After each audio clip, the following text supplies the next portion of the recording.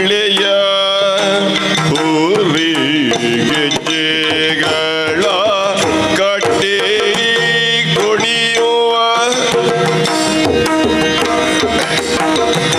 ಡೊಳ್ಳಿನ ಗಣಪಗೆ ಆರತಿ ಎತ್ತಿರಿ ಆರತಿ ಬೆಳಗಿರಿ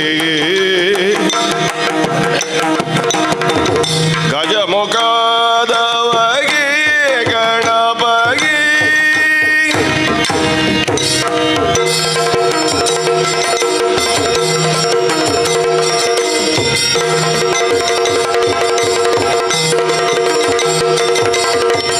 ದೇವತೆಗಳ ಕೈಯ ಕಪ್ಪವ ಕೊಂಬಗೆ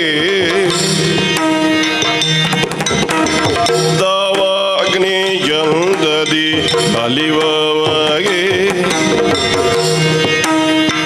ಆವಾಗ ಮನದೋಳು ನೆನೆದಿರಿ ಪ್ರಾರ್ಥವ ಈವ ಗಣೇಶ ಗಾರತೆ ಎತ್ತಿರೆ ಆರತಿ ಬೆಳಗಿರೆ ಗಜಮುಖದವಗೆ ಗಣಪಗೆ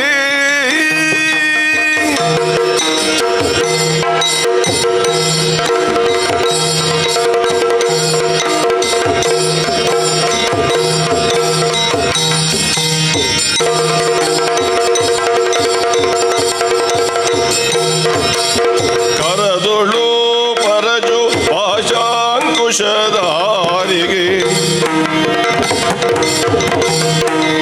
ಹರುಜದಿ ಭಕ್ತರ ಹೊರೆವವಾಗಿ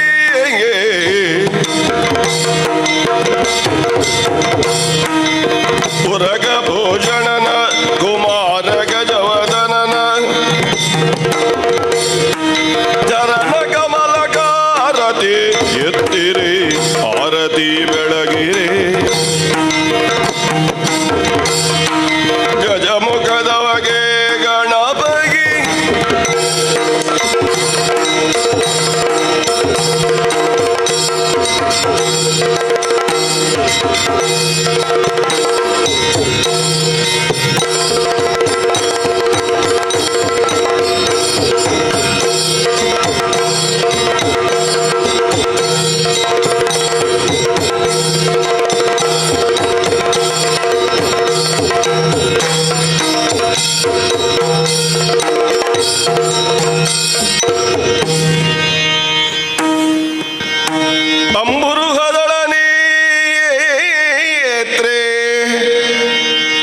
ಶ್ರೀ ದುರ್ಗಾಂಬಿಕೆಯ ಬಲಗೊಂಡು ಭಕ್ತಿಯೋ ಅಂಬಿಕಾ ಸುತ ವಿಘ್ನರಾಜನ ಪಿರಿದು ಸಂಸ್ತುತಿಸಿ ಅಂಬೋನಿದೆಯಾತ್ಮಜೆಗೆ ಕೈ ಮುಗಿದು ಅಂಬೋಜಾಸನವಾಣಿಯರ ಪಾದ ಅಂಬುಜಕ್ಕೆ ಬಡ ಮಾಡುತ್ತ ವರ್ಣಿಪೆ ನೀ ಕಥಾಮೃತವ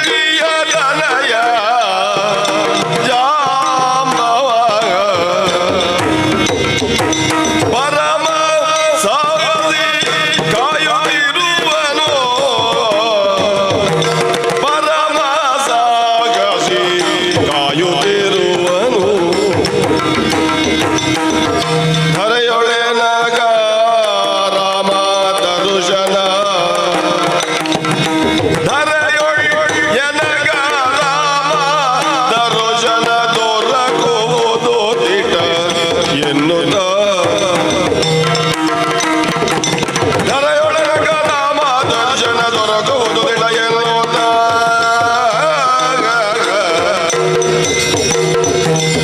ವರವಿರಿಂಚಿಯ ತನಯ ಜಾಂಬವ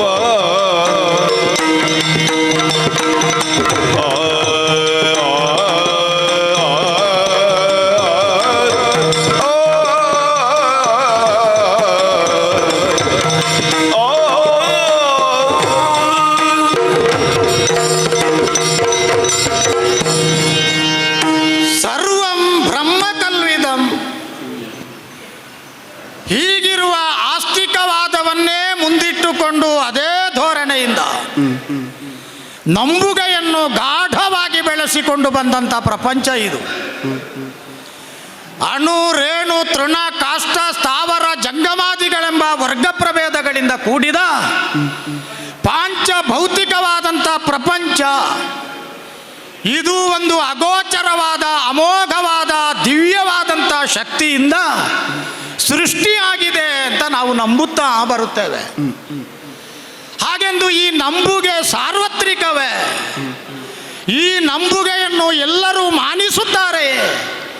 ಈ ಪ್ರಶ್ನೆಗೆ ಉತ್ತರ ಕೊಡುವಾಗ ನಾವು ಸ್ವಲ್ಪ ಹೊತ್ತು ತಡಕಾಡಬೇಕಾದ ಪ್ರಮೇಯ ಬರ್ತದೆ.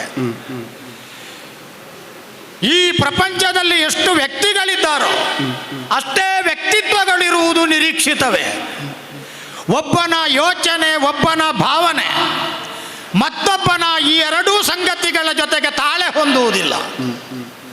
ಒಬ್ಬನು ನೇತ್ಯಾತ್ಮಕವಾಗಿಯೇ ಯೋಚನೆ ಮಾಡುತ್ತಾನೆ ಅಂತ ಆದರೆ ಇನ್ನೊಬ್ಬ ಧನಾತ್ಮಕವಾಗಿಯೇ ಯೋಚನೆ ಮಾಡುವವನು ನಮಗೆ ಸಂಧಿಸುವುದಕ್ಕೆ ಸಿಗುತ್ತಾನೆ ಬಾಳ ಪಯಣದಲ್ಲಿ. ಭಾವನೆಗಳು ಕೂಡ ವ್ಯತ್ಯಸ್ತವಾಗಿರುವುದು ನಮ್ಮ ಗಮನಕ್ಕೆ ಬರ್ತದೆ. ಕೆಲವರು ಎಷ್ಟೇ ಕಷ್ಟ ನಷ್ಟಗಳು, ಅನಾಹುತಗಳು, ಗಂಡಾಂತರಗಳು ಬದುಕಿನಲ್ಲಿ ಸವನಿಸಿ ಹೋಗಲಿ, ಅದೆಲ್ಲವನ್ನು ನಿರಾಯಾಸವಾಗಿ ನುಂಗಿ ನಿರ್ಲಿಪ್ತಿಯನ್ನು ಸಾಧಿಸಿ ನಿರ್ವಿಕಾರ ಚಿತ್ತದಲ್ಲಿ ಬದುಕುವುದನ್ನು ಕಾಣುತ್ತೇವೆ. ಯಾವುದೇ ಕೋಪ, ಯಾವುದೇ ದಿಗಿಲು, ಯಾವುದೇ ಚಿಂತೆ, ಯಾವುದೇ ಅಸೂಯೆ ಅಥವಾ ಕಾಮ, ಕ್ರೋಧ, ಮೋಹ, ಲೋಭ, ಮದ, ಮತ್ಸರ, ಅಹಂಕಾರ, ಮಮಕಾರ ಇತ್ಯಾದಿ ರಾಗಾದಿಗಳಿಗೆ ವಶವನ್ನು ಹೊಂದುವುದಿಲ್ಲ. ಹಾಗೆಂದು ಕೆಲವರು ಹಾಗಲ್ಲ, ಅತ್ಯಂತ ದುರ್ಬಲರಾಗಿ ಕಾಣಿಸ್ತಾರೆ.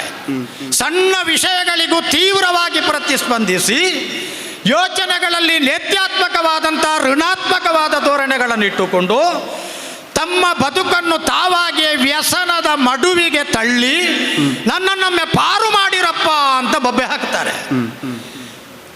ತನ್ನದೇ ಹಗ್ಗದಲ್ಲಿ ತನ್ನನ್ನು ಬಂಧಿಸಿಕೊಂಡು ನಾನು ಬಂಧನಕ್ಕೆ ಸಿಲುಕಿಕೊಂಡಿದ್ದೇನೆ, ಯಾರಾದರೂ ಬಂದು ಸಹಾಯ ಮಾಡಿರಪ್ಪ, ಪುಣ್ಯ ಕಟ್ಟಿಕೊಳ್ಳಿರಪ್ಪ, ಬಿಡಿಸಿರಪ್ಪ ಅಂತ ಆಕ್ರಂದನ ಗೈಯುವವನು ಎಲ್ಲಿಯವರೆಗೆ ಸ್ವ ಅರಿವನ್ನು ಹೊಂದುವುದಿಲ್ವೋ, ಸ್ವಬೋಧೆಯನ್ನು ಹೊಂದುವುದಿಲ್ವೋ ಅಲ್ಲಿಯವರೆಗೆ ಅವನನ್ನು ಪಾರು ಮಾಡುವುದಕ್ಕೆ ಅನ್ಯರು ಬರುವುದು ಯಾವ ಕಾರಣಕ್ಕೂ ಸಾಧ್ಯ ಇಲ್ಲ. ಹಾಗಾದರೆ ತನ್ನ ಬಿಡುಗಡೆಯ ಸಾರ್ವತ್ರಿಕವಾದ ದಿಕ್ಕು ದೆಸೆಗಳನ್ನು ಒಬ್ಬಾತ ಸ್ವಯಂ ಅರಿವಿನ ಮೂಲಕವಾಗಿ ಚಿಕಿತ್ಸಕ ದೃಷ್ಟಿಯಿಂದ ಶೋಧನೆ ಮಾಡಿ ತಾನು ಕಟ್ಟಿಕೊಂಡ ಉರುಳಿನಿಂದ, ಪಾಶಾಬಂಧನದಿಂದ ಬಿಡುಗಡೆ ಹೊಂದಿ ಮುಕ್ತನಾಗಬೇಕು, ಸ್ವತಂತ್ರನಾಗಬೇಕು. ಆದ ಕಾರಣದಿಂದ ಇಲ್ಲಿರುವಂಥ ವ್ಯಕ್ತಿಗಳು ವ್ಯಕ್ತಗೊಳ್ಳುವಾಗ ಅವರ ವ್ಯಕ್ತಿತ್ವಗಳಲ್ಲಿ ಸಹಜವಾಗಿಯೇ ನಾವು ಎರಡನ್ನೂ ಕಾಣುತ್ತೇವೆ, ನೇತ್ಯಾತ್ಮಕ ಮತ್ತು ಧನಾತ್ಮಕ.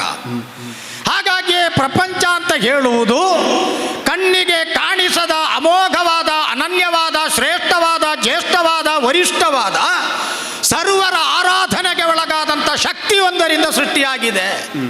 ಅದನ್ನು ಯಾವುದೇ ಹೆಸರಿನಿಂದ ಕರೀಲಿ, ಬ್ರಹ್ಮ ಎನ್ನುವುದಕ್ಕೆ ಅರ್ಥ ಇರುವುದೇ ದೊಡ್ಡದು, ಅತ್ಯಂತ ಶ್ರೇಷ್ಠವಾದದ್ದು ಅಂತ ಅರ್ಥ ಅಲ್ವೇ? ಯಾವುದು ಮಹತ್ತಾಗಿದೆಯೋ, ಯಾವುದು ಬೃಹತ್ತಾಗಿದೆಯೋ ಅದನ್ನು ಬ್ರಹ್ಮ ಅಂತ ಕರೆಯುವುದು ವಾಡಿಕೆ. ಅದೇನು ವ್ಯಕ್ತಿ ಸೂಚಕ ಅಲ್ಲಲ್ಲ, ಅದೇನು ಜಾತಿ, ವರ್ಣ, ಮತ ಸೂಚಕ ಅಲ್ವಲ್ಲ. ಈ ಪ್ರಪಂಚದಲ್ಲಿ 84 ಲಕ್ಷ ಜೀವರುಗಳು ಆವಿರ್ಭವಿಸಿದ್ದಾವೆ ಅಂತ ಒಪ್ಪಿದ್ರೆ ಅವುಗಳ ಹಿಂದಿನ ಸೂತ್ರಧಾರಿಕೆಯನ್ನು ಹೊಂದಿದ ಶಕ್ತಿಗೆ ಬ್ರಹ್ಮ ಅಂತ ಹೆಸರು. ಅವರವರ ಭಾವಕ್ಕೆ, ಅವರವರ ಭಕುತಿಗೆ, ಅವರವರ ಆರಾಧನಾ ಮಾರ್ಗಕ್ಕೆ ಅನುಸಾರವಾಗಿ ಬ್ರಹ್ಮನನ್ನು ಕಂಡುಕೊಳ್ಳುವ ಪ್ರಯತ್ನಕ್ಕೆ ಬೇರೆ ಬೇರೆ ರೂಪಗಳನ್ನು ದಕ್ಕಿಸಿಕೊಂಡ್ರು. ಕೆಲವರು ದ್ವೈತ ಅಂತ ಹೇಳ್ತಾರೆ, ಕೆಲವರು ಅದ್ವೈತ ಅಂತ ಹೇಳ್ತಾರೆ. ದ್ವೈತ ಅದ್ವೈತ ಎನ್ನುವುದನ್ನು ಮೀರಿದ ವಿಶಿಷ್ಟ ದ್ವೈತ ಮತ್ತೊಂದು ಉಂಟೋ ಯಾರು ಬಲ್ಲರು. ಹಾಗಾದರೆ ಎಲ್ಲವೂ ಈ ಪ್ರಪಂಚದಲ್ಲಿ ಕಾಣಿಸುತ್ತದೆಯಾದರೂ ಇವರೆಲ್ಲರನ್ನು ತಾತ್ವಿಕವಾದ ಸೈದ್ಧಾಂತಿಕವಾದ ಭಿನ್ನಾಭಿಪ್ರಾಯಗಳಿದ್ದರೂ ಒಂದು ಏಕತಾ ಸೂತ್ರ ಒಂದು ಪಾಶದಿಂದ ಕಟ್ಟಿಹಾಕುತ್ತದೆ. ಅದು ಕಣ್ಣಿಗೆ ಕಾಣಿಸುವುದಿಲ್ಲ, ಅದನ್ನು ಸ್ಪರ್ಶದ ಮೂಲಕವಾಗಿ ಗ್ರಹಿಸುವುದಕ್ಕೆ ಬರುವುದಿಲ್ಲ, ಅದಕ್ಕೆ ವಾಸನೆ ಇಲ್ಲ, ಅದಕ್ಕೆ ಶಬ್ದ ಇಲ್ಲ. ಪಂಚೇಂದ್ರಿಯಗಳಿಗೆ ದಕ್ಕದಂತಹ ಒಂದು ಕಣ್ಣಿಗೆ ಕಾಣಿಸದ ವಿಶಿಷ್ಟವಾದ ಪಾಶ ಈ ಪ್ರಪಂಚದ ಸರ್ವ ಜೀವರುಗಳನ್ನು ಬಂಧಿಸಿಡುತ್ತದೆ. ಅದಕ್ಕೆ ಅಲ್ವ ಪ್ರಪಂಚದಲ್ಲಿ ಮಾತೊಂದು ಪ್ರಚಲಿತವಾದದ್ದು. ತಾತ್ವಿಕವಾಗಿ ಸಿದ್ಧಾಂತದಿಂದ ನಾವು ಬೇರೆ ಬೇರೆ ಇರಬಹುದು, ಮತ ಧರ್ಮಗಳ ವಿಚಾರದಲ್ಲಿ ಆಚಾರ ವಿಚಾರ ನಮ್ಮ ದಿನನಿತ್ಯದ ಅನುಷ್ಠಾನಗಳಲ್ಲಿ ವ್ಯತ್ಯಾಸ ಇರಬಹುದು. ಅದಕ್ಕಾಗಿ ದ್ವೇಷ ಯಾಕಪ್ಪ ಮಾಡಬೇಕು? ಯಾಕಪ್ಪ ಅದು ಭಿನ್ನತೆಯ ಕಂದರವನ್ನು ಸ್ಥಾಪನೆ ಮಾಡಬೇಕು? ಯಾಕಪ್ಪ ಅದು ವಿಶೇಷವಾದ ಅನಾಹುತದ ಪಾತಳಿಯನ್ನು ಸಿದ್ಧ ಮಾಡಬೇಕು? ನಿನ್ನದು ನಿನಗಿರಲಿ, ನನ್ನದು ನನಗಿರಲಿ, ನನ್ನದನ್ನು ಪ್ರೀತಿಯಿಂದ ಹಾರ್ದವಾಗಿ ನಾನು ಅಂಗೀಕರಿಸಿ ಅನುಷ್ಠಾನ ಮಾಡುತ್ತೇನೆ, ನಿನಗೆ ತೊಂದರೆಯಾಗದ ಹಾಗೆ ನೀನು ಹಾಗೆ ಮಾಡಪ್ಪ. ಹಾಗಾದರೆ ಪ್ರಪಂಚದಲ್ಲಿರುವ ನಿಲುಮೆಗಳಲ್ಲಿ ನಾನು ಸರಿ ನೀನು ಸರಿ, ನಾನು ಸರಿ ಇಲ್ಲ ನೀನು ಸರಿ ಇದ್ದಿ, ನೀನು ಸರಿ ಇಲ್ಲ ನಾನು ಸರಿ ಇದ್ದೇನೆ, ನಾನು ಸರಿ ಇಲ್ಲ ನೀನು ಸರಿ ಇಲ್ಲ, ಈ ನಾಲ್ಕು ಧೋರಣೆಗಳಲ್ಲಿ ಮುಖ್ಯವಾಗಿ ನಾವು ಅಂಗೀಕರಿಸಬೇಕಾದುದು ನಾನು ಸರಿ ನನ್ನಷ್ಟೇ ನೀನು ಸರಿ, ನೀನು ಸರಿ ನಿನ್ನಷ್ಟೇ ನಾನು ಸರಿ. ಇದು ಅಹಂಕಾರದಿಂದ ಉದ್ಭೂತವಾಗಬೇಕಾದ ವಾದ ಅಲ್ಲ. ಹಾಗಾದರೆ ಭಿನ್ನತೆಗಳು ಎಷ್ಟೇ ಇರಲಿ, ಹರಿಯುವ ನದಿಗಳಿಗೆ ಎಷ್ಟಿಲ್ಲ ಹೆಸರು, ಗಂಗಾ ಯಮುನಾ ಸರಸ್ವತಿ ಗಂಡಕಿ ಶೋಣಭದ್ರೆ ಪಂಚಮಿ ಗೌತಮಿ ನರ್ಮದೆ ಎಷ್ಟು ಹೆಸರುಗಳುಂಟು. ಸೇರುವುದೆಲ್ಲ ಮಹಾ ಸಿಂಧು ಅಂತ ಕರೆಯಲ್ಪಟ್ಟ ತನ್ನೊಳಗೆ ಮುತ್ತು ರತ್ನ ಪಚ್ಚೆ ವಜ್ರ ವೈಡೂರ್ಯ ಮರಕತಾದಿ ನವ ಹುದ್ವಿತದ ರತ್ನಗಳನ್ನು ಹೊಂದಿರುವ ರತ್ನಾಕರನೆನಿಸಿಕೊಂಡಂಥ ಶರದಿಯಲ್ಲಿ ವ್ಯತ್ಯಾಸ ಉಂಟಾ? ಆ ಸಮುದ್ರಕ್ಕೆ ಇಳಿದ ಮೇಲೆ ಇದು ನನ್ನ ಗಂಗೆ ಅಂತ ತೆಗಿಲಿಕ್ಕೆ ಬರ್ತದ, ಇದು ನನ್ನ ನೇತ್ರಾವತಿ ಅಂತ ತೆಗಿಲಿಕ್ಕೆ ಬರ್ತದ, ಇದು ನನ್ನ ಕುಮಾರಧಾರ ಅಂತ ತೆಗಿಲಿಕ್ಕೆ ಬರ್ತದ, ಇದು ನನ್ನ ಕಾವೇರಿ ಅಂತ ತೆಗಿಲಿಕ್ಕೆ ಬರ್ತದ?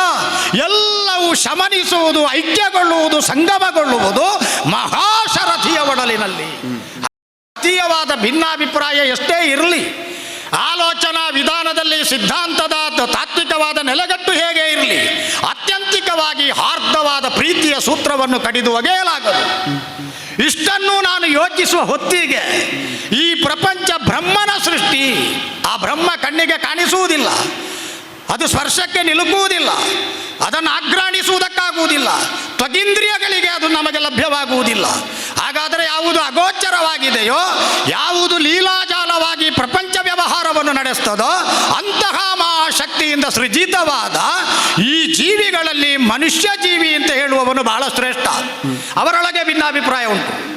ಕೆಲವರು ಹೇಳ್ತಾರೆ ತೃಣ ಮೆಪ್ಪಿನ ಚಲತಿ ತೇನ ವಿನಾ, ಭಗವಂತನ ಅನುಜ್ಞೆ ಇಲ್ಲದೆ ಹುಲ್ಲು ಕಡ್ಡಿಯು ಅಲುಗಾಡುವುದಿಲ್ಲ. ಪಕ್ಕದಲ್ಲಿದ್ದವ ಖಂಡಿಸ್ತಾನೆ, ಸ್ವಭಾವತೆ ಜಗತ್ಕಾರಣಾಹು. ಹಲಸಿನ ಮರದಲ್ಲಿ ಹಲಸು ಯಾಕೆ ಹುಟ್ಟುತ್ತದೆ ಅಂತ ಹೇಳಿದರೆ ಅದು ಮಾವಿನ ಮರ ಅಲ್ಲ. ಸೀಬೆ ಮರದಲ್ಲಿ ಯಾಕೆ ಮಾವಿನಕಾಯಿ ಆಗುವುದಿಲ್ಲ ಅಂತ ಹೇಳಿದರೆ ಅದು ಸೀಬೆ ಮರ, ಅದು ಅವನ ವಾದ. ಸ್ವಭಾವತೆ ಜಗತ್ಕಾರಣಾಹು. ನೀರು ಯಾಕೆ ಕೆಳಕ್ಕೆ ಹರಿಯುತ್ತದೆ, ಅದಕ್ಕೆ ಮೇಲಕ್ಕೆ ಹರಿಯುವುದಕ್ಕೆ ಬರುವುದಿಲ್ಲ, ಸುಲಭದಲ್ಲಿ ಉತ್ತರ. ಆದರೆ ನಮ್ಮಂಥ ಭಾವುಕರು, ಮುಖ್ಯವಾಗಿ ಕರಡಿ ಜನಾಂಗದಲ್ಲಿ ಹುಟ್ಟಿದ, ಭಲ್ಲೂಕ ಪರಂಪರೆಯಲ್ಲಿ ಹುಟ್ಟಿದ ಜಾಂಬವಂತನೆಂಬ ಜಾಂಬವಾನ್ ಎನ್ನುವ ಹೆಸರುಳ್ಳ ನನ್ನಂಥವನ ಆಲೋಚನೆ ತೃಣಮೆಪ್ಪಿನ ಚಲತಿ ತೇನವಿನ. ಭಗವಂತನ ಅನುಜ್ಞೆ ಇಲ್ಲದೆ ಹುಲ್ಲು ಕಡ್ಡಿ ಕಾಷ್ಟ ತೃಣವು ಅಲುಗಾಡುವುದಿಲ್ಲ.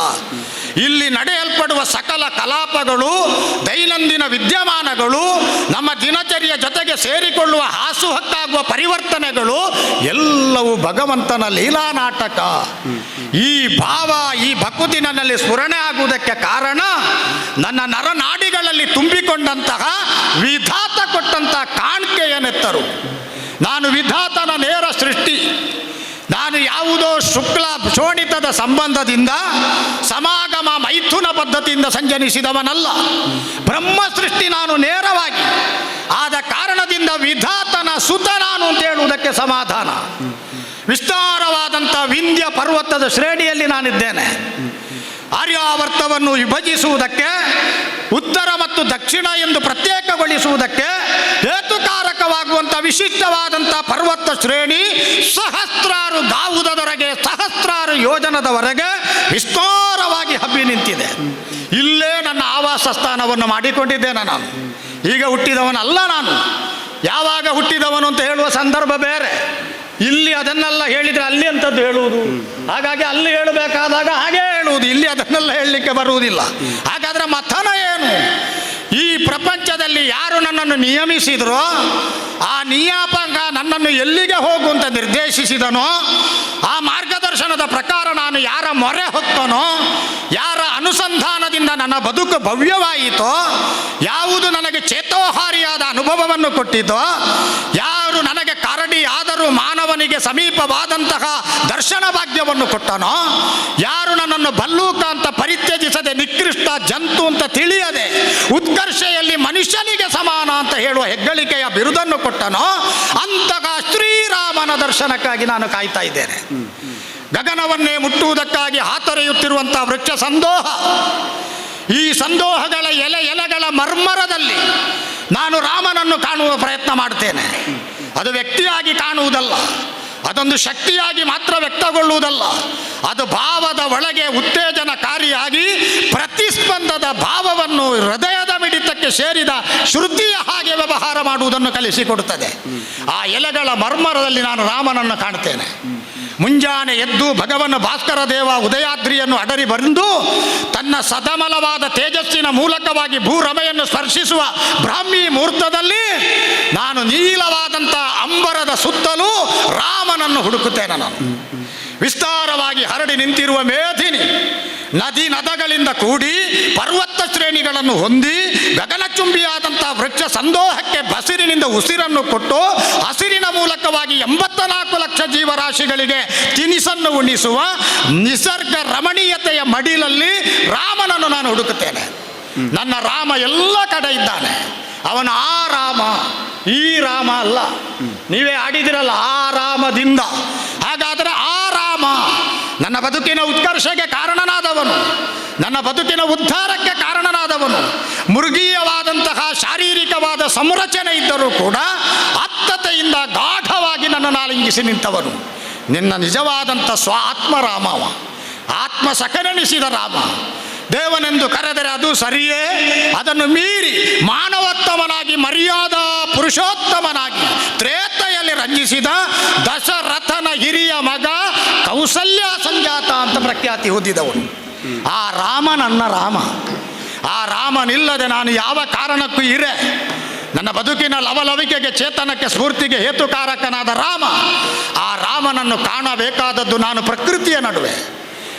14 ವರ್ಷ ದೀರ್ಘವಾದಂಥ ವನವಾಸದ ಚರ್ಯೆಗೆ ಅನುಸರಿಸಿ ಬಂದಂಥ ಪತ್ನಿ ಜಾನಕಿಯನ್ನು ಸೇರಿಸಿಕೊಂಡು ತನ್ನ ನೆಳಲೆಯಾಗಿ ಕಾಣಿಸಿಕೊಂಡ ಸುಮಿತ್ರ, ಸೂನೆ ಎನಿಸಿಕೊಂಡಂಥ ಲಕ್ಷ್ಮಣನನ್ನು ಕಟ್ಟಿಕೊಂಡು 14 ವರ್ಷಗಳ ಜೀವನದಲ್ಲಿ ಬಹುಕಾಲವನ್ನು ಕಳೆದ ಕಾನನ ರಾಮನನ್ನು ನಾಡಿನಲ್ಲೆಲ್ಲ ನಾನು ಹುಡುಕಬೇಕಾದದ್ದು. ರಾಮನನ್ನು ನಾನು ಹುಡುಕಬೇಕಾದದ್ದು ಈಗ ಕಾಡಿನಲ್ಲಿ. ಹಾಗೆಂದು ನಾನೊಬ್ಬನೇ ಹುಡುಕುವವನಲ್ವಲ್ಲ. ಆ ಕಾಲದಲ್ಲಿ ರಾಮನಿಂದ ವಿಯೋಗ ಹೊಂದುವ ದುಃಖದ ಗಳಿಗೆಯಲ್ಲಿ ನನ್ನ ಜೊತೆಗೆ ಅಗಲಿ ಹೋದ ಮತ್ತೆ 3 ಮೈಂದ ದಿವಿದರು, ಮತ್ತೊಬ್ಬ ಆಂಜನೇಯ ಎಲ್ಲಿದ್ದಾರೋ, ಎಲ್ಲಿ ಅರಸುತ್ತಿದ್ದಾರೋ ರಾಮನನ್ನು. ಬಹುಶಃ ವಿಧಿ ಇಷ್ಟಪಟ್ಟರೆ, ಬಹುಶಃ ವಿಧಿ ನಮಗೆ ಅಂಗೀಕಾರದ ಮುದ್ರೆ ಒತ್ತಿದರೆ, ನಾವು ಎಲ್ಲಿಯಾದರೂ 4 ಮಂದಿ ಕಲೆಯುವ ಭಾಗ್ಯ ಸಿಕ್ಕಿದರೆ ಅದಕ್ಕಿಂತಲೂ ಚೈತನ್ಯದಾಯಿಯಾದ ಸಂಗತಿ ಮತ್ತೊಂದಿಲ್ಲ. ಹಾಗಾಗಿ ಜಾಂಬವಂತ ನಾಮಕರಣವನ್ನು ಹೊಂದಿ ವರ್ತಮಾನದಲ್ಲಿ ವಿಂಧ್ಯಾದ್ರಿಯಲ್ಲಿ ಆ ರಾಮನನ್ನು ಕಾಣುವುದಕ್ಕೆ ಆರಾಮದಿಂದ ಕಾಯ್ತಾ ಇದ್ದೇನೆ. ನನಗೆ ಯಾವ ಕಾರಣಕ್ಕೂ ನೋವಿಲ್ಲ. ರಾಮ ಕಾಣಿಸುವುದಿಲ್ಲ ಎನ್ನುವ ಭೀತಿ ಇಲ್ಲ. ಯಾಕೆ ಭೀತಿ ಇಲ್ಲ? ರಾಮ ಆಡಿದ ಮಾತನ್ನು ತಪ್ಪುವವನಲ್ಲ. ರಾಮ ವಚನ ಬದ್ಧತೆಯಲ್ಲಿ ಯಾವ ಕಾರಣಕ್ಕೂ ನಿಷ್ಠಾತನೇ. ವಿಶಿಷ್ಟವಾದ ಶಕ್ತಿ ಎನ್ನುವುದು ಅವನಲ್ಲಿ ಇರುವುದಾದರೆ ಇಟ್ಟ ಗುರಿ ಬದಲಾಯಿಸುವುದಿಲ್ಲ. ಏಕಪತ್ನಿ ವ್ರತಸ್ಥ, ಕೊಟ್ಟ ವಚನವನ್ನು ಯಾವ ಕಾರಣಕ್ಕೂ ತಪ್ಪುವುದಿಲ್ಲ. ವಾಗ್ದಾನ ಪಾಲಿಸುವುದರಲ್ಲಿ ಅಗ್ರೇಸರನೆನಿಸಿಕೊಂಡಂಥ ರಾಘವ ದಾಶರಥಿ, ಗುಣವಂತ, ವೀರ, ಧರ್ಮಜ್ಞ, ಕೃತಜ್ಞ, ಸತ್ಯವಾಕ್ಯ, ದೃಢವೃತ, ಚಾರಿತ್ರ್ಯಯುಕ್ತ, ಸರ್ವಭೂತಯುತ, ಏಕಪ್ರಿಯ ದರ್ಶನ, ಅನಸೂಯಕ, ವಶಿ. ಯಾರಿಗುಂಟು ಈ ಗುಣಗಳು? ಯಾರಿಗುಂಟು ಗುಣಗಳು?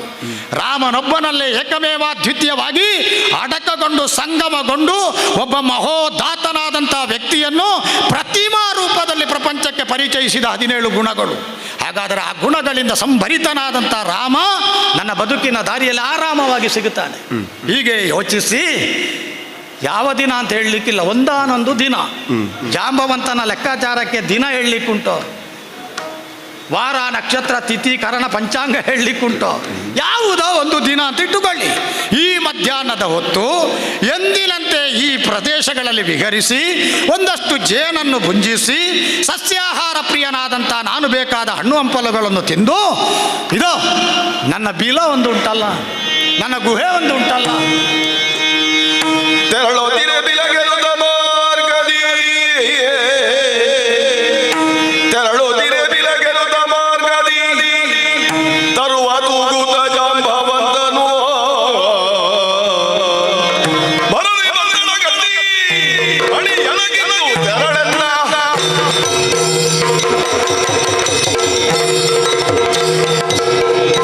ಎಲ್ಲೋ ಬಲ್ಲೂಕ, ಅಯ್ಯ ಸ್ವಲ್ಪ ತಡಿ. ಬಿಲಕ್ಕಾಗಿ ತೆರಳುವ ಕಾಲದಲ್ಲಿ ನನ್ನ ಸಮ್ಮುಖದಲ್ಲಿ ಕಾಣಿಸಿದ ನೀನು ಮೃಗರಾಜನಲ್ವೇ, ಕೇಸರಿಯಲ್ವೇ, ಹೌದು. ವಿಕ್ರಮಾರ್ಜಿತ ಸತ್ವಸ್ಯ ಸ್ವಯಮೇವ ಮೃಗೇಂದ್ರತ. ನಿನ್ನನ್ನು ನೋಡುವಾಗ ಆಶ್ಚರ್ಯವಾಗುತ್ತದೆ ಪುಣ್ಯಾತ್ಮ. ಯಾಕೆ? ನಿನ್ನ ಮೈ ರಕ್ತಸಿಕ್ತವಾಗಿದೆ, ಹಾ.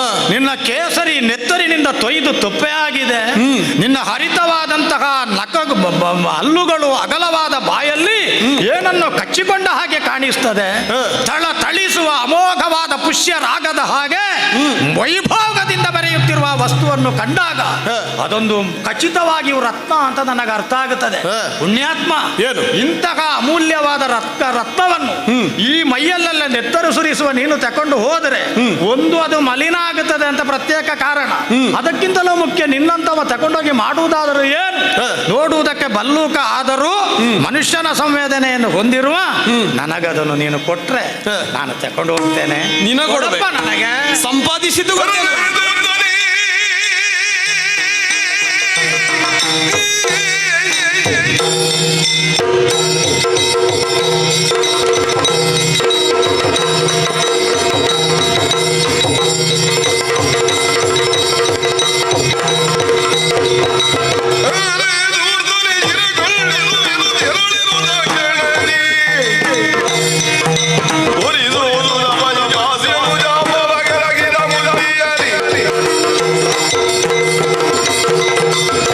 ಎಲ್ಲೋ ಬಲ್ಲೂಕ, ಕಾಡು ಪ್ರಾಣಿಗಳು ನಾವು. ಹಸಿವು, ನಿದ್ದೆ, ದಾಹ ಇದು ಬಿಟ್ರೆ ನಮಗೆ ಬೇರೆ ಗೊತ್ತಿಲ್ಲ. ನಾಡಿನಲ್ಲಿ ವಾಸಿಸುವ ಹಾಗೆ ಮನುಷ್ಯರ ಹಾಗೆ ನಮ್ಮ ಜೀವನ ಅಲ್ಲ. ಅವರಿಗಾದರೆ ಮೈಥುನ ಅಂತ ಒಂದು ಹೆಚ್ಚುವರಿ ಸಂಗತಿ ಉಂಟು ಅಲ್ವೋ? ನಿದ್ರೆ, ಆಹಾರ, ಮೈಥುನ ಉಂಟು ಅವರಿಗೆ. ಹೌದು. ನಿಮಗೆ ಅದೂ ಇಲ್ಲ. ಸರಿಯೇ?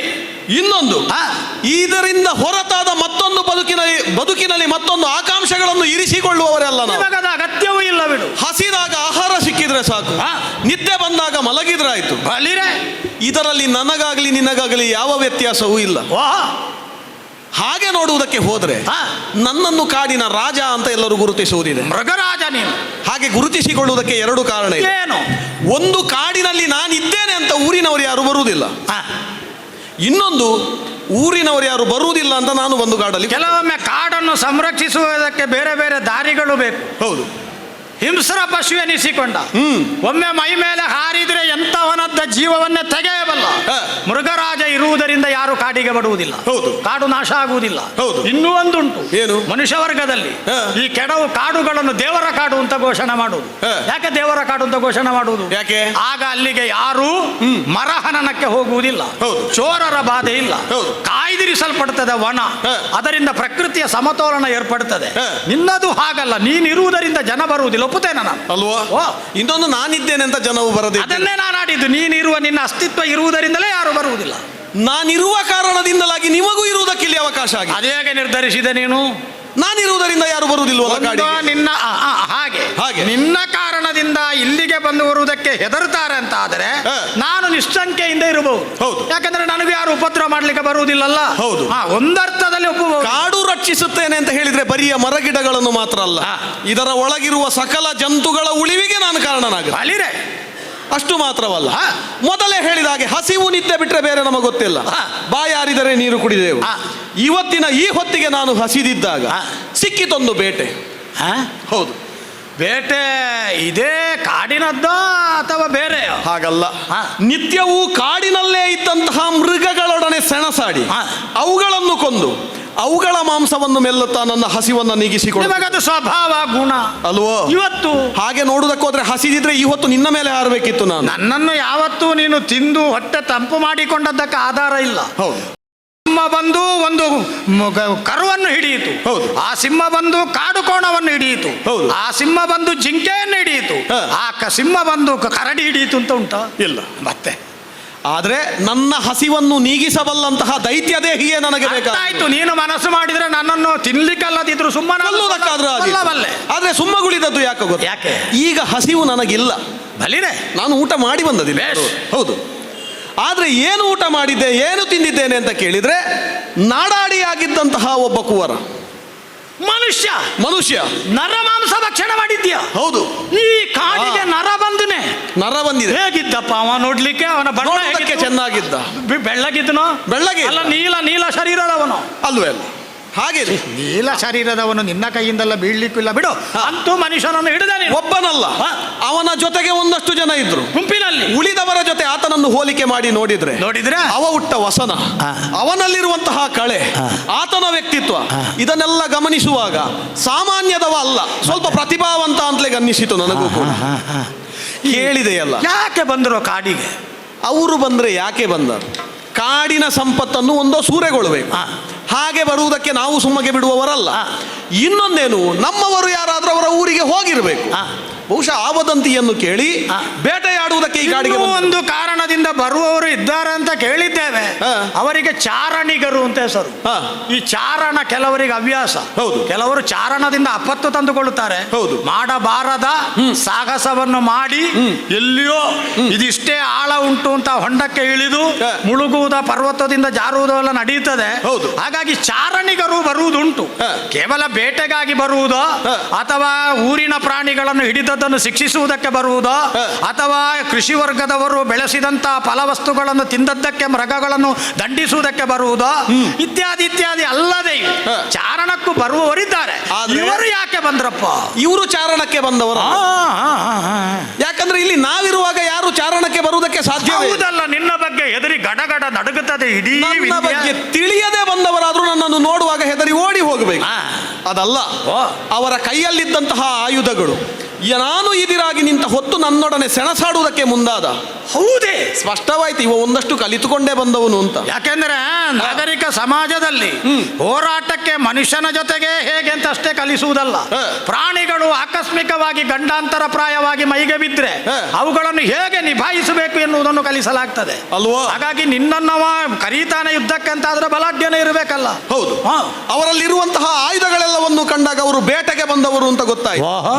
ನಾನು ಹಸಿದವನು, ಸುಮ್ಮನೆ ಮಲಗಿದ್ದವನನ್ನು ಕೆಣಕುವುದಕ್ಕೆ ಬಂದರಲ್ಲ. ಒಮ್ಮಿಂದೊಮ್ಮೆಲೆ ಕೋಪೋದ್ರಿಕ್ತನಾದವ, ಎರಗಿ ಬಿದ್ದವರ ಮೇಲೆ. ಉಳಿದವರೆಲ್ಲ ಚೆಲ್ಲಾಪಿಲ್ಲಿಯಾಗಿ ಓಡಿ ಹೋದ್ರು. ಒಬ್ಬ ಸಿಕ್ಕಿದ. ನನಗಿರುವ ಹೆಸರು ಪಂಚಾಸ್ಯ.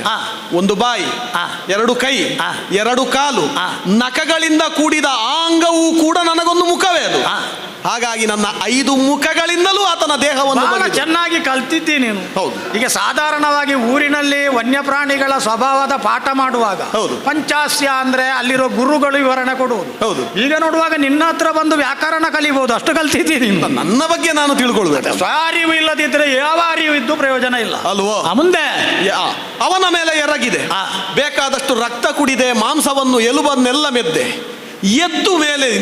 ಎದ್ದು ನಿಲ್ಲುವಂತಹ ಹೊತ್ತಿಗೆ ಅವನ ದೇಹದಲ್ಲೇ ಸಿಲುಕಿಕೊಂಡಿದ್ದಂತಹ ನೀನು ಕೇಳಿದೆಯಲ್ಲ ಈ ರತ್ನ, ಈ ವಸ್ತು. ಹೌದು, ಅದು ರಕ್ತದ ಮಧ್ಯದಲ್ಲಿ ಮಿಣುಗುತ್ತಾ ಇದೆ. ಅದೇ ಇದು ಕಾಡಿನ ವಸ್ತು ಅಲ್ಲ, ಇದು ನಾಡಿನ ಸುವಸ್ತು ಅಂತ ಅದರ ಚರ್ಯೆಯಿಂದ ಗೊತ್ತಾಗುತ್ತದೆ ನಮಗೆ. ಅದರ ಮೇಲೆ ಮೋಹ ಇದ್ದವನೇ ಅದನ್ನು ಧರಿಸಿಕೊಳ್ಳುವುದು ಬಿಟ್ರೆ ನಮ್ಮಂತವರಿಗೆ ಇದು ಬೇಕು.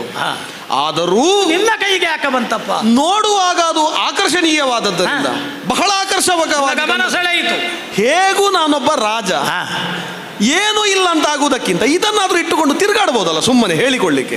ಒಂದು ಮಣಿರಾಜನಾದ್ರೆ ಒಳ್ಳೆಯದಲ್ಲ ಅಲ್ವಾ? ಹೇಗೂ ಸಿಂಹರಾಜ. ಹೌದು. ಈಗ ಇದೊಂದು ಮಣಿರಾಜ ಅಂತ ಹೆಸರು ಬಂದ್ರೆ ಹೌದು ಒಳ್ಳೆಯದೇ.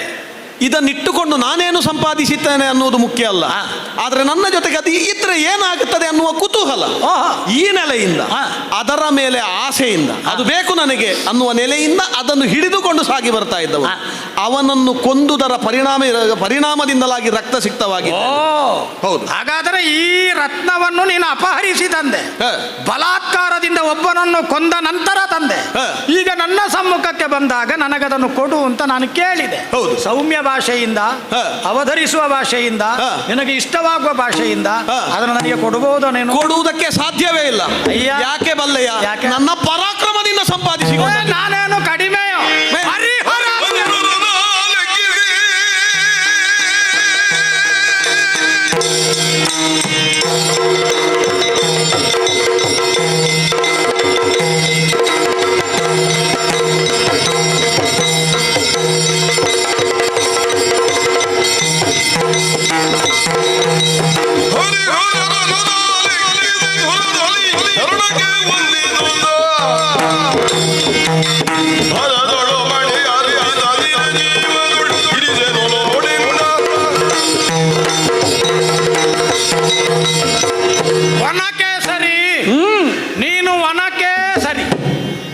ವನಕ್ಕೆ ಸರಿ. ವನಕ್ಕೆ ಸರಿ. ನೀನು ವನಕ್ಕೆ ಸರಿ. ಯಾಕೆ ಯಾಕೆ ವನಕ್ಕೆ ಸರಿ ಅಂತ ನಿನ್ನನ್ನು ಸೀಮಿತಗೊಳಿಸ್ತೇನೆ. ನಿನ್ನ ವ್ಯಕ್ತಿತ್ವವನ್ನು ನಾನು ಭಂಜಿಸಿದ್ದೇನಂತ ತಿಳಿಬೇಡ. ನೀನು ಮತ್ತೆ ನಿನ್ನನ್ನು ನಾನು ನಿಂದಿಸಿದ್ದೇನಂತ ತಪ್ಪಾಗಿ ತಿಳಿಬೇಡ. ಸಮಾನ ಗೌರವದಿಂದ, ಸಮಾನ ಔದಾರ್ಯದಿಂದ, ಸಮಾನ ಭ್ರಾತೃತ್ವದಿಂದ ಬದುಕಬೇಕು ಎಂಬ ನಿಯಮವನ್ನು ಒಪ್ಪಿಕೊಂಡು ಬಂದವನು ನಾನು. ಸೌಹಾರ್ದ ಬಿಟ್ಟರೆ ಮತ್ತೊಂದು ನನಗೆ ಗೊತ್ತೇ ಇಲ್ಲ. ನೀನು ಅದನ್ನು ಕಲಿಸಿದ್ರು ನನ್ನ ತಲೆಗೆ ಹೋಗುವುದಿಲ್ಲ. ಯಾಕಂದ್ರೆ ನಾನು ಬದುಕಿ ಸಾಗಿ ಬಂದಂತ ದಾರಿ, ಅಲ್ಲಿರುವ ಮಣ್ಣು ನನಗೆ ಕಲಿಸಿದ್ದು ಅದನ್ನೇ. ಆ ಕಾರಣದಿಂದಲೇ ನಿನ್ನ ಬಗ್ಗೆ ನನಗೆ ಅಸಹನೆಯೋ ಅಸಹಿಷ್ಣುತೆಯೋ ಖಂಡಿತವಾಗಿಯೂ ಇಲ್ಲ. ಆದರೆ ವನಕ್ಕೆ ಸರಿ ಅಂತ ನಾನು ಯಾಕೆ ಆಡಿದೆ? ಯಾಕೆ? ಈ ಮಣಿಯನ್ನು ನೀನು ಕಚ್ಚಿಕೊಂಡು ಬಂದೇ ಅಲ್ಲ. ಈ ಮಣಿಯನ್ನು ತಂದದ್ದರಿಂದ ನಿನಗೊಂದು ಹೊಸ ನಾಮಕರಣ ಆಗುತ್ತದೆ ಅಂತ ನೀನು ಭ್ರಮಿಸಿದೆ ಅಲ್ಲ. ಅಷ್ಟಕ್ಕೆ ನಾನು ಆಡಿದ್ದು. ನೀನು ವನಕ್ಕೆ ಸರಿ, ಅದಕ್ಕಿಂತ ಆಚೆ ಯೋಚನೆ ಮಾಡುವುದಿಲ್ಲ. ಬಲಾತ್ಕಾರದಿಂದ ನೀನು ಇದನ್ನು ಪಡೆದದ್ದು ಒಬ್ಬ ಮನುಷ್ಯನನ್ನು ಮಡುವ ಮೂಲಕ. ಅವನ ಜೊತೆಗೆ ನೀನು ಹೋರಾಟ ಮಾಡಲಿಲ್ವೋ? ಆ ಹೋರಾಟದಲ್ಲಿ ನಿನ್ನ ಕೈ ಮೇಲಾಗಲಿಲ್ವೋ? ಅವ ಸಾಯಲಿಲ್ವೋ? ಹಾಗಾದ್ರೆ ಅವನಿಗಿಂತ ನೀನು ಮೇಲು. ಹಾಗೆಂದು ನೀನು ಎಲ್ಲಕ್ಕಿಂತಲೂ ಮೇಲು ಅಂತ ಹೇಗೆ ನಿರೂಪಿಸಬಲ್ಲೆ? ಯಾಕಂದ್ರೆ ನೀನು ಈಗ ಮುಖಾಮುಖಿಯಾದ ವ್ಯಕ್ತಿ ಸಾಧಾರಣನಲ್ಲ. ನಾನು ನೀನು ಈಗ ಭೇಟಿಯಾಗುವುದು ಮೊದಲೇನಲ್ಲ. ನಿನ್ನನ್ನು ಆಗಾಗ ನಾನು ಕಾಣ್ತೇನೆ. ನನ್ನ ನಿನ್ನೊಳಗೆ ಒಂದು ಭಾಷಿಕವಾಗಿ ಬರಹದ ಒಪ್ಪಂದ ಇಲ್ಲದೆ ಹೋದರು ನಮ್ಮೊಳಗೊಂದು ಅಲಿಖಿತ ಒಪ್ಪಂದ ಉಂಟು. ನಿನ್ನ ತಂಟೆಗೆ ನಾನು ಬರುವುದಿಲ್ಲ, ನನ್ನ ಸುದ್ದಿಗೆ ನೀನು ಬರಬಾರದು, ಅಲ್ವಾ? ಹಾಗಾದ್ರೆ ಈ ಒಪ್ಪಂದಕ್ಕೆ ಬದ್ಧರಾಗಿ ಬದುಕಿದವು. ಹಾಗೆಂದು ಈಗ ಒಂದು ತಾತ್ವಿಕವಾದ ಸಂಘರ್ಷಕ್ಕೆ ಹೇತುವಾಗುವ ವೇದಿಕೆಯನ್ನು ನೀನು ನಿರ್ಮಾಣ ಮಾಡಿದೆ. ಹೇಗೆ ನಿರ್ಮಾಣ ಮಾಡಿದೆ? ಇದನ್ನು ನೀನು ಸ್ವಂತ ವೈಭೋಗಕ್ಕೋ ತಾತ್ಕಾಲಿಕವಾದ ಲೌಕಿಕವಾದ ಕೀರ್ತಿಯ ಕಾಮನೆಗೋ ಕೊಂಡೊಯ್ಯುತ್ತಿ ಅಂತ ಆದರೆ ನಾನೊಂದು ಬೇರೆ ಉದ್ದೇಶದಿಂದ ನಿನ್ನಲ್ಲಿ ನಾನು ಅದನ್ನು ಕೇಳ್ತೇನೆ. ಯಾಕೋ ಈ ಮೌಲ್ಯಯುತವಾದ ರತ್ನ ವಣಿಕರಿಂದ ವೈಶ್ಯರಿಂದ ಬೆಲೆ ಕಟ್ಟುವುದಕ್ಕೆ ಮಾತ್ರ ಸಾಧ್ಯವಾಗುವಂತ ಮಣಿಯಾಗಿ ಕಾಣುವುದಿಲ್ಲ. ಅದ್ಭುತವಾಗಿದೆ, ಅನನ್ಯವಾಗಿದೆ, ಎಂತವರ ಗಮನವನ್ನಾದರೂ ಸೆಳೆಯಬಲ್ಲಂತಹ ಕಾಂತಾಶಕ್ತಿಯನ್ನು ಹೊಂದಿದೆ. ನನ್ನ ಹೃದಯ ಹೇಳ್ತದೆ ಅದನ್ನು ತೆಕ್ಕೋ, ಅದನ್ನು ಕಾಡಿಬೇಡಿ ತೆಕ್ಕೋ, ಯಾಚಿಸಿ ತೆಕ್ಕೋ ಅಂತ ಹೇಳ್ತದೆ. ಹಾಗಾಗಿ ಸಮುಚಿತವಾದ ಭಾವನೆಯಿಂದ, ಸಮುಚಿತವಾದ ಭಾಷೆಯಲ್ಲಿ, ಸಾಮದಿಂದ ನಿನ್ನಲ್ಲಿ ಕೇಳಿದೆ. ನಿರಾಕರಿಸಿ ಬಿಟ್ಟೆ ಅಲ್ಲ. ನನ್ನ ಹೃದಯವು ಹೇಳ್ತಾ ಇದೆ ಕೊಡಬೇಡ. ನೀನು ನಿರಾಕರಿಸಿ ಬಿಟ್ಟೆ ಅಲ್ಲ. ಅವನನ್ನು ಹೊಡೆದು ಮಡು ಇದ ಹಾಗೆ ಪಂಚಾಸ್ಯಗಳಿಂದ ನನ್ನನ್ನು ನೀನು ರಕ್ತ ರಂಜಿತನನ್ನಾಗಿ ಮಾಡಬಲ್ಲೆ ಅಂತ ಆತ್ಮವಿಶ್ವಾಸದ ನುಡಿಗಳನ್ನಾಡಿದೆ ಅಲ್ಲ. ಈಗ ನಿನಗೆ ನನ್ನ ಪರಿಚಯ ಹೇಳಬೇಕು. ಹರಿಹರಾಧ್ಯರನ್ನು ದೂರದಲ್ಲಿ ಲೆಕ್ಕಿಪನಲ್ಲ ನಾನು. ಬಲಾಢ್ಯತೆಯಲ್ಲಿ ವರ್ತಮಾನ ಕಾಲದಲ್ಲಿ ಯಾರು ಅಂತ ಕೇಳಿದ್ರೆ ಜಾಂಬವ ಎನ್ನುವ ನಾಮಕರಣ ಉಳ್ಳ ನಾನು ಅಂತ ನಿನಗೆ ಸ್ಪಷ್ಟ ಗೊತ್ತಿರಬೇಕು. ಏನು ನನ್ನನ್ನು ಮುದಿಕರಡಿ ಅಂತ ತಿಳಿದಿದ್ಯೋ? ನೋಡುವುದಕ್ಕೆ ಯಾರನ್ನಾದ್ರೂ ನೆಕ್ಕಿ ನೆಕ್ಕಿ ಸಾಯಿಸುವಂತ ತಿಳಿದಿದ್ಯೋ? ಯಾವುದೋ ಮರದಲ್ಲಿರುವಂತ ಜೇನು ತಿನ್ನುವ ಜಾತಿಗೆ ಮಾತ್ರ ಸೀಮಿತ, ಬೇರೆ ಅಲ್ಲವೇ ಅಲ್ಲ. ವರ್ತಮಾನ ಕಾಲದಲ್ಲಿ ನನ್ನ ಜೊತೆಗೆ ಸೆಣಸಿ ನೀನು ಬಿಡು. ಮೊದಲು ಉಲ್ಲೇಖಿಸಿದ ಮಹಾಬಲಾಢ್ಯರೇ ಜೀವಂತವಾಗಿ ಉಳಿದುದಕ್ಕೆ ನಿದರ್ಶನಗಳಿಲ್ಲ. ಈಗಲೂ ನಿನಗೆ ಸಾಮದಿಂದ ಹೇಳ್ತೇನೆ, ನೀನು ಆ ಮಣಿಯನ್ನು ನನಗೆ ಕೊಡು. ಅಲ್ಲದೆ ಹೋದರೆ ನಿನಗೆ ಏನು ಬೇಕು ಅದನ್ನು ನಾನು ಸಂಗ್ರಹಿಸಿ ತಂದು ಕೊಡ್ತೇನೆ. ಹೌದು, ನಿನಗೆ ಏನೇನು ಅವಶ್ಯಕತೆ ಉಂಟು ಅದನ್ನು ನಿನ್ನ ಕಾಲಬುಡಕ್ಕೆ ಪೂರೈಸ್ತೇನೆ. ಆಮೇಲೆ ಇದನ್ನೆಲ್ಲ ಇಟ್ಟುಕೊಳ್ಳಬೇಡ ನೀನು. ಒಳ್ಳೆಯದಲ್ಲ, ಹಾಳಾದೀತು, ಅನಿಷ್ಟ ಏನಾದ್ರೂ ಇದ್ದೀತು. ಮಣಿಯನ್ನು ನೋಡಿದ ಮಾತ್ರಕ್ಕೆ ಒಳಗಿನ ಲಕ್ಷಣಗಳನ್ನು ನೀನು ಅಧ್ಯಯನ ಮಾಡಲಿಲ್ಲಲ್ಲ, ಅದರ ಸ್ವಭಾವ ನಿನಗೆ ಗೊತ್ತಿಲ್ಲಲ್ಲ. ಆಪತ್ತು ಬಂದ್ರು ಬಂದೀತು. ಹಾಗಾಗಿ ನೀನು ಅದನ್ನು ಕೊಡು ಅಂತ ನಿನ್ನಲ್ಲಿ ಕೇಳ್ತೇನೆ. ಕೊಡುವುದಿಲ್ವೋ? ಕೊಡುವುದಿಲ್ಲ. ಹಾಗಾದರೆ ನಾನು ನಿನ್ನಲ್ಲಿ ಬಲಾತ್ಕಾರವಾಗಿ ಸಂಘರ್ಷದ ಮೂಲಕವಾಗಿ ಅದನ್ನು ಪಡೆಯುತ್ತೇನೆ ಅಂತಂದ್ರೆ ತಡೆಯುವ ನಿನಗೊಂದು ವಿಷಯ ಗೊತ್ತುಂಟು, ನಾನು ಅವನನ್ನು ಕೊಂದದ್ದು ಹೇಗೆ ಗೊತ್ತು? ಹೇಗೆ? ನನ್ನ ದಂತಗಳಿಂದ ದಾಡೆಯಿಂದ. ನೋಡಿಲು ಎನ್ನಯ ದೌಸ ನೋಡಿಲು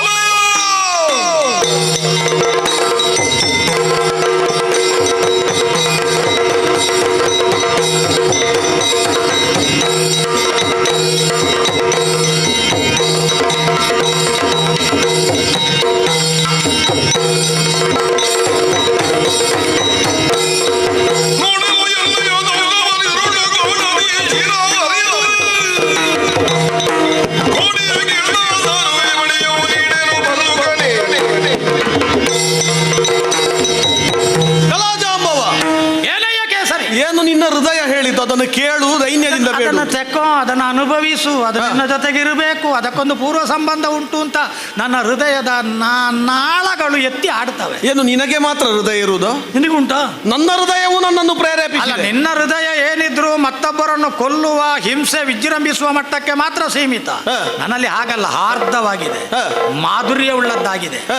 ಮುಗುದವಾಗಿದೆ. ಹ. ಆ ಕಾರಣದಿಂದ ಸುಲಲಿತವಾದ ಭಾಷೆಯಲ್ಲಿ ಹ. ಕೊಟ್ಟು ಬಿಡಪ್ಪ ಮಣಿಯನ್ನು ಅಂತ. ಅದಷ್ಟಕ್ಕೆ ಸೀಮಿತ ಅಲ್ಲ, ಕೊಡುವುದಿಲ್ಲ ಅಂತ ಹೇಳುವಾಗ ನೀನು ಕೂಡ ಒಂದು ಸಲಕ್ಕೆ ಎದೆ ಉಬ್ಬರಿಸಿ ಎದ್ದು ನಿಲ್ಲಿಲ್ವ? ಅಲ್ಲ, ನೀನೊಂದು ದೊಡ್ಡ ಜನ ಆಗು. ಹ. ಒಂದು ಕರಡಿ ನಾನೊಂದು ಮಣಿಯನ್ನು ತೆಕೊಂಡು ಹೋಗುವಾಗ ದಾರಿಯಲ್ಲಿ ಬಂತು. ಆ ಕರಡಿಗೆ ಆ ಮಣಿಯ ಮೇಲೆ ಆಸೆ ಹುಟ್ಟಿತು. ಮೃಗರಾಜನಾದಂತ ನಾನು ಕೇಳಿದವರಿಗೆ ಕೊಡಬೇಕಾದದ್ದು ಕರ್ತವ್ಯ. ಹ. ಇಲ್ಲದೆ ಹೋದರೆ ನನ್ನ ಮೃಗರಾಜತ್ವಕ್ಕೆ ಧಿಕ್ಕಾರ ಹೇಳಿ ಯಾರು? ಹ. ಆ ಕರಡಿಗೆ ಅದನ್ನು ಕೊಟ್ಟು ಬಿಟ್ಟೆ ಅಂತ ನಾಳೆ ನಿನಗೊಂದು ಉಚಿತವಾಗಿ ಪ್ರಚಾರ ಮಾಡುವ. ಬೇಕಾಗಿಲ್ಲ, ನಿನ್ನ ಪ್ರಚಾರದ ಅಗತ್ಯವೇ ನನಗಿಲ್ಲ. ಇದನ್ನು ಸಂಪಾದಿಸಿಕೊಂಡದ್ದು ನನ್ನ ಪರಾಕ್ರಮದಿಂದ. ನನಗೆ ನಾನು ಆಗಲೇ ಹೇಳಿದ್ದಲ್ಲ, ಹಸಿವು ನಿದ್ದೆ ಇದು ಬಿಟ್ಟರೆ ಬೇರೆ ಗೊತ್ತಿಲ್ಲ. ಬುದ್ಧಿ ಇಲ್ಲದೆ ಆದ್ರೂ ಈ ಕಾಡಿನಲ್ಲಿ ನಾನು ಬದುಕೇನು? ಶಕ್ತಿ ಇಲ್ಲದಿದ್ರೆ ನಾಳೆ ನನ್ನನ್ನು ಯಾರೂ ಕೂಡ ನೋಡುವುದಕ್ಕೆ ಹತ್ರ ಬರುವುದಿಲ್ಲ. ಮತ್ತೆ ನೀನು ಯಾವ ಕಾರಣಕ್ಕೂ ಯಾರಿಗೂ ಬೇಡದ ಆ ಶಕ್ತಿ ಇರುವವರೆಗೆ ಮಾತ್ರ ಸಿಂಹಕ್ಕೆ ಈ ಕಾಡಿನಲ್ಲಿ ಬೆಲೆ ಇರುವುದು. ಹಾಗಾಗಿ ನನ್ನ ಶಕ್ತಿಯ ಮುಖೇನ ಸಂಪಾದಿಸಿಕೊಂಡದ್ದು. ಬಂದವನೇನು ಸಾಮಾನ್ಯದವನಲ್ಲ, ಅವನಿಗೆ ಕಾಡಿನಲ್ಲಿ ನನ್ನಂತಹ ಮೃಗಗಳಿದೆ ಎನ್ನುವುದನ್ನು ತಿಳಿದುಕೊಂಡೆ. ಬೇಕಾದಂತಹ ಆಯುಧಗಳನ್ನು ಧರಿಸಿಕೊಂಡು ಮತ್ತು ಅದನ್ನು ಪ್ರಯೋಗಿಸುವಂತಹ ವಿದ್ಯೆಯನ್ನು ಪಳಗಿಸಿಕೊಂಡು ಬಂದವನೇ. ಅಂತವನನ್ನು ಎದುರಿಸಿದವನು. ಅಲ್ಲಿ ನೀನು ಅರ್ಥ ಮಾಡಿಕೊಳ್ಬೇಕಿತ್ತು ಪರಾಕ್ರಮ ಎಂತಹುದು. ಮತ್ತೆ ಈ ನೋಡಂತೆ ಬದಿಯಲ್ಲಿ ಇರುವಂತ ಇದು ಹಲ್ಲು ನೋಡಿದೆ? ಹೌದೌದು, ಕೋರೆ ಹಲ್ಲುಗಳು. ಇದು ಮಾಂಸಾಹಾರಿಗಳಿರುವುದು. ಈಗ ನಿನ್ನಲ್ಲಿ ಇಲ್ವ ಅಂತ ಹೇಳಿದ್ರೆ ನೀನು ತೋರಿಸಬಹುದು. ನನಗೆ ಮಾಂಸ ಎಲ್ಲ ಆಗುವುದಿಲ್ಲ ಅಲ್ವಾ? ಏನಿದ್ರು ಜೇನು, ಹಣ್ಣಂಪಲು, ನನಗೆ ಶಾಕಾಹಾರಿ ನಾನು. ನನಗೆ ಇದಿರಾಗಿ ನಿಲ್ಲುವಾಗ ನೀನು ಯೋಚನೆ ಮಾಡಬೇಕಿತ್ತು. ನನ್ನ ಹಲ್ಲು ಕಂಡಾದ್ರೂ ನೀನು ಸ್ವಲ್ಪ ಹಿಂದೆ ಸರಿಬೇಕಿತ್ತು. ಹೇಗೆ? ಕಾಡಿನಲ್ಲಿರುವ ಯಾವ ಪ್ರಾಣಿಗಳು ನನಗಿದಿರಾಗಿ ನನ್ನೊಡನೆ ಯುದ್ಧಕ್ಕೆ ಬರುವುದಿಲ್ಲ. ನಾನು ಹಸಿವಾದಾಗ ನಾನೇ ಹೋಗಿ ಅದನ್ನೇ ಆಡಿದಲ್ಲ, ವನಕ್ಕೆ ಸರಿ ಅಲ್ವಾ? ನೀನು ವನದಲ್ಲಿ ಶ್ರೇಷ್ಠನೇ. ಯೋಚನೆ ಮಾಡು, ಯಾವುದನ್ನು? ಮಣಿಯನ್ನು ಕೊಡ್ಲಿಲ್ಲ ಅಂದ ಮಾತ್ರಕ್ಕೆ ನೀನು ಯುದ್ಧಕ್ಕೆ ನಿಲ್ತೇನೆ, ಸೆಳೆದುಕೊಂಡೇನು ಅಂತ ಎನ್ನುವ ನಿರ್ಧಾರವನ್ನು ಕೈಗೊಳ್ಳುವುದಕ್ಕೆ ಮುಂದಾಗತಿ ಅಂತಾದ್ರೆ, ಆತನ ಮುಂದೆ ತೋರಿದಂತಹ ನನ್ನ ಪರಾಕ್ರಮ ಏನಿದೆಯೋ, ಆತನನ್ನು ಬಗೆದು ತಿಂದಂತಹ ನನ್ನ ಈ ಕೋರೆ ಹಲ್ಲುಗಳೇನಿದೆಯೋ, ದೇಹ ನಖಗಳೇನಿದೆಯೋ, ನಿನ್ನ ಹೊಟ್ಟೆಯನ್ನು ಸೀಳುವುದಕ್ಕೆ ಅದಕ್ಕೆ ಹೆಚ್ಚು ಹೊತ್ತು ಬೇಕಾಗಿಲ್ಲ. ಅಯ್ಯ, ಏನು? ನೀನು ಮಾಂಸಾಹಾರಿ, ಹೌದು, ನಾನು ಸಸ್ಯಾಹಾರಿ. ಈಗ ನಾವು ಚರ್ಚೆಗೆ ಬಿದ್ದೆವು. ಮಾಂಸಾಹಾರಿ ಬಲಾಢ್ಯನೋ, ಸಸ್ಯಾಹಾರಿ ಬಲಾಢ್ಯನೋ, ಸಸ್ಯಾಹಾರ ಶ್ರೇಷ್ಠವೋ, ಮಾಂಸಾಹಾರ ಶ್ರೇಷ್ಠವೋ? ನಿಜಕ್ಕೂ ಈ ಚರ್ಚೆ ಒಣ ಚರ್ಚೆ. ಹೌದು, ಆಹಾರ ಅವರವರ ಅಭ್ಯಾಸ. ಹೌದು, ಅದರ ಬಗ್ಗೆ ಯಾವುದೇ ಹಲ್ಲೆ ಸಲ್ಲದು. ಆದರೆ ಈಗ ನಿನ್ನ ಮೇಲೆ ನನಗೊಮ್ಮೆ ಮುಗಿದು ಬೀಳಬೇಕು ಅಂತಾಗಿದೆ. ಕಾರಣ ನೀನೀಗ ಮಾಂಸಾಹಾರಿ ಅಲ್ವೋ? ಏನು ನಾನು ಹಸಿರು ಸಸ್ಯ ತಿಂದು ಏನು ಅಲ್ಲ ಅಂತ ತಿಳಿದಿದ್ಯೋ? ಹೌದೇ? ಏನು ತಿಳಿದೆ?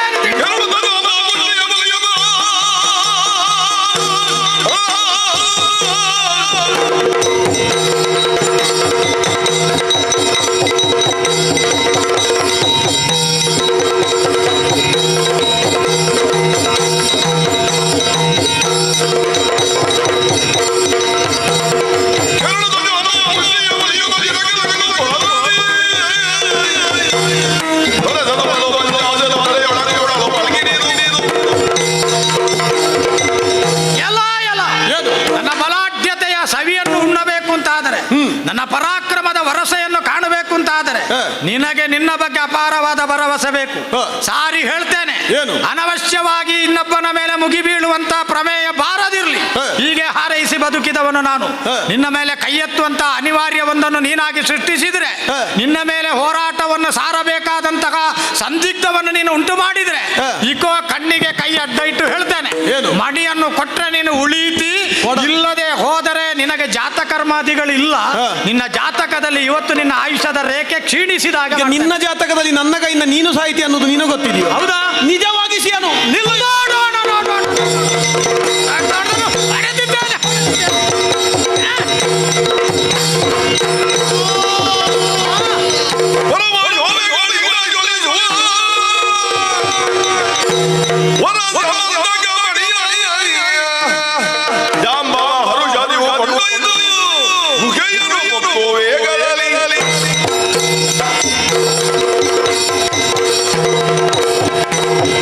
ಮಣಿಯನ್ನು ಕರಗತ ಮಾಡಿಕೊಂಡೆ, ಹಸ್ತಗತವಾಯಿತು ನನಗದು. ಆಹಾ, ಇದನ್ನು ನಾನು ಸ್ಪರ್ಶಿಸಿದ ತಕ್ಷಣವೇ ರೋಮಾಂಚನಕ್ಕೆ ಒಳಗಾಗುತ್ತೇನೆ. ಮೈ ನವಿರೆದ್ದದ್ದು ಮಾತ್ರ ಅಲ್ಲ, ಹೃದಯದಲ್ಲಿ ಆನಂದದ ತರಂಗಗಳೇ ಉತ್ಪಾದಿತವಾಗುತ್ತಾ ಇದೆ. ಇದರ ಮೂಲಕವಾಗಿ ನನಗೆ ಕಲ್ಯಾಣ ಉಂಟಾಗುತ್ತದೆ. ಇದರ ಬೆಳಕಿನಲ್ಲಿ ನಾನು ಯಾವುದನ್ನು ನಿರೀಕ್ಷೆ ಮಾಡುತ್ತೇನೋ ಅದನ್ನು ಕಾಣುವ ಯೋಗ ಬರುತ್ತದೆ. ಹೀಗೆನ್ನುವ ಪರಿಕಲ್ಪನೆ ನನ್ನಲ್ಲಿ ಮೂಡಿದೆ. ಹಾಗೆಂದು ಈ ಮಣಿಯನ್ನು ಹಿಡುಕೊಂಡು ಸ್ವಚ್ಛವಾದ ಸಲಿಲದ ನೀರಿನಲ್ಲಿ ತೊಳೆದೆ ಶುಭ್ರಗೊಳಿಸಿದ ಬಳಿಕ ಪಾವನವಾದಂತಹ ಭಾವುಕವಾದಂತಹ ಮನಸ್ಸಿನಿಂದ ಎರಡೂ ಕೈಯಲ್ಲಿ ಬಗಸವಡ್ಡಿ ಇದನ್ನು ಹಿಡಿದುಕೊಂಡು ನೇರವಾಗಿ ನನ್ನ ಗುಹೆಗೆ ಬಂದೆ. ಯಪ್ಪ, ಈ ಮೌಲ್ಯಯುತವಾದಂತಹ ಈ ರತ್ನವನ್ನು ಎಲ್ಲಿ ಇಡ್ಲಿ? ಮೊದಲೇ ನನ್ನ ಗುಹೆಗೆ ಬಾಗಿಲಿಲ್ಲ. ನೇರ ಯಾರಾದರೂ ಬಂದು ಎತ್ತಿಕೊಂಡು ಹೋದಾರಲ್ಲ, ಜಾಂಬವಂತನ ಗುಹೆಗೆ ಯಾರು ಬರುವುದಿಲ್ಲ ಬಿಡಿ. ನಾನು ಇಲ್ಲಿ ಇದ್ದೇನೋ ಇಲ್ಲವೋ, ಅದು ಜಾಂಬವಂತನ ಗುಹೆ ಅಂತ ಪ್ರಚಾರ ಆದ ಮೇಲೆ ಯಾರೂ ಬರುವುದಿಲ್ಲ. ಆದರೆ ಇದ್ದಾಳಲ್ಲ ಒಬ್ಬಳು ಸಾಕು ಮಗಳು, ಇದ್ದಾಳಲ್ಲ ಒಬ್ಬ ಸಾಕು ಮಗ, ಜಾಂಬವತಿ ಅಂತ ಅವಳಿಗೆ ಹೆಸರುಂಟು, ಪ್ರವೀರ ಅಂತ ತೊಟ್ಟಿಲ ಕಂದ. ತೊಟ್ಟಿಲ ಕಂದ ಅಂತ ಹೇಳುವಾಗ ನೆನಪಿಗೆ ಬಂತು ನೋಡಿ. ಹೇಗೂ ಅವ ಆಗಾಗ ಅಳುತ್ತಾನೆ, ರಚ್ಚೆ ಹಿಡಿದು ಕೂಗುತ್ತಾನೆ. ಅವನನ್ನು ಸಮಾಧಾನ ಮಾಡಲಿಕ್ಕೆ ಸಾಧ್ಯ ಆಗುವುದಿಲ್ಲ. ಅಪ್ಪ ಅಂತ ಮಗಳು ಅಳುತ್ತಾಳೆ, ಅವನಿಗಾದರೂ ಸಮಾಧಾನ ಆದೀತಲ್ಲ. ಮತ್ತೆ ನೆಲದ ಮೇಲೆಲ್ಲ ಇಡಬೇಕಾದ ವಸ್ತು ಅಲ್ಲ. ಮೇಲೆ ಇಡೋಣ ಅಂದರೆ ಜಂತಿ ಇಲ್ಲ ನಮ್ಮಲ್ಲಿ. ಜಂತಿ ಇದ್ದರೆ ಇಡ್ಬೋದಿತ್ತು, ರೂಢಿಯಲ್ಲಿ ಅಟ್ಟ ಅಂತ ಹೇಳುವುದಿಲ್ಲ. ಆ ಜಂತಿ ಇಲ್ಲದೆ ಇರುವುದರಿಂದ ಅಲ್ಲೂ ಇಡ್ಲಿಕ್ಕಾಗುವುದಿಲ್ಲ. ಹಾಗಾದರೆ ಮೇಲೂ ಅಲ್ಲದ ಕೆಳಗೂ ಅಲ್ಲದ ತೊಟ್ಟಿಲ ಹುರಿ, ಅದರ ಮಧ್ಯಕ್ಕೆ ಇದನ್ನು ಸಿಲುಕಿಸ್ತೇನೆ. ಆಹಾ ಆಹಾ, ಇದರ ಪ್ರಭೆ, ಇದರ ಬೆಳಕು. ಓ ಮಗಳೇ, ಎಲ್ಲಿದ್ದಿ ಬಾ, ಈ ಬೆಳಕಿನ ಮುಂದೆ ನಿಂತು ಈ ಮಗುವನ್ನೊಮ್ಮೆ ತೊಟ್ಟಿಲಲ್ಲಿ ತೂಗಂತೆ. ತೂಗು ತೂಗು ತೂಗು. ನೆರೆಯೊಳಿಯುವುದಗುವುದಿದೆಯೋ ಎಲ್ಲಲೋ ನೆರೆಯೊಳಿಯುವುದಗುವುದಿದಗಳೆಲ್ಲಲೋ ವರ ಮುನೀಂದ್ರನು ಬೇಳ್ದ ನಿಜಗಳ ಅರಿತು ಬಗೆ ತಾಳನ ಕವೆನ್ನುತ್ತ ಗಮಿಸೆ ವೇಗದೊಳು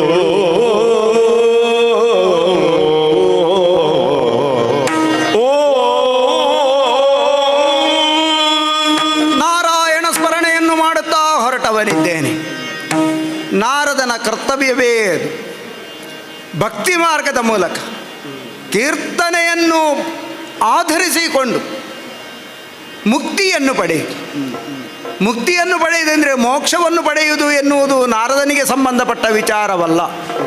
ನಾರದನ ಕರ್ತವ್ಯದಲ್ಲಿ ಮುಕ್ತಿಯನ್ನು ಪಡೆಯುವುದು. ಹೇಗೆ ಮುಕ್ತಿಯನ್ನು ಪಡೆಯುವುದು?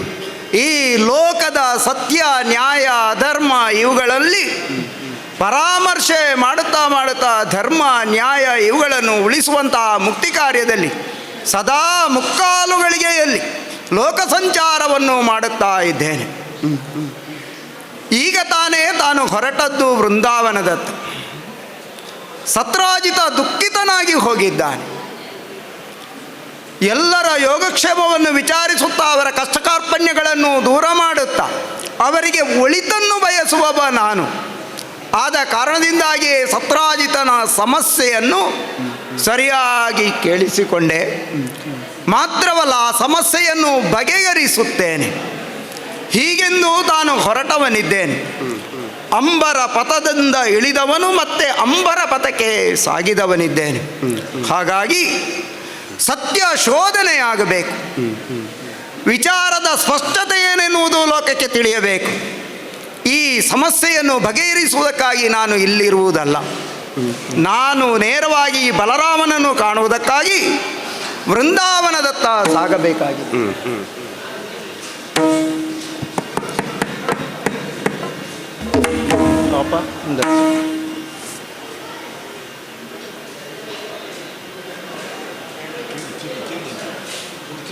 ಕೇಳಿ.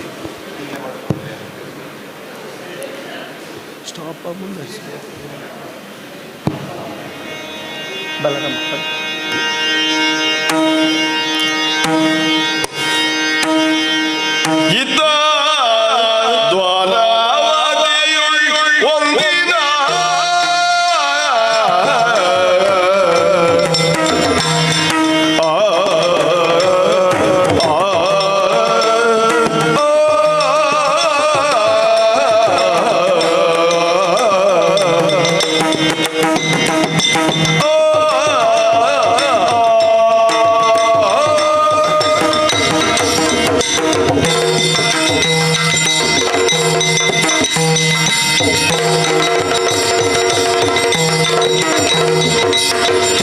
ಇದ್ದ ದ್ವಾರಾವತಿಯುಳ್ ಒಂದಿನ ಸತ್ವಲೋಕದಿಂದ ಹಲಧರ ಸತ್ಸತ್ವ ಸಾಗರದಿಂದ ಹಲಧರ ಪೃಥ್ವಿಗೋಲಕ ಮೆರೆಯುವುದಾದಿನ ಇದ್ದನೋಲಗವ ಹಲಧರ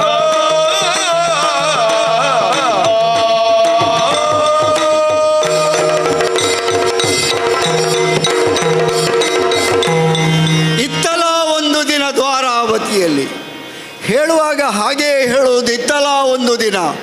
ಆದರೆ ಈ ಬಲರಾಮನಿಗೆ ಇದು ನಿತ್ಯದ ವಾಡಿಕೆಯ ಕ್ರಮ. ದ್ವಾರಕೆಯ ಅಧೀಶನಾಗಿ ದ್ವಾರಕಾಧೀಶನಾಗಿ ಮೆರೆಯುವಲ್ಲಿ ಬಲರಾಮನ ಕರ್ತವ್ಯ ಏನು, ಆ ಒಂದು ಹೊಣೆಗಾರಿಕೆ ಏನು ಎನ್ನುವುದನ್ನು ಎಲ್ಲರೂ ತಿಳಿದವರೇ. ಈ ಒಂದು ಆಳ್ವಿಕೆಗೆ ಬರಬೇಕಿದ್ದರೆ ನಾವೆಷ್ಟು ಶ್ರಮಪಟ್ಟಿದ್ದೇವೆ, ರಾಮಕೃಷ್ಣರು ಒಂದಾಗಿ ಎಷ್ಟು ದುಡಿದಿದ್ದೇವೆ, ಏನೆಲ್ಲ ಶೌರ್ಯ ಸಾಹಸದ ಕೆಲಸ ಮಾಡಿದ್ದೇವೆ, ಅದು ನಮಗಷ್ಟೇ ಗೊತ್ತು. ಹಾಗಿದ್ದರೆ ಈ ಹೊತ್ತಿನಲ್ಲಿ ಇತ್ತಲ ಒಂದು ದಿನ ಅಂತ ಹೇಳಲಿಕ್ಕೆ ಬಹಳ ಸುಲಭ. ಆದರೆ ಈ ಒಂದು ದಿನ ಬದುಕಿನಲ್ಲಿ ಬರಬೇಕಿದ್ದರೆ ನಾವು ಪಟ್ಟ ಪರಿಶ್ರಮವೆಷ್ಟು, ನಾವು ಪಟ್ಟಂತಹ ದುಡಿಮೆ ಏನು, ಇಲ್ಲಿಯವರೆಗೆ ತಲುಪಬೇಕಿದ್ದರೆ ನಾವು ಮಾಡಿದಂತಹ ಸಾಹಸಗಳೇನು, ಇದೆಲ್ಲವನ್ನು ಮೆಲುಕು ಹಾಕುವಾಗ ಮಾವಕಂಸನನ್ನು ಕೊಂದಲ್ಲಿಂದ ಆರಂಭವಾಗುತ್ತದೆ. ರಾಮಕೃಷ್ಣರು ಒಂದಾಗಿ ಮಾವಕಂಸನನ್ನು ಕೊಂದ ಮೇಲೆ ಅತ್ತ ಕಂಸನ ಮಿತ್ರನಾದಂತಹ ಮಾಗಧ ಬಹಳಷ್ಟು ಬಾರಿ ನಮ್ಮ ಮೇಲೆ ದಂಡೆತ್ತು ಬಂದ. ಒಂದಲ್ಲ ಎರಡಲ್ಲ 17 ಬಾರಿ ನಮ್ಮ ಮೇಲೆ ಯುದ್ಧ ಸಾರಿ ಬಂದಂತಹ ಆ ಮಾಗಧನನ್ನು, ಆ ಕಾಲದಲ್ಲೇ ಅಷ್ಟು ಬಲಿಷ್ಠವಾದಂತಹ ಸೇನೆಯನ್ನು ಒಂದರ್ಥದಲ್ಲಿ ಸೋಲಿಸಿಯೋ ಅಥವಾ ನಾವು ಸೋತ ಹಾಗೆ ಮಾಡಿ ಓಡಿ ಹೋಗಿಯೋ, ಅಂತೂ ಬಂದ ಮಾಗದ ಒಬ್ಬನೇ ಹಿಂದಿರುವ ಹಾಗೆ ಮಾಡಿದವರು ನಾವು. 17 ಬಾರಿ ಬಂದಂತಹ ಮಾಗದ 18ನೆಯ ಬಾರಿ ಬರುವಾಗ ತಮ್ಮ ಕೃಷ್ಣ ಹೇಳಿದ, ಅಣ್ಣ ಇನ್ನೂ ಈ ಯುದ್ಧ ಸಾಕಾಗುವುದಿಲ್ಲ, ನಾವು ಇಲ್ಲಿಂದ ಪಲಾಯನ ಮಾಡುವ. ಆ ಪಲಾಯನ ಮಾಡುವಲ್ಲಿಂದ ಆರಂಭವಾದಂತಹ ರಾಮಕೃಷ್ಣರ ಬದುಕು ಮಥುರೆಯನ್ನು ಬಿಟ್ಟು ದ್ವಾರಕೆಗೆ ಬಂದು ಸೇರಿತು. ಗೋಮಂತಕ ಪರ್ವತದವರೆಗೆ ಬಂದು ಅಲ್ಲಿಂದ ಸಮುದ್ರಕ್ಕೆ ಹಾರಿ ಈ ದ್ವಾರಕೆಯಲ್ಲಿ ಎದ್ದಾಗ ಕೃಷ್ಣ ಅದೇನೋ ಮೊದಲೇ ಸೂಚನೆ ಇತ್ತ ಹಾಗೆ ಇದನ್ನು ನಿರ್ಮಿಸಿದ್ದ. ಎತ್ತ ನೋಡಿದರೂ ದ್ವಾರವೇ ಇರುವ ಕಾರಣವಾಗಿ ಇದು ದ್ವಾರಾವತಿಯಾಗಿ ದ್ವಾರಕೆಯಾಗಿ ಕಂಗೊಳಿಸುತ್ತಾ ಇದೆ. ಇಷ್ಟೊಂದು ಮೆರುಗಿನಲ್ಲಿ ಈ ರೀತಿಯಾಗಿ ಆಳ್ವಿಕೆಯನ್ನು ಮಾಡುತ್ತಿರುವಂತಹ ಸಂದರ್ಭದಲ್ಲಿ ಒಂದು ಮಾತು ನೆನಪಿಗೆ ಬರುತ್ತದೆ. ಯಾದವರಿಗೆ ಅರಸೊತ್ತಿಗೆ ಇಲ್ಲ ಹೇಳುವಾಗ ಬಹಳಷ್ಟು ಮಂದಿ ಹೇಳಿದ್ದಾರೆ. ಆದರೆ ನಾವು ಸಾಧಿಸಿದಂತಹ ಸಾಧನೆಯಲ್ಲಿ ಯಾದವರು ಆಳಬಲ್ಲರು ಎನ್ನುವುದನ್ನು ಪ್ರಪಂಚಕ್ಕೆ ತೋರಿಸಿಕೊಟ್ಟಿದ್ದೇವೆ. ಈ ಹಿಂದೆ ನಮ್ಮವರು ಅದೆಷ್ಟೋ ಮಂದಿ ಆಳಿ ಹೋಗಿದ್ದಾರೆ. ಆದರೂ ನಮ್ಮ ಆಳ್ವಿಕೆ, ಅದರಲ್ಲೂ ಬಲರಾಮನ ಆಳ್ವಿಕೆ ಎನ್ನುವುದು ಏನು ಎನ್ನುವುದನ್ನು ಪ್ರಪಂಚಕ್ಕೆ ತೋರಿಸಿಕೊಟ್ಟಿದ್ದೇವೆ. ಒಟ್ಟಿಗೆ ಕೃಷ್ಣ ಇದ್ದಾನೆ ಎನ್ನುವುದೇ ಕಾರಣವಷ್ಟೇ ಅಲ್ಲದೆ, ಕೃಷ್ಣ ಯಾವಾಗ ಬರುತ್ತಾನೆ, ಯಾವಾಗ ಇರುತ್ತಾನೆ, ಎಲ್ಲಿ ಇರ್ತಾನೆ, ಹೇಳೋಕೆ ಆಗುವುದೇ ಇಲ್ಲ. ಅಂತಹ ಕೃಷ್ಣನನ್ನು ಇಟ್ಟುಕೊಂಡು ಇಷ್ಟೊಂದು ಸಾಹಸವನ್ನು ಮಾಡಿ ಈ ರೀತಿಯಾಗಿ ದ್ವಾರಕಾಧೀಶನಾಗಿ ಮೆರೆಯುತ್ತಿದ್ದರೂ ಕೂಡ ಜನ ಕೆಲವೊಮ್ಮೆ ಹೇಳುವುದುಂಟು, ಮುದುಕಿಯ ಗಂಡ. ಇದೊಂದು ಅಪವಾದದ ಅಪಹಾಸ್ಯದ ಮಾತಿನ ಹಾಗೆ. ಆದರೂ ಕೂಡ ಇದನ್ನು ಸಹಿಸಿಕೊಂಡೆ ಯಾಕೆ? ನನ್ನ ಮಾವ ರೈವತಕ ಸತ್ಯಲೋಕಕ್ಕೆ ಹೋಗಿ ಬರುವಷ್ಟರಲ್ಲಿ ಇಲ್ಲಿ ಕಾಲ ಮೀರಿ ಹೋಗಿತ್ತು, ಯುಗವೇ ಬದಲಾಗಿ ಹೋಗಿತ್ತು. ಸತ್ಯಲೋಕಕ್ಕೆ ಹೋಗಿ ಬ್ರಹ್ಮದೇವನಲ್ಲಿ ನನ್ನ ಮಗಳಿಗೆ ವರ ಯಾರು ಸೂಕ್ತ ಅಂತ ಕೇಳಿದಾಗ ಆ ಬ್ರಹ್ಮದೇವನೇ ಕೊಟ್ಟಂತಹ ಸೂಚನೆಯಂತೆ ರೇವತಿಯನ್ನು ನನಗೆ ಕೊಟ್ಟು ಮದುವೆ ಮಾಡಿದ.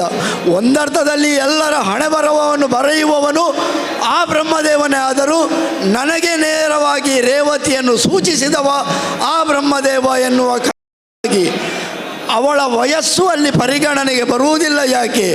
ಅರೆಗಳಿಗೆ ಅಷ್ಟೇ ಅಲ್ಲಿ ಇದ್ದು ಬಂದದ್ದು ಹೊರತು ಇಲ್ಲಿ ಅವಳಿಗೆ ವಯಸ್ಸು ಆಗಿರಲಿಲ್ಲ. ಆದರೂ ಅಪಹಾಸ್ಯಕ್ಕೆ ಹೇಳುವವರಿಗೊಂದು ಕಾರಣ, ಬಲರಾಮ ಮುದುಕಿಯ ಗಂಡ, ಬಲರಾಮ ಮಧ್ಯಾಹ್ನದ ನಂತರ ಸರಿ ಇರುವುದಿಲ್ಲ, ಹೀಗೆಲ್ಲ ಉತ್ಪ್ರೇಕ್ಷೆಯ ಮಾತುಗಳು. ಯಾಕೆ? ಬಲರಾಮನ ಏಳಿಗೆಯನ್ನು ಸಹಿಸದವರು ಈ ರೀತಿಯಾಗಿ ಉತ್ಪ್ರೇಕ್ಷೆಯ ಮಾತುಗಳನ್ನು ಹೇಳುತ್ತಾರೆ ವಿನಃ ಬಲರಾಮನ ಏಳಿಗೆಯನ್ನು ಕಂಡವರು ಬಲಭದ್ರನೇ ಸರಿ, ಯಾದವ ಕುಲಕ್ಕೆ ಆಳ್ವಿಕೆ ಎನ್ನುವುದನ್ನು ಸಾಧಿಸಿ ತೋರಿಸಿಕೊಟ್ಟಿದ್ದರೆ ಅದು ಬಲರಾಮ ಎನ್ನುವುದನ್ನು ನೆಗಳತೆಯ ಮೂಲಕವಾಗಿ ಹೇಳ್ತಾರೆ. ಒಟ್ಟಿಗೆ ಕೃಷ್ಣನನ್ನು ಸೇರಿಸ್ತಾರೆ. ಹೀಗೆಯೇ ಇವತ್ತು ಕೂಡ ವೈಭವದ ಒಡ್ಡೋಲಗವನ್ನು ಕೊಟ್ಟಿದ್ದಾನೆ. ನೋಡಬಹುದಲ್ಲವೇ ಜನ ಒಡ್ಡೋಲಗದಲ್ಲಿ ಬಂದು ಸೇರಿದಂತಹ ಜನಮಂದಿಯನ್ನು ಕಾಣುವಾಗ ಅದೆಷ್ಟೋ ಮಂದಿ ನನ್ನನ್ನು ಕಾಣಲು ಸುಖವೇ ಬಂದರು, ಅದೆಷ್ಟೋ ಮಂದಿ ನನ್ನೊಡನೆ ಪರಿಹಾರವನ್ನು ಕೇಳಲು ಬಂದವರು, ಅದೆಷ್ಟೋ ಮಂದಿ ನನ್ನೊಡನೆ ಅವರ ಅಹವಾಲನ್ನು ಹೇಳಿಕೊಂಡು ಕಷ್ಟವನ್ನು ಹೇಳಿಕೊಂಡು ಪರಿಹಾರದ ಮಾರ್ಗಕ್ಕಾಗಿ ಕಂಡುಕೊಂಡವರು. ಈ ರೀತಿಯಾಗಿ ಸಭೆ ಸೇರಿದಂತಹ ಈ ವೈಭವದ ಒಡ್ಡೋಲಗ ಕೇಳುತ್ತಿರುವಾಗಲೇ ಅದೇನು ದೂರದಲ್ಲಿ ಕೇಳ್ತಾ ಇದೆ ಅಲ್ವೇ? ಮಹತಿಯ ವೀಣೆಯ ಸ್ವರ ಅಲ್ವೇ? ಹಾಗಿದ್ದರೆ ದೂರದಲ್ಲಿ ಬರುವವರು ಯಾರು?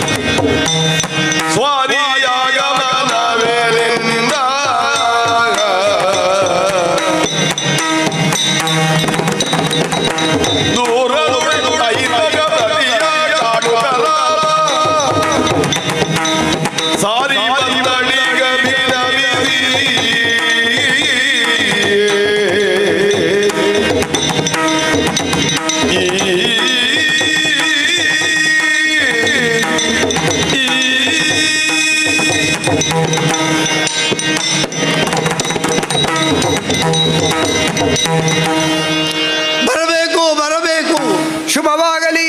ನಾರದ ಮಹರ್ಷಿಗಳಿಗೆ ಸುಸ್ವಾಗತ ಆಗಲಿ. ಹೂವಿನ ಪರಿಮಳ ಹೂವಿಗಿಂತ ಮೊದಲೇ ನಮಗೆ ತಿಳಿಯುತ್ತದೆ ಅಂತೆ. ಹಾಗೆ ನೀವು ಬರುವುದನ್ನು ದೂರದಿಂದಲೇ ಗಮನಿಸಿದೆ ಹೇಗೆ? ನಿಮ್ಮ ಮಹತಿಯ ವೀಣೆಯ ಸ್ವರ, ಆ ಸ್ವರವನ್ನು ಆಲಾಪಿಸಿಕೊಂಡು ನೀವು ಬರುವಾಗಲೇ ಬರುವವರು ನಾರದ ಮಹರ್ಷಿಗಳು ಎನ್ನುವುದನ್ನು ನಿಶ್ಚಯಿಸಿಕೊಂಡೇ ಎದುರಾಗಿ ಬಂದು ನಿಮ್ಮನ್ನು ಸ್ವಾಗತಿಸಿದ್ದೇನೆ. ಆ ಕಡೆಯಿಂದ ಬರುವಾಗಲೇ ಭೂರಿ ಸ್ವಾಗತವಾಯಿ. ಯಾವ ರೀತಿಯ ಸ್ವಾಗತ ಇದು? ನಾನು ಎದ್ದದ್ದೇ ತಡ, ನನ್ನವರೆಲ್ಲರೂ ಎದ್ದು ಬಂದು ನಿಮ್ಮನ್ನು ಸ್ವಾಗತಿಸಿ ಉಚಿತ ಆಸನವನ್ನು ಇತ್ತು ಕುಳ್ಳಿರಿಸಿದ್ದೇನೆ. ಇರುವುದರಲ್ಲಿ ಇದು ಎತ್ತರದ ಆಸನ ಅಂತ ಹೇಳಿದ ಕ್ಷಣ ಇದುವೇ ಎತ್ತರದ ಅಲ್ಲ, ಬೇಕಾದಷ್ಟು ಆಸನದ ವ್ಯವಸ್ಥೆ ಇದ್ದರೂ ಸಹ ಈ ರೀತಿಯ ಸ್ವಾಗತ, ಈ ರೀತಿಯ ಆಸನದ ವ್ಯವಸ್ಥೆ ಯಾಕೆ? ನಿಮ್ಮ ಯೋಗ್ಯತೆ ಅಂತಹದ್ದು. ವಿಶಿಷ್ಟ ಆಸನದಲ್ಲಿ ಕುಳ್ಳಿರಿಸಿದ್ದು. ಆ ರೀತಿಯ ಯೋಗ್ಯತೆ ಉಳ್ಳಂತಹ ನಿಮಗೆ ಕುಳ್ಳಿರಿಸಿ ಸತಿ ಸಹಿತನಾಗಿ ಷೋಡಶೋಪಚಾರದ ಪೂಜೆಯನ್ನು, ಪಾದ ಪೂಜೆಯನ್ನು ಮಾಡಿದ್ದೇನೆ. ಈಗ ಕೇಳ್ತಾ ಇದ್ದೇನೆ, ನಾವೆಲ್ಲರೂ ಬರಬೇಕು ಅಂತ ಹೇಳಿದರೆ ಬರುವವರು ಅಲ್ಲ ನೀವು. ಹಾಗಂತ ಹೇಳಿ ಬರಬೇಡಿ ಅಂತ ಹೇಳಿದ್ರು ಬಾರದೆ ಇರುವವರೂ ಅಲ್ಲ. ಹಾಗಿದ್ದರೆ ನೀವು ಬರುವುದು ಅದು ನಿಮ್ಮ ನಿಶ್ಚಯದ ಮೇಲೆ ಹೊರತು ನಮ್ಮೆಲ್ಲರ ಅಪೇಕ್ಷೆಯನ್ನು ಅರಿತು ಬರುವವರಲ್ಲ. ಅದರಲ್ಲೂ ಇವತ್ತು ನೀವು ಬರುವುದನ್ನು ಕಂಡಾಗ ಯಾಕೋ ಸ್ವಲ್ಪ ವಿಚಿತ್ರ ಅನ್ನಿಸಿತು. ಒತ್ತಡದಲ್ಲಿ ಬಂದವನಿದ್ದೆ, ಸ್ವಲ್ಪ ಅವಸರದಲ್ಲಿ ಬಂದ ಹಾಗೆ. ಅದರಲ್ಲೂ ನೀವು ಮೊದಲು ಹೋಗುವುದು ನಮ್ಮ ತಮ್ಮನ ಬಳಿಗೆ, ಕೃಷ್ಣ ಭವನಕ್ಕೆ ಹೋಗಿ ಮತ್ತೆ ರಾಮ ಭವನಕ್ಕೆ ಬರುವುದು. ಈ ಸಲ ಕೃಷ್ಣ ಭವನಕ್ಕೆ ಹೋಗೋ ಯೋಚನೆ ಇಲ್ಲ, ನೇರ ರಾಮ ಭವನಕ್ಕೆ ಬಂದ. ನನ್ನ ಬಳಿಗೆ ಬಂದಿದ್ದೀರಿ. ನನ್ನ ಬಳಿಗೆ ಬಂದದ್ದು ಮಾತ್ರವೇ ಅಲ್ಲ, ನಿಮ್ಮ ಮುಖವನ್ನು ಗಮನಿಸಿದರೆ ಆತುರ ಹೇಗೂ ಇದೆ. ಯಾಕೆಂದರೆ ನಿಂತಲ್ಲಿ ನಿಲ್ಲುವವರಲ್ಲ. ಆ ನಿಂತಲ್ಲಿ ನಿಲ್ಲುವವರಲ್ಲದ ನೀವು ಮುಖಭಾವವನ್ನು ಗಮನಿಸಿದಾಗ ಯಾವುದೋ ಸಂದಿಗ್ಧತೆಯಲ್ಲಿ ಹೇಳಬೇಕು ಹೇಳಬಾರ್ದು ಎನ್ನುವಂತಹ ಮನೋಭಾವನೆಯಲ್ಲಿ ನನ್ನ ಬಳಿಗೆ ಬಂದಾಗ ಈ ಒತ್ತಡ, ಅಲ್ಲಿಂದಲೂ ಒತ್ತಡ, ಇಲ್ಲಿಂದಲೂ ಒತ್ತಡ, ಮಾತು ಕಟ್ಟಿ ಹೋಗುತ್ತದೆ. ಬಲರಾಮ, ಗಹನವಾದಂತಹ ವಿಚಾರವನ್ನು ಚರ್ಚಿಸಬೇಕಾಗಿದೆ. ನೀನಿತ್ತಂತ ನೀನೀಯುವ ಉಪಚಾರವನ್ನು ಮೊದಲು ಸ್ವೀಕರಿಸೋಣ. ಆಗದೆ ಆದೀತು. ಉಪಚಾರದ ನಂತರ ಮತ್ತೆ ಮಾತು ಮುಂದುವರಿಸಬಹುದು.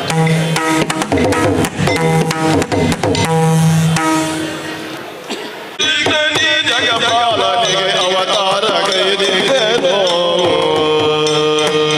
ಕೀಳು.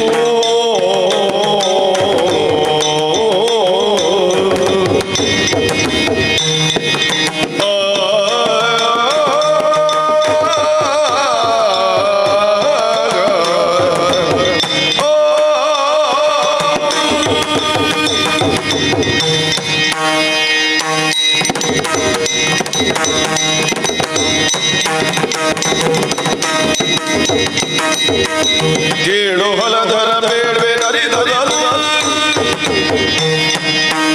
ಶ್ರೀಕೃಷ್ಣನಿ ಜಗಪಾಲನೆಗೆ ಅವತಾರ ಗೈದಿದ್ದೆನೋ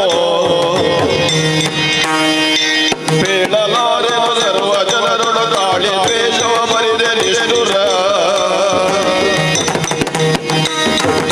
ಬೇಡಲಾರೆನು ಸರ್ವ ಜನರೊಳು ಗಾಳಿ ದ್ವೇಷವ ಬರಿದೆ ನಿಷ್ಠುರ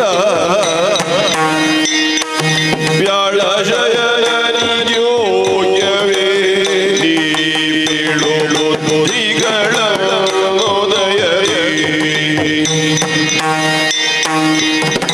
ಬೇಳಲಾರೆನು ಸರ್ವ ಜನರೊಳು ಗಾಳಿ ತೇಜವ ವ್ಯಾಳ ಶಯನಿಯೋಗ್ಯವೇ ಬೀಳು ಬುದ್ಧಿಗಳ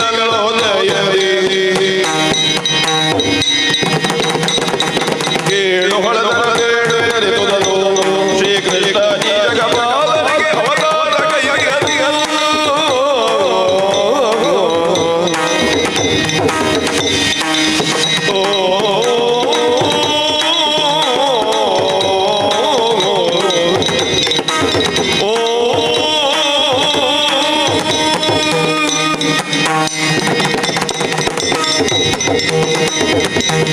ಕೇಳು ಹಲದರ ಮಹರ್ಷಿಗಳೇ, ತುಂಬಿದಂತಹ ಸಭೆಯಲ್ಲಿ ನೀನು ಓಲಗವನ್ನೆತ್ತಿದ್ದೀಯ.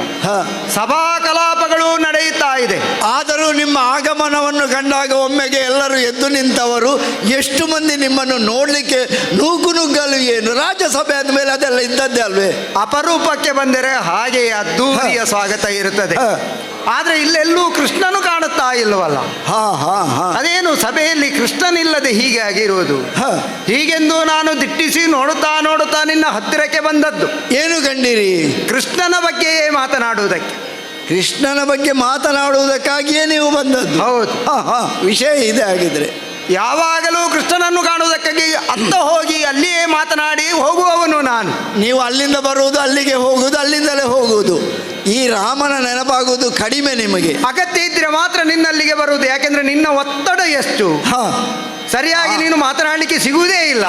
ಹಾಗೆ ಸುಮ್ಮನೆ ತೊಂದರೆ ಯಾಕೆ? ಹಾಗೆ ನಾನು ಬರುವಾಗ ಅದೆಷ್ಟು ಜನ ಎದ್ದು ನಿಂತು ಗೌರವ ಕೊಡುವವರು, ಅದೆಷ್ಟು ಮಂದಿ ಒತ್ತಡದಿಂದ ನನ್ನನ್ನು ಕಾಣಲಿಕ್ಕೆ ಬರುವವರು, ಅದೆಲ್ಲ ಇದ್ದದ್ದೇ ಅಲ್ವಾ. ಇದೋ ಈ ಸಂದರ್ಭದಲ್ಲಿ ಕೃಷ್ಣನ ವಿಚಾರವಾಗಿ ಮಾತನಾಡುವುದಕ್ಕೆ ನಾನು ಸಿದ್ಧನಾಗಿದ್ದೇನೆ. ಈಗ ಕೃಷ್ಣನ ವಿಚಾರವಾಗಿ ಏನಪ್ಪ ಅದು, ಅಂತಹದ್ದು? ಕೃಷ್ಣನು ಇಲ್ಲಿ ಬಂದದ್ದು ಯಾಕೆ ಅಂದ್ರೆ ಇಲ್ಲಿ ಹುಟ್ಟಿದ್ದು ಯಾಕೆ? ಜಗತ್ತನ್ನು ಪಾಲಿಸುವುದಕ್ಕಾಗಿ. ನಿಮ್ಮಂಥವರೆಲ್ಲ ಹೇಳುವುದು ಹಾಗೆ. ಪಾಲನಾ ಕರ್ತೃವಾಗಿರುವಂತ, ಶೇಷ ಶಯನನಾಗಿರುವಂತ ಹರಿಯೇ ಧರೆಗೆ ಅವತರಿಸಿ ಧರ್ಮವನ್ನು ಸಂರಕ್ಷಿಸುತ್ತಾನೆ ಎಂದು ಮನುಷ್ಯಗಳೇ ತಿಳಿದಿದ್ದಾರೆ. ಜನರ ನಂಬಿಕೆ ಹಾಗೆ. ನನ್ನ ವಿರೋಧ ಇಲ್ಲ ಅದಕ್ಕೆ, ಎಷ್ಟಾದರೂ ನನ್ನ ತಮ್ಮ ಅಲ್ವಾ. ಹೌದು. ಲೋಕಕ್ಕೆ ಒಳಿತನ್ನು ಮಾಡುವವರು ಯಾವಾಗಲೂ ತ್ಯಾಗಶೀಲರಾಗಿರಬೇಕು. ಅವರ ಒಳ್ಳೆತನವನ್ನು ಹೇಳುವವರಿರುವುದಿಲ್ಲ, ಆದರೆ ಅವರ ಕೆಟ್ಟತನವನ್ನು ಬೇಗ ಹೇಳುವವರಿರ್ತಾರೆ. ಜನರ ಸ್ವಭಾವವೇ ಹಾಗೆ. ನಾವೆಷ್ಟು ಒಳ್ಳೆಯದು ಮಾಡಿದ್ರು ಅವರಿಗೆ ಅದು ನೆನಪಿರುವುದಿಲ್ಲ. ಒಂದು ಸಣ್ಣದು ಬೇಡವಾದು ಮಾಡಿದ್ರೆ ಹೇಳುವುದು ಅದನ್ನೇ. ಈಗ ನನ್ನ ಬಗ್ಗೆ ಎಷ್ಟು ಹೇಳ್ತಾರೆ. ಈಗ ಕೃಷ್ಣನ ಪರಿಸ್ಥಿತಿ ಅಲ್ಲಿಗೆ ಬಂದಿದೆ. ಏನು? ಜಗತ್ತನ್ನು ಪಾಲಿಸುವುದಕ್ಕಾಗಿ ಬಂದಾತ ಜಗತ್ತಿನ ಎಲ್ಲರ ಜೊತೆಗೆ ಆತ ಒಳಿತಿನಲ್ಲಿರಬೇಕು. ಹಾಗೆ ಇದ್ದಾನಲ್ವಾ ಅವ. ವಾಸುದೇವ ಅಂದ್ರೆ ಏನು? ವಸುಧಾಯೇವ ಕುಟುಂಬಕಂ ವಸುದೈವ ಕುಟುಂಬಕಂ ವಾಸುದೇವ. ಈ ವಸುದೆಯಲ್ಲಿರುವವರೆಲ್ಲರೂ ಆತನ ಕುಟುಂಬಸ್ಥರು ಎಂದಾದ ಮೇಲೆ ಎಲ್ಲರನ್ನು ತನ್ನಂತೆ ಬಗೆಯುವವನು ಅವನು ಎನ್ನುವುದಕ್ಕಾಗಿ ಹಾಗೆ. ಹೌದು. ಈಗ ಊರವರ ವಿಚಾರವನ್ನು ಬಿಡೋಣ.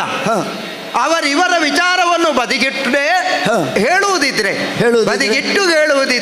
ಎಲ್ಲರೂ ಜನರೊಳು ಬರಿದೆ ನಿಷ್ಠುರವ ಗೈದಿಗನಲ್ಲ. ಹೌದು.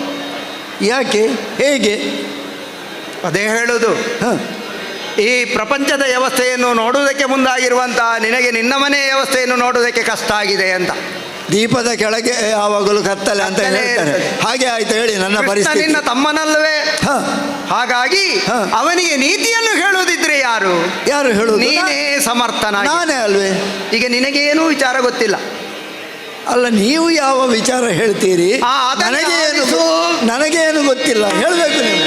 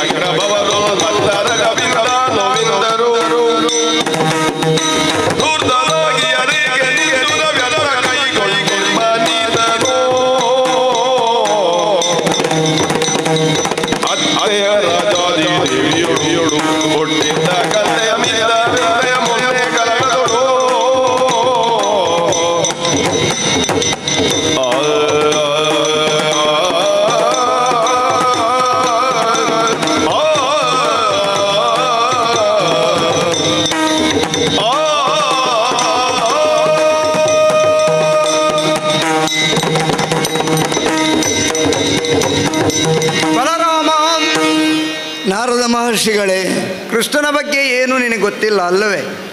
ಅಲ್ಲ, ನನಗೆ ಗೊತ್ತಿಲ್ಲದ್ದು ಏನು, ಗೊತ್ತಿರುವುದೇನು? ನೀವೇನು ಹೇಳ್ತೀರಿ? ಅದು ಅರ್ಥ ಆಗಲಿಲ್ಲ ನನಗೆ. ಇತ್ತೀಚೆಗೆ ಕುಂಡಿನಾಪುರಕ್ಕೆ ಹೋದದ್ದು ನೆನಪಿದೆಯೋ? ಕುಂಡಿನಾಪುರಕ್ಕೆ? ವೈದರ್ಭ ದೇಶದೊಳಗಿರುವಂತಹ ಕುಂಡಿನಾಪುರಕ್ಕೆ ಹೋದ ಮೇಲೆ ರುಕ್ಮ ಬೊಕ್ಕ ತಲೆಯವನಾದನಂತೆ ಅಲ್ಲ? ಆ ಕತೆ ಅದು. ಯಾರಿಗೋ ಕ್ಷೌರಿಕ ವೃತ್ತಿಯನ್ನು ಕೊಟ್ಟದ್ದು ಕೃಷ್ಣನಂತೆ ಅಲ್ಲವೇ? ರುಕ್ಮಿಣಿ ಪತ್ರ ಬರೆದಳು, ಕೃಷ್ಣನು ಹೊರಟ, ಕೃಷ್ಣನ ಜೊತೆಗೆ ಬಲಭದ್ರ ಭದ್ರನಾಗಿ ಹೊರಟ. ಕೃಷ್ಣನಿಗೆ ಬೆಂಗಾವಲಾಗಿ ನಾನು ಇದ್ದದ್ದು. ತಲೆ ಬೋಳಿಸಿಕೊಂಡವ ರುಕ್ಮನಾಗಿ ಹೋದ. ಅಂದ್ರೆ ರುಕ್ಮಿಣಿಯನ್ನು ಕೃಷ್ಣನಿಗೆ ಕೊಡುವುದಕ್ಕೆ ವಿರೋಧವನ್ನು ಮಾಡಿದ ಕಾರಣದಿಂದಾಗಿ ಆ ರುಕ್ಮನ ಕೂದಲು ಹೋಯಿತು. ಆ ಪ್ರಕರಣ ಅಲ್ಲಿಗೆ. ರುಕ್ಮ ಏನಾದ? ಉಗ್ರಗೊಂಡವನಾಗಿ ಕೃಷ್ಣನ ವಿರೋಧಿಯಾದ. ಸಹಜ ಅದು. ಅವನ ತಂಗಿಯನ್ನು ಇವ ಪ್ರೇಮಿಸಿದ, ಅವಳು ಪ್ರೇಮ ಪತ್ರ ಬರೆದಳು, ಇವ ಅವಳ ಅಪೇಕ್ಷೆಯಂತೆ ನಡೆದುಕೊಂಡ. ಸರಿ, ಲೋಕದ ದೇವನಾಗಿರುವಂತಹ ಕೃಷ್ಣನನ್ನು ವರಿಸುವಂತಹ ಅಪೇಕ್ಷೆಯನ್ನು ಇಟ್ಟುಕೊಂಡಿರುವಂತಹ ರುಕ್ಮಿಣಿ ಕೃಷ್ಣನನ್ನು ಬಯಸಿದ್ದು, ಅದನ್ನು ವಿರೋಧಿಸಿದ ಕಾರಣದಿಂದಾಗಿ ರುಕ್ಮನಿಗೆ ಶಿಕ್ಷೆಯಾದದ್ದು ಎಲ್ಲವೂ ಸರಿ, ಒಪ್ಪಿಕೊಳ್ಳೋಣ. ಅವಳ ಅಪ್ಪ ಒಪ್ಪಿಕೊಂಡ ಮೇಲೆ ಅದರಲ್ಲಿ ಏನು ವಿಷಯ ಇಲ್ಲ. ಸರಿ. ಅತ್ತೆ ರಾಜಾದಿದೇವಿ ಹೇಗಿದ್ದಾರೆ? ಏನಾಗಿದ್ದಾಳೆ? ಏನಾದರೂ ಆ ಕಡೆಗೆ ದೃಷ್ಟಿ ಹಾಯಿಸಿದ್ಯಾ? ಹಿಂದೆ ಒಮ್ಮೆ ಹೋದ ನೆನಪು ಕೃಷ್ಣನೊಟ್ಟಿಗೆ. ಅಲ್ಲಿ ಕೂಡ ಮಿತ್ರವಿಂದೆಯನ್ನು ಎತ್ತಿ ತಂದಿರುವನಂತೆ ಕೃಷ್ಣ. ಅದು ಅವರು ಹೇಳುವುದು. ಈಗ ಮಿತ್ರವೊಂದನ್ನು ಎತ್ತಿ ತಂದದ್ದು ಅಂತ ಹೇಳಿದರೆ ಅವಳು ಒಪ್ಪಿಕೊಂಡು ಬಂದ ಮೇಲೆ ಎತ್ತಿ ತರುವ ಪ್ರಶ್ನೆ ಎಲ್ಲಿಂದ? ಅಲ್ಲ, ನಿನ್ನಲ್ಲಿ ಒಂದು ಪ್ರಶ್ನೆ. ಏಕಪತ್ನಿತ್ವ ಒಳ್ಳೆಯದೋ ಬಹುಪತ್ನಿತ್ವ ಒಳ್ಳೆಯದೋ? ಕೃಷ್ಣನ ವ್ಯಕ್ತಿತ್ವಕ್ಕೆ ಅದು ಅವನಿಗೆ ಬಿಟ್ಟದ್ದು. ಅವನ ಬಗ್ಗೆ ನಾನು ಅದರಲ್ಲಿ ವಿಷಯಕ್ಕೆ ಆಕ್ಷೇಪ ಮಾಡುವುದಿಲ್ಲ. ಅಲ್ಲ, ರೇವತಿಯನ್ನು ನೀನು ಎಷ್ಟು ಚೆನ್ನಾಗಿ ಪ್ರೀತಿಸ್ತೀಯ, ಕೃಷ್ಣನಿಗೆ ಒಬ್ಬಳು ಸಾಕಾಗುವುದಿಲ್ವ ರುಕ್ಮಿಣಿ? ಅಲ್ಲ, ಅದೇ ಹೇಳೋದು, ಅವನ ವ್ಯಕ್ತಿತ್ವಕ್ಕೆ ಬಿಟ್ಟ ವಿಷಯ ಅದು. ಅಂದು ಮಿತ್ರವಿಂದೆಯನ್ನು ತಂದ ಪರಿಣಾಮವೇನಾಯಿತು? ವಿಂದಾನುವಿಂದರು ಕೃಷ್ಣನ ಎದುರು ಬಿದ್ದಿದ್ದಾರೆ. ಒಂದು ಘಟನೆ ಹಾಗಾಯಿತು. ನೀವು ಅಲ್ಲಿಯೂ ನಮಗೆ ವಿರೋಧ ಬಂತು ಅಂತ ಹೇಳುವುದು? ಹೌದೌದು. ಇರ್ಲಿ ಅಪ್ಪ, ಅಲ್ಲ, ಅಲ್ಲಿಗೆ ಮುಗಿಲಿಲ್ಲ. ಮತ್ತೆ ಇನ್ನೂ ಉಂಟು ಲಾಸ ಲೀಲೆಗಳು. ಮತ್ತೆ ಕೋಸಲದ ಅರಸನಾಗಿರುವಂತಹ ನಗ್ನ ಜಿತುವಿನ ಮಗಳನ್ನು ನೀಲೆಯನ್ನು ಕೂಡ ಎತ್ತಿಕೊಂಡು ಬಂದಿದ್ದಾನೆಲ್ಲ.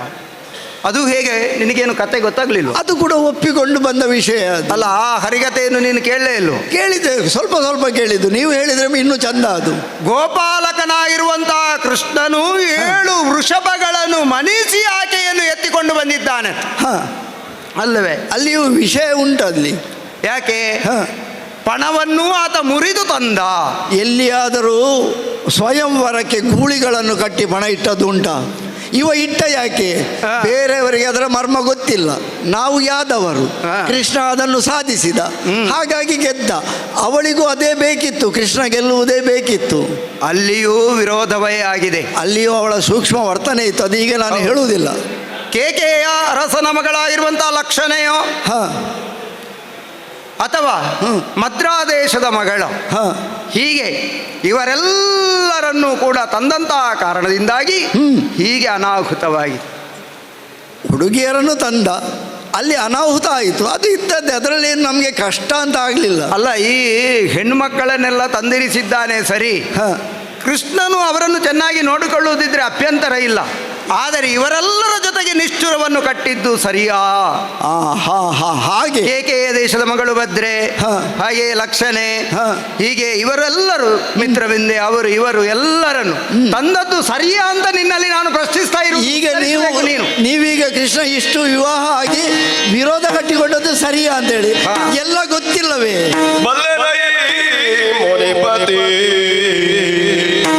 ಸದೆಯರ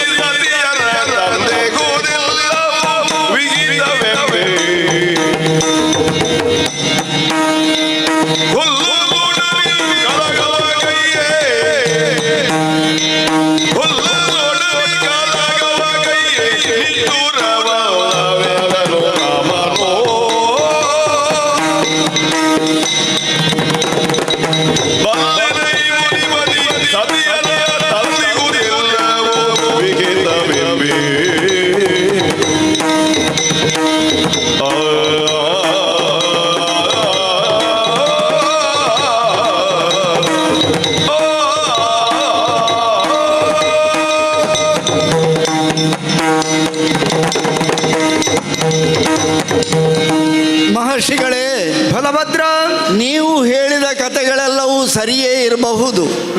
ಕೃಷ್ಣ ಆದ ವಿವಾಹದಲ್ಲಿ ಎಲ್ಲ ವಿವಾಹಗಳಲ್ಲಿಯೂ ದುರ್ಘಟನೆ ಸಂಭವಿಸಿ ನಮಗೆ ವಿರೋಧವಾಗಿದೆ. ಪರೋಕ್ಷವಾಗಿ ನೀವು ಅದನ್ನೇ ಅಲ್ವೇ ಹೇಳುವುದು. ಎಲ್ಲ ವಿವಾಹಗಳಿಂದ ನಾವು ಎಲ್ಲ ಕಡೆಯಿಂದಲೂ ವಿರೋಧವನ್ನು ಕಟ್ಟಿಕೊಂಡೆವು. ನಾವು ಅಂತ ಹೇಳುವುದಕ್ಕಿಂತಲೂ ಕೃಷ್ಣ ವಿರೋಧವನ್ನು ಕಟ್ಟಿಕೊಂಡ. ಹೀಗೆ ನಿಷ್ಠುರ ಬೇಕಿತ್ತೆ ಅಂತ ಹೇಳುವಾಗ ನಿಷ್ಠುರದಿಂದ ಆದ ಲಾಭ ಏನು ನಷ್ಟ ಏನು ಎನ್ನುವುದನ್ನು ನಾವು ತುಲನಾತ್ಮಕವಾಗಿ ನೋಡಬೇಡವೇ? ಈಗ ಎಲ್ಲ ಘಟನೆಗಳಲ್ಲೂ ಕೃಷ್ಣನಿಗೆ ಬೆಂಗಾವಲಾಗಿ ಬಲಭದ್ರ ಇದ್ದವ. ಎಷ್ಟಾದರೂ ತಮ್ಮನ ಕಾರ್ಯಕ್ಕೆ ನನ್ನ ಬೆಂಬಲ ಇದೆ ಎನ್ನುವಾಗ ಅವನ ಅಣ್ಣನಾಗಿ ಅವನು ಮಾಡುವಂತಹ ಅದು ಕೆಟ್ಟದ ಒಳ್ಳೆಯದು ವಿಮರ್ಶೆ ನಂತರ. ಆದರೆ ನನ್ನ ಅನುಭವಕ್ಕೆ ಬಂದ ಹಾಗೆ ಅವ ಮಾಡಿದ್ದೆಲ್ಲವೂ ಒಳಿತೆ ಎನ್ನುವುದು ನನ್ನ ಅನುಭವ. ಯಾಕೆ ಒಳಿತು? ಈಗ ರುಕ್ಮಿಣಿಯ ಪ್ರಸಂಗ ತೆಗೆದುಕೊಂಡ್ರು. ಅವಳು ಪ್ರೇಮ ಪತ್ರ ಬರೆದದ್ದು ಕೃಷ್ಣನಿಗೆ. ಹಾಗಿದ್ದರೆ ಒಬ್ಬ ಹುಡುಗಿ ತನ್ನ ಪ್ರೇಮ ನಿವೇದನೆಯನ್ನು ಮತ್ತೊಬ್ಬನೊಡನೆ ನಿವೇದಿಸಿಕೊಂಡಾಗ ಅದಕ್ಕೆ ನ್ಯಾಯ ಒದಗಿಸಬೇಕಾದದ್ದು ಕೃಷ್ಣನ ಕರ್ತವ್ಯ. ಭೀಷ್ಮಕ ರಾಜನು ಒಪ್ಪಿದ್ದ ಕಾರಣದಿಂದಾಗಿ ಅಲ್ಲಿ ಒಂದು ರೀತಿಯ ನ್ಯಾಯ ಇದೆ. ಅಲ್ಲಿ ರುಕ್ಮಿಣಿಯ ತಂದೆ ಭೀಷ್ಮಕ ರಾಜ ಒಪ್ಪಿದ. ವಿರೋಧ ಯಾರದ್ದು? ರುಕ್ಮಾಂಗನದ್ದು. ಯಾಕೆ ವಿರೋಧ? ಅವ ಕೇವಲ ರುಕ್ಮಿಣಿಯನ್ನು ಕೃಷ್ಣ ವಿವಾಹದ ಎನ್ನುವ ಕಾರಣಕ್ಕಾಗಿ ವಿರೋಧ ಅಲ್ಲ. ಒಂದು ವೇಳೆ ನನ್ನ ತಮ್ಮ ರುಕ್ಮಿಣಿಯನ್ನು ವಿವಾಹ ಆಗದೆ ಹೋಗಿದ್ದರು ರುಕ್ಮ ಕೃಷ್ಣನ ವಿರೋಧಿಯೇ ಯಾವತ್ತಿದ್ದರು. ಹಾಗೆ ವಿಂಧ್ಯಾನು ಮಿತ್ರವಿಂದೆಯನ್ನು ಕೃಷ್ಣ ತಾರದಿದ್ದರು ಅವರೇನು ಕೃಷ್ಣನ ಭಕ್ತರು ಅನುಯಾಯಿಗಳು ಅಥವಾ ಒಡನಾಡಿಗಳು ಆಗ್ತಾ ಇರಲಿಲ್ಲ. ಅವರು ಯಾವತ್ತೂ ವಿರೋಧಿಗಳೇ. ಇಲ್ಲಿ ಮಿತ್ರವಿಂದೆಯ ಒಂದು ಕಾರಣ ಮಾತ್ರ ಅವರಿಗೆ ಅಲ್ಲಿ ಆಯಿತು ಹೊರತು ಈ ಘಟನೆಯಿಂದ ನಮಗೆ ನಷ್ಟ ಏನೂ ಆಗಲಿಲ್ಲ. ಕೃಷ್ಣನ ಪಾಲಿಗೆ ಲಾಭ ಆಯಿತು. ಯಾಕೆ? ಮಡದಿಯರಾಯಿತು. ಮಡದಿಯರ ಸರತಿಯ ಸಾಲಿನಲ್ಲಿ ಎಲ್ಲ ಕಡೆಯೂ ಹೋದಲ್ಲಿ ಒಂದಷ್ಟು ಸಣ್ಣ ಪುಟ್ಟ ಜಗಳ ಎಲ್ಲವೂ ಆಗಿದೆ, ವಿರೋಧ ಬಂದಿದೆ. ಆದರೆ ನಮಗೆ ಪರೋಕ್ಷವಾಗಿ ಎಲ್ಲ ಕಡೆಯಿಂದಲೂ ಲಾಭವಾಗಿದೆ ಅಂತ ಹೇಳುವಾಗ ಎಲ್ಲವನ್ನು ನಾನು ಬಲ್ಲೆ. ಯಾಕೆ ಬಲ್ಲೆ? ಎಲ್ಲ ಕಾರ್ಯದಲ್ಲಿ ಕೃಷ್ಣನಿಗೆ ಒಡನಾಡಿಯಾಗಿ ಇದ್ದವ ನಾನು. ಹಾಗಾಗಿ ಕೃಷ್ಣ ಮಾಡಿದಂತಹ ಎಲ್ಲ ಕಾರ್ಯದಲ್ಲಿ ಒಳಿತು ಇದೆ. ಯಾರಿಗೋ ಒಬ್ಬರಿಗೆ ಒಳಿತಾಗುವಾಗ ಇನ್ನೊಬ್ಬರಿಗೆ ಅನ್ಯಾಯವಾಗುತ್ತದೆ, ಅವರಿಂದ ವಿರೋಧ ಬರ್ತದೆ. ಇದೆಲ್ಲ ನಮಗೆ ಲೆಕ್ಕಕ್ಕಲ್ಲ ನೋಡಿ. ಈಗ ಅವರೆಲ್ಲ ವಿರೋಧಿಗಳಾದ್ರೂ ಏನು ಮಾಡ್ಲಿಕ್ಕೆ ಆಗ್ತದೆ? ಕೃಷ್ಣನಿಗೆ ಬೆಂಗಾವಲಾಗಿ ಬಲರಾಮ ಇರುವಾಗ ಏನು ಮಾಡ್ಲಿಕ್ಕೆ ಆಗುವುದಿಲ್ಲ.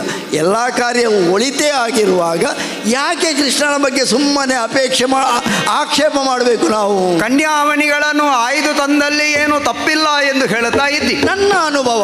ಈಗ ನಾನು ಕೃಷ್ಣ ಭಕ್ತನೇ, ಕೃಷ್ಣನ ವಿರೋಧಿಯಾಗಿ ಇಲ್ಲಿ ನಾನು ಮಾತನಾಡುತ್ತಾ ಇಲ್ಲ. ಮತ್ತೆ ಆದ್ರೆ ಊರೆಲ್ಲ ಏನು ಹೇಳುತ್ತಾ ಇದ್ದಾರೆ? ಏನು? ಶ್ರೀರಾಮತನವನ್ನು ಮತಿಸಿದಂತಹ ಸಂದರ್ಭದಲ್ಲಿ ಅಮೃತ ಹುಟ್ಟಿದಾಗೆ ಬಲರಾಮ, ಹಲ ಹುಟ್ಟಿದಾಗೆ ಕೃಷ್ಣ ಅಂತ ಹೇಳ್ತಾ ಇದ್ದ. ಯಾಕೋ? ಅದಕ್ಕೂ ಕಾರಣ ಉಂಟು. ಏನು ಕಾರಣ? ಇನ್ನೊಂದು ವಿಚಾರ ಇದೆ ಗಗನವಾದ.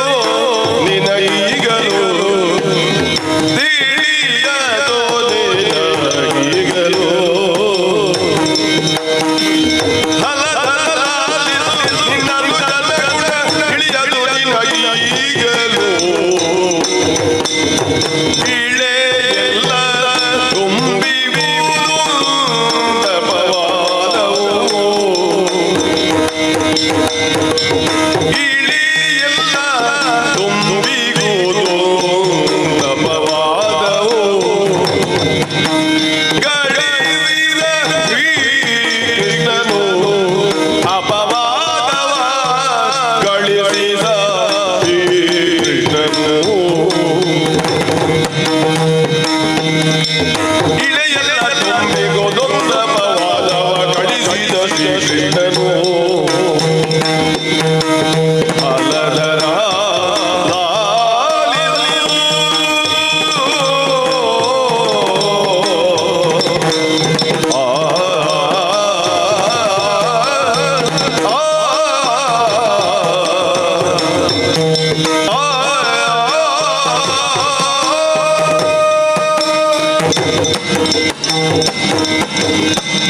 ಹಲದರ ಮಹರ್ಷಿಗಳೇ ಕಣ್ಣಾರೆ ಕಂಡರೂ ಪ್ರಮಾಣಿಸಿ ನೋಡಬೇಕೆನ್ನುವಂತಹ ವಿಚಾರ ಒಂದಿದೆ. ಹೇಳ್ತಾರೆ ಹಾಗೆ. ಕೃಷ್ಣನ ಜೊತೆಗೇ ನೀನಿದ್ದವನು, ಹ ಆದರೆ ಅವನ ಎಲ್ಲ ಗುಣಗಳನ್ನು ನೀನು ತಿಳಿದಿಲ್ಲ ಎಂದೇ ಹೇಳಬೇಕಾಗುತ್ತೆ. ಇನ್ನೂ ನಾನು ತಿಳಿದಿಲ್ಲವೇ? ಆಶ್ಚರ್ಯ. ಕೃಷ್ಣನ ಜೊತೆಗೆ ಸಾಂದೀಪನಿ ಮುನಿಯ ಆಶ್ರಮದಲ್ಲಿ ವಿದ್ಯಾಭ್ಯಾಸವನ್ನು ಮಾಡಿದವನು ನೀನಿದ್ದೀಯ. 64 ದಿನ 64 ವಿದ್ಯೆ ಚೋರ ವಿದ್ಯೆಯನ್ನು ಕಲಿತಿದ್ದೀರಂತೆ. ಒಟ್ಟಿಗೆ ಕಲಿತವರು. ಚೋರ ವಿದ್ಯೆಯನ್ನು ಕಲಿತಿರುವುದು ಲೋಕವನ್ನು ಪಾಲಿಸುವುದಕ್ಕಾಗಿ, ಮಾಡುವುದಕ್ಕಾಗಿ ಅಲ್ಲ. ತಿಳಿದಿರಬೇಕು ವಿದ್ಯೆ ಎನ್ನುವುದನ್ನು, ಎಲ್ಲವೂ ತಿಳಿದಿರಬೇಕು ಎನ್ನುವ ಕಾರಣಕ್ಕಾಗಿ ಎಲ್ಲ ವಿದ್ಯೆಯು. ಚೋರರನ್ನು ಬಡಿಯುವುದಕ್ಕಾಗಿ, ಅದರ ತಂತ್ರ ಏನು ಎನ್ನುವುದನ್ನು ತಿಳಿಯುವುದಕ್ಕಾಗಿ ಕಲಿತಿರುವುದು ಅದು ಅಗತ್ಯವೇ. ಮುಳ್ಳನ್ನು ಮುಳ್ಳಿನಿಂದಲೇ ತೆಗೆಯಬೇಕು ಎನ್ನುವ ಉಕ್ತಿಯ ಹಾಗೆ. ಹೌದು. ಆದರೆ ಅವರಿವರು ದುಷ್ಟರು, ಅವರ ವಿರೋಧದ ಬಗ್ಗೆ ಬಿಡೋಣ ಚಿಂತೆಯನ್ನು. ಆದರೆ ನಿಮ್ಮವನೇ ಆಗಿರುವಂತಹ ಸಖನೆನಿಸಿರುವಂತಹ ಸತ್ರಾಜಿತನೂ ಕೂಡ ಕೃಷ್ಣನನ್ನು ದೂಷಿಸುವ ಮಟ್ಟಕ್ಕೆ ಬಂದು ಮುಟ್ಟಿತಲ್ಲ ಕೃಷ್ಣನ ವಸ್ತು ಸ್ಥಿತಿಯ ವರ್ತನೆ. ಸತ್ರಾಜಿತನೂ ಕೃಷ್ಣನನ್ನು ದೂಷಿಸ್ತಾನೆ. ಹೌದು. ಇದು ಹೊಸ ವಿಷಯ. ಏನು? ಯದುಗಳಿಗೆ ರಾಜತ್ವ ಇಲ್ಲ ಎನ್ನುವಲ್ಲಿಗೆ ಶಮಯೇವ ಜಯತೆ ಎಂದು ಯದುಗಳಿಗೆ ರಾಜತ್ವ ಬಂದಿದೆ ಎನ್ನುವ ಮಟ್ಟಿಗೆ ಆಳ್ವಿಕೆಯನ್ನು ಮಾಡಿ ತೋರಿಸಿದವನು ನೀ. ನಮ್ಮವ ಸತ್ರಾಜಿತನು ಮಾಡಿದ್ದಾನೆ. ಹೌದು. ನಿನ್ನ ಉದ್ದೇಶ ಏನು? ನಿನ್ನವರೆಲ್ಲರೂ ಕ್ಷೇಮಿಗಳಾಗಿರಬೇಕು ಎನ್ನುವುದು ತಾನೆ. ನಮ್ಮ ಕುಲದ ಅಭ್ಯುದಯವಾಗಬೇಕು ಎನ್ನುವುದೇ ನಮ್ಮ ಆಕಾಂಕ್ಷೆ. ಹೌದು. ನಿನ್ನ ಬಯಕೆ ಒಂದಿದ್ದರೆ ಕೃಷ್ಣನದನ್ನು ಮುರಿತಾನೆ ಎಂದಾದರೆ ಬುದ್ಧಿ ಹೇಳಬೇಕಾದವನು ನೀನು, ಹೌದೇ ಅಲ್ವೇ? ಕೃಷ್ಣನನ್ನು ಅವ ದೂರ್ತಾನೆ, ನಾನು ಬುದ್ಧಿ ಹೇಳಬೇಕಾದವ. ಹೇಗೆ? ಹೇಗೆ? ಸತ್ರಾಜಿತ ಇತ್ತೀಚೆಗೆ ಮಾಡಿದ ಸಾಧನೆ ಏನು? ಏನಪ್ಪ? ಸೂರ್ಯನನ್ನು ಸಹಸ್ರ ಕಾಲ 1000 ವರ್ಷಗಳಂತೆ ಅಷ್ಟ ತನಕ ಸೂರ್ಯ ಉಪಾಸನೆಯನ್ನು ಮಾಡಿ ಆತ ಪಡೆದದ್ದು ಏನನ್ನು? ತನ್ನ ಭೂಮಿಗೆ ಬರಗಾಲ ಬಂದಿದೆ ಎನ್ನುವಾಗ ಸೂರ್ಯನ ಕುರಿತಾದ ಘೋರವಾದ ತಪಸ್ಸನ್ನು ಮಾಡಿ ಅವ ಸೂರ್ಯನನ್ನು ಮೆಚ್ಚಿಸಿದ. ದಿವ್ಯವಾದಂತಹ ಸಮಂತಕ ರತ್ನವನ್ನು ಪಡೆದಿದ್ದಾನೆ. ದಿನವೊಂದಕ್ಕೆ 8 ಮಣ ಚಿನ್ನವನ್ನು ಕೊಡುತ್ತದೆ, ಕನಕರಾಶಿಯನ್ನು ನೀಡುತ್ತದೆ ಹಾಗೆಂದು ಕೇಳಿದ್ದೇನೆ. ಅದರ ಫಲವಾಗಿ ಆತ ಆ ವೃಂದಾವನದ ಬರಗಾಲವನ್ನು ಓಡಿಸಿದ್ದಾನೆ, ಅಂದ್ರೆ ನಿವಾರಣೆ ಮಾಡಿದ್ದಾನೆ. ಸಂಪತ್ತು ಎನ್ನುವುದು ಅವನಲ್ಲಿ ಕೂಡಿ ಬಂದಿದೆ, ವೃಂದಾವನ ಸಂಪತ್ತಿನಿಂದ ತೊಳಕುತ್ತಾ ಇದೆ. ಇದು ಸತ್ರಾಜಿತನ ಸಾಧನೆ. ಕೃಷ್ಣನಿಗೆ ನೀನೇನಾದ್ರೂ ಕೊರತೆ ಮಾಡಿದ್ಯಾ ಇಲ್ಲಿ? ಅಲ್ಲ, ಕನಕದ ವ್ಯವಸ್ಥೆ ನಿಮಗೆ ಹಾಗೆ ಕಾಣ್ತದ? ತಿನ್ನುವ ವ್ಯವಸ್ಥೆ ಅಲ್ಲ, ಕಾಣ್ತದ ನಿಮಗೆ? ಎಷ್ಟು ಬೇಕಾದರೂ ಧರಿಸಿಕೊಂಡು ಮೆರವಣಿಗೆಗೆ ಹೊರಟಂತೆ ಹೋಗುವುದಕ್ಕೆ ಬೇಕಾದಷ್ಟು ವ್ಯವಸ್ಥೆ. ನಾನು ಕೃಷ್ಣನ ಬಗ್ಗೆ ಬೈದ್ರು ಅಥವಾ ಕೃಷ್ಣನನ್ನು ದೂರಿದ್ರು ಅಷ್ಟೇ ಅವನನ್ನು ಪ್ರೀತಿಸ್ತೇನೆ, ಅಷ್ಟೇ ಸತ್ಕರಿಸ್ತೇನೆ. ಯಾಕೆ? ನನ್ನ ತಮ್ಮ ಕೃಷ್ಣ. ಜನರು ಹೇಳುವುದೇನು? ಕೃಷ್ಣ ದೇವರು, ನಾನು ದೇವರಿಗೆ ಅಣ್ಣ, ಹಾಗಾದ್ರೆ ನಾನು ದೊಡ್ಡ ದೇವರು. ಸಾಕಾಗ್ಲಿಲ್ಲ ನಿನ್ನ ಸೂಕ್ಷ್ಮ ಅವಲೋಕನ. ಯಾಕೆ? ಮಧ್ಯಾಹ್ನ ತನಕ ಓಲಕ ಕೊಡ್ತಿ, ಮಧ್ಯಾಹ್ನ ಮೇಲೆ ಗಟ್ಟಿಯಾಗಿ ನಿದ್ದೆ ಮಾಡ್ತಿ, ಕಣ್ಣೆಲ್ಲ ಕೆಂಪಾಗಿ ಹೋಗ್ತದೆ, ಮತ್ತೆ ಕೃಷ್ಣನನ್ನು ನೋಡುವುದು ಹೇಗೆ? ಅದು ಹೇಳುವವರು ಹಾಗೆ ಹೇಳುವುದು. ಎಷ್ಟಾದರೂ ದೇಹಕ್ಕೆ ಒಂದು ವಿಶ್ರಾಂತಿ ಅಂತ ಬೇಕಲ್ವೇ? ಕೃಷ್ಣನು ಸಮಂತಕ ರತ್ನವನ್ನು ಕೇಳುವುದಕ್ಕಾಗಿ ಸತ್ರಾಜಿತನಲ್ಲಿಗೆ ಹೋಗಿದ್ದಾನಂತೆ. ಸತ್ರಾಜಿತನಲ್ಲಿಗೆ ಮಣಿಯನ್ನು ಕೇಳುವುದಕ್ಕೆ ನಮ್ಮ ಕೃಷ್ಣ. ಯಾಕಂತೆ? ಸತ್ರಾಜಿತ ಕೊಡುವುದಿಲ್ಲ ಹೇಳಿದ್ದಾನಂತೆ. ಆಮೇಲಿನ ಘಟನೆಯನ್ನು ನಿನ್ನಲ್ಲಿ ಹೇಳುವುದಕ್ಕಾಗಿ ನಾನು ಇಲ್ಲಿಗೆ ಬಂದದ್ದು. ಹಾಗಿದ್ರೆ ಅವರಿವರು ಹೇಳಿದ ಎಲ್ಲ ವಿಷಯಗಳನ್ನು ಕೇಳಿ ತಿಳಿದು ನನ್ನಲ್ಲಿ ಹೇಳುವುದಕ್ಕೆ? ಅವರಿವರು ಹೇಳಿದ್ದನ್ನು ಕೇಳಿಕೊಂಡು ಬಂದದ್ದಲ್ಲ, ವೃಂದಾವನದಲ್ಲಿ ಸತ್ರಾಜಿತನಾಡಿರುವಂತಹ ಮಾತುಗಳನ್ನು ಕೇಳಿಕೊಂಡೇ ಇಲ್ಲಿಗೆ ನಾನು ಬಂದವನಿದ್ದೇನೆ. ಹಾಗಿದ್ರೆ ಸತ್ರಾಜಿತನ ಮಾತುಗಳು ಏನು? ಇತ್ತೀಚೆಗೆ ಪ್ರಸೇನ ಬೇಟೆಗೆ ಹೋಗಿದ್ದಾನೆ. ಹೋಗಿರಬಹುದು. ಹೋದಾಗ ಸಮಂತಕ ಮಣಿಯನ್ನು ಧಾರಣೆ ಮಾಡಿಕೊಂಡು ಹೋಗಿದ್ದಾನಂತೆ. ಆ ವರಮಣಿಯನ್ನು ಧರಿಸಿ ಹೋಗಿದ್ದ. ಹೌದು. ಅವನು ಒಬ್ಬನೇ ಹೋಗುವುದಲ್ಲ, ಅವನ ಜೊತೆಗೆ ಭಟರೆಲ್ಲ ಒಟ್ಟುಗೂಡಿ ಅವನ ಅಣ್ಣ ಪಡೆದ ಮಣಿ ತಮ್ಮ ಧರಿಸಿ ಹೋಗುವುದರಲ್ಲಿ ತಪ್ಪೇನೂ ಇಲ್ಲ. ಹೌದು. ಸಮಂತಕ ರತ್ನವನ್ನು ಧಾರಣೆ ಮಾಡಿಕೊಂಡು ಬೇಟೆಗೆ ಹೋಗಿದ್ದಾನೆ ಪ್ರಸೇನ. ಅಲ್ಲ, ಅವನು ಯೋಚನೆ ಮಾಡಬೇಕಿತ್ತು, ಈ ದಿವ್ಯ ರತ್ನವನ್ನು ಬೇಟೆಗೆ ಹೋಗುವುದಕ್ಕೆ ತಾನು ಧಾರಣೆ ಮಾಡಬಾರದು ಎಂದು. ಅದು ಅವನಿಗೆ ತಿಳುವಳಿಕೆ ಬೇಕಿತ್ತಲ್ಲ, ಅವನ ಅಣ್ಣನಿಗಾದರೂ ತಿಳುವಳಿಕೆ ಬೇಕಿತ್ತು. ಯಾಕೆ 1000 ವರ್ಷ ತಪಸ್ಸು ಮಾಡಿ ಪಡೆದಂತಹ ಅಂತಹ ದಿವ್ಯಮಣಿ ಕಾಡಿಗೆ ಹೋಗುವಾಗ ಯಾರಾದರೂ ಹಾಕಿಕೊಳ್ತಾರೆ? ಬೇಟೆಗೆ ಹೋದಂತಹ ಪ್ರಸೇನ ಹಿಂತಿರುಗಿ ಬರಲಿಲ್ಲ. ಬಂದವರು ಹೇಳಿದ್ದಾರೆ ಅಂತ ಹರಿಗೊಂದಿತ್ತು, ಹರಿಗೊಂದನು ಏನೋ ಏನೋ ಅದು ನನಗೆ ಸ್ಪಷ್ಟವಾಗಿ ಸಿಗ್ಲಿಲ್ಲ. ಹರಿಗೊಂದದ್ದು ಹರಿ ಅಂದ್ರೆ ನಮ್ಮವನೇ ತಾನೆ, ಅಂದ್ರೆ ಅವನನ್ನು ಪೂಜಿಸುವ ದೇವರು. ಹೌದು, ಅವನಿಗೆ ಹೇಳ್ತಾರೆ ಹರಿ ಅಂತ. ಮತ್ತೆ ಹರಿ ಅನ್ನೋದಕ್ಕೆ ಬೇರೆ ಬೇರೆ ಅರ್ಥಗಳಿದೆ. ಸಿಂಹವೂ ಆಗುತ್ತದೆ ಅಥವಾ ಇನ್ನೊಂದು ಕುದುರೆ ಆಗುತ್ತದೆ, ಸೂರ್ಯನೂ ಆಗುತ್ತದೆ, ಹೀಗೆ 13 ಅರ್ಥಗಳು ಉಂಟು ಅಂತ ಹೇಳ್ತಾರೆ. ಆದ್ರೆ ಅಪವಾದ ನಮ್ಮ ಕೃಷ್ಣನ ಮೇಲೆ ಈಗ ಡಂಗೂರ ಸಾರುತ್ತಾ ಇರುವ ವಿಚಾರ ಅದು ಗಗನವಾದುದು. ಸತ್ರಾಜಿತ ಊರೆಲ್ಲ ಕೃಷ್ಣನು ಸಮಂತಕರತ್ವವನ್ನು ಅಪಹರಿಸಿದ್ದಾನೆ, ನನ್ನ ತಮ್ಮನಾಗಿರುವಂತಹ ಪ್ರಸೇನನನ್ನು ಕೊಂದಿದ್ದಾನೆ ಎಂದು ಹೇಳುತ್ತಾ ಇದ್ದಾನೆ. ಬೇಟೆಗಾಗಿ ದಿವ್ಯಮಣಿಯನ್ನು ಧರಿಸಿ ಹೋದ ಪ್ರಸೇನನನ್ನು ಕೃಷ್ಣ ಕೊಂದಿದ್ದಾನೆ ಅಂದ್ರೆ ಅರ್ಥಾತ್ ಪ್ರಸೇನ ಹಿಂದಿರುಗಿ ಬಾರದೆ ಹೋದದ್ದಕ್ಕೂ ಕೃಷ್ಣ ಮಣಿಯನ್ನು ಕೇಳಿದ್ದಕ್ಕೂ ತಾಳೆ ಹಾಕಿ ವಿಷಯವನ್ನು ಹೇಳ್ತಾ ಇದ್ದಾನೆ. ಯಾಕೆ ಕೇಳುವುದಕ್ಕೂ ಹೋಗಬೇಕು ಅಲ್ವೇ? ನಾನು ಕಳುಹಿಸಲಿಲ್ಲ. ಈಗ ಸತ್ಯವಾಗಿ ಹೇಳ್ತೇನೆ, ನಾನು ಕಳುಹಿಸಿದ್ದಲ್ಲ. ಸರಿ, ಈಗ ನಮಗೆ ನಿನ್ನ ಸಂಪತ್ತಿಗೆ ಕಡಿಮೆ ಇದೆ. ಅದೇ ನಾನು ಸತ್ರಾಜಿತನಿಗೆ ಹೇಳಿ ಬಂದಿದ್ದೇನೆ, ಸುಮ್ಮನೆ ಅಪಪ್ರಚಾರ ಎಲ್ಲ ಮಾಡಬಾರ್ದು. ಅಪವಾದವೂ ಆಗಿರ್ಬೋದು, ಅದರ ಸತ್ಯ ಶೋಧನೆ ಬೇರೆಯೇ ಇರಬಹುದು. ನೋಡಿದ್ದೆಲ್ಲ ಸತ್ಯ ಅಲ್ಲ, ಇದರ ಸತ್ಯ ಶೋಧನೆ ಮಾಡುವುದಕ್ಕೆ ನಾನು ಪ್ರಯತ್ನ ಪಡುತ್ತೇನೆ ಎಂದು ಆತನಿಗೆ ಹೇಳಿ ಬಂದಿದ್ದೆ. ಒಳ್ಳೆ ಕೆಲಸ ಮಾಡಿದ್ದೀನಿ. ಹಾಗಾಗಿ ಬಲಭದ್ರ ದೇವ, ನೀನು ಕೃಷ್ಣನಿಗೆ ಅಣ್ಣನಾಗಿತ್ತು, ದೇವ ಸದೃಶನಾಗಿತ್ತು. ಕೃಷ್ಣನಿಗೆ ಹೇಳುವುದಕ್ಕೆ ನೀನೊಬ್ಬನೇ ಸಮರ್ಥ. ಇದನ್ನು ವಿಚಾರಣೆ ಮಾಡಬೇಕು ಎಂದು ನನ್ನದು ಅರಿಕೆ ಅಷ್ಟೇ. ಈಗ ನನ್ನವರೆಲ್ಲರೂ ಗುಸುಗುಸು ಆಡುವುದು ಇದೇ ಮಾತು. ಅವರಿಗೆ ಯಾರಿಗೂ ನನ್ನ ಬಳಿಯಲ್ಲಿ ಎದುರು ನಿಂತು ಹೇಳಲಿಕ್ಕೆ ಧೈರ್ಯ ಇಲ್ಲ. ನಿಮಗೆ ಆ ಧೈರ್ಯ ಇದೆ. ನಿಮ್ಮ ಸತ್ಯ ನಿಷ್ಠುರತೆಗೆ ಮೆಚ್ಚಿದ್ದೇನೆ. ಈಗ ನೀವು ಇಲ್ಲಿ ಹೇಳಿದ ನಂತರ ಇಷ್ಟಕ್ಕೆ ಬಿಡ್ಲಿಕ್ಕೆ ಆಗ್ತದ? ಹಾಗಿದ್ದರೆ ಕೃಷ್ಣ ನಮ್ಮ ಬಂಧು ಜನರೊಡನೆ ದುಷ್ಟತ್ವವನ್ನು ಕಟ್ಟಿಕೊಂಡು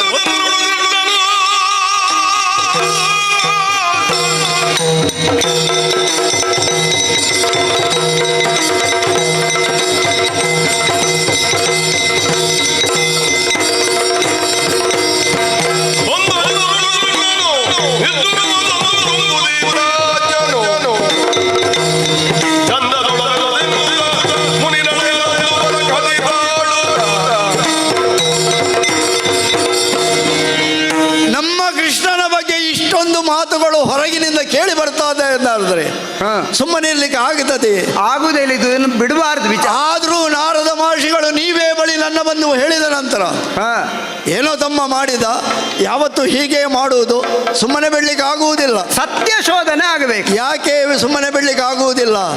ನನ್ನ ತಮ್ಮ ಆದರೂ ಕೂಡ ಅವ ನಮ್ಮ ಬಂಧು ಜನರೊಡನೆ ವೈರತ್ವವನ್ನು ಕಟ್ಟಿಕೊಂಡಿದ್ದಾನೆ. ಅವರನ್ನು ದುಷ್ಟರಂತೆ ನೋಡಿ ವರ್ತನೆಯನ್ನು ಮಾಡಿದ್ದಾನೆ. ಸತ್ರಾಜಿತನ ಬಳಿಗೆ ಹೋದದ್ದೇ ತಪ್ಪು, ಹೋಗಿ ಮಣಿಯನ್ನು ಕೇಳಿದ್ದು ಮತ್ತೊಂದು ತಪ್ಪು. ಈಗ ಆ ಮಣಿಯನ್ನು ಕೇಳಿದ ನಂತರ ಅಲ್ಲಿ ಪ್ರಸೇನ ಬಾರದೆ ಹೋದದ್ದಕ್ಕೂ ಇವ ಕೇಳಿದ್ದಕ್ಕೂ ಹೊಂದಾಣಿಕೆ ಆಗುತ್ತಾ ಇದೆ. ಅವರು ಹೇಳುವುದರಲ್ಲಿ ತಪ್ಪಿಲ್ಲ, ಅದನ್ನು ಜನರು ಆಡುವುದರಲ್ಲಿಯೂ ತಪ್ಪಿಲ್ಲ.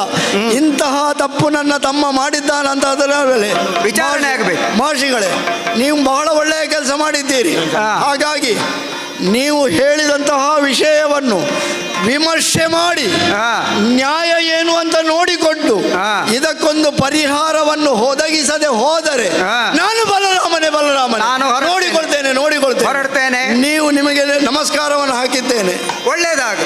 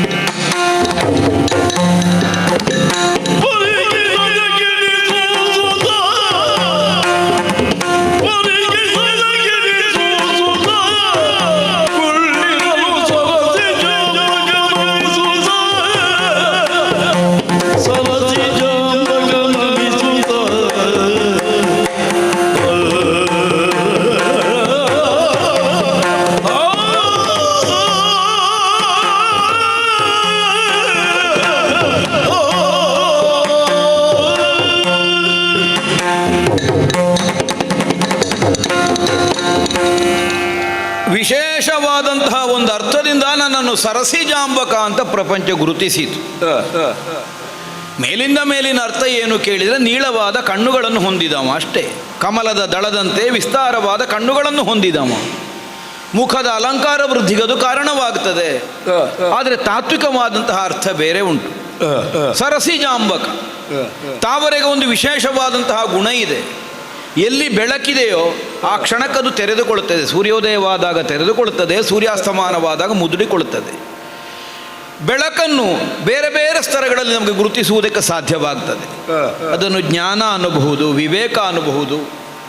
ಹಾಗಿದ್ರೆ ಎಲ್ಲಿ ಜ್ಞಾನವಿದೆಯೋ, ಎಲ್ಲಿ ವಿವೇಕವಿದೆಯೋ ಆ ಕಡೆಗೆ ದೃಷ್ಟಿ ಹಾಯಿಸುವವನು ಕೃಷ್ಣ. ತಾತ್ವಿಕವಾಗಿ ನನ್ನನ್ನು ಕಂಡುಕೊಂಡದ್ದು ಹಾಗೆ ಮಂದಿಗಳು.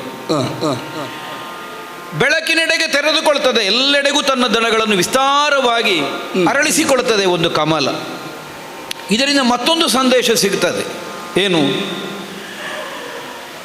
ನಿಷ್ಪಕ್ಷಪಾತವಾಗಿ ಎಲ್ಲೆಡೆಗೂ ತೆರೆದುಕೊಳ್ಳುವಂತಹ ಸ್ವಭಾವವನ್ನು, ದೃಷ್ಟಿಯನ್ನು ನಾನು ಹೊಂದಿದವ. ಅದರ ಅರ್ಥ ವಿರೋಧಗಳೇ ಇಲ್ಲ ಅಂತ ಅರ್ಥ ಅಲ್ಲ. ಕೃಷ್ಣನನ್ನು ವಿರೋಧಿಸುವವರು ಅನೇಕ ಮಂದಿಗಳಾಗಿ ಹೋದರು ಪ್ರಪಂಚದಲ್ಲಿ. ಆದರೆ ಆ ವಿರೋಧ ಯಾಕೆ? ತಾತ್ವಿಕವಾದಂತಹ ಸಂಘರ್ಷ ಏನು, ಆತ್ಯಂತಿಕವಾದಂತಹ ಪರಿಣಾಮದ ಮೂಲಕವಾಗಿ ಅದು ಪ್ರಪಂಚಕ್ಕೆ ಸ್ಪಷ್ಟವಾಗುತ್ತದೆ. ಅಣ್ಣನನ್ನು ಕಾಣಬೇಕು ಅಂತ ಅಪೇಕ್ಷೆ ಮೂಡಿತು, ಕೆಲ ದಿನಗಳಾಯಿತು ಕಾಣದೆ. ಆದ್ದರಿಂದಲೇ ಆಸ್ಥಾನದೆಡೆಗೆ ಬರೋಣ ಈ ಭಾವದಿಂದ ನಾನು ಬಂದರೆ, ಯಾರದು? ನಾರದರಲ್ವ? ವೀಣಾನಾದವನ್ನು ಮಾಡ್ತಾ ಆಕಾಶವನ್ನೇರಿದರು. ಯಾವತ್ತೂ ನಾರದರು ದ್ವಾರಕೆಗೆ ಬಂದರೆ ಕೃಷ್ಣ ದರ್ಶನ ಮಾಡದೆ ಹಿಂದೆ ಹೋಗುವವರೇ ಅಲ್ಲ. ಇಂದು ಬಂದವರು ನನ್ನನ್ನು ನೋಡಿಯೂ ನನ್ನತ್ತ ಬರುವಂತಹ ಮನಸ್ಸು ಮಾಡಲಿಲ್ಲ ಅಂತ ಆದರೆ ಏನೋ ಒಂದು ಅಂತರಂಗದ ಸಂದೇಶ ಉಂಟು ಅಂತ ಅರ್ಥ. ನಾರದರು ಉದ್ಧಟರು ಅಂತ ನಾನು ಆಕ್ಷೇಪಿಸುವುದಕ್ಕಿಲ್ಲ. ಯಾವುದೇ ಒಂದು ಉದ್ದೇಶವಿಲ್ಲದೆ ಕಾರ್ಯವನ್ನು ಎಸಗುವವರಲ್ಲ ತ್ರಿಕಾಲ ಜ್ಞಾನಿಗಳು. ಇನ್ನೂ ಹೇಳುವುದಾದರೆ ನನ್ನ ಉದ್ದೇಶಕ್ಕೆ ಬೇಕಾದಂತೆ ನನಗೆ ಅನುಕೂಲವಾಗಿ ವ್ಯವಹರಿಸುವವರು.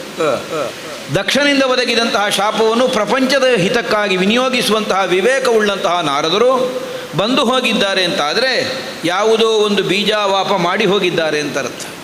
ಒಂದು ಮೊಳಕೆ ಬರಲಿಕ್ಕುಂಟು, ಒಂದು ಸಸಿ ಆಗ್ತದೆ, ವೃಕ್ಷವಾಗಿ ಅದು ಫಲ ನೀಡುತ್ತದೆ, ಪ್ರಪಂಚಕ್ಕೆ ಹಿತವಾಗುತ್ತದೆ. ಈ ನಿರ್ಣಯದಿಂದಲೇ ಒಳ್ಳೆಯದೇ ಆಯಿತು ಅನ್ನುವಂತಹ ಭಾವದಿಂದ ಅಣ್ಣನ ಬಳಿಗೆ ಬಂದರೆ ಸಿಂಹಾಸನಾರೂಢನಾಗಿದ್ದಾನೆ. ಅಣ್ಣ ನಮಸ್ಕರಿಸಿಕೊಂಡೆ. ಏನಿದು ಮುಖ ತಿರುಗಿಸಿ? ಯಾಕೆಂತ ಅರ್ಥ ಆಗುದಿಲ್ಲ. ಮುಖ ತೋರಿಸಬೇಡ.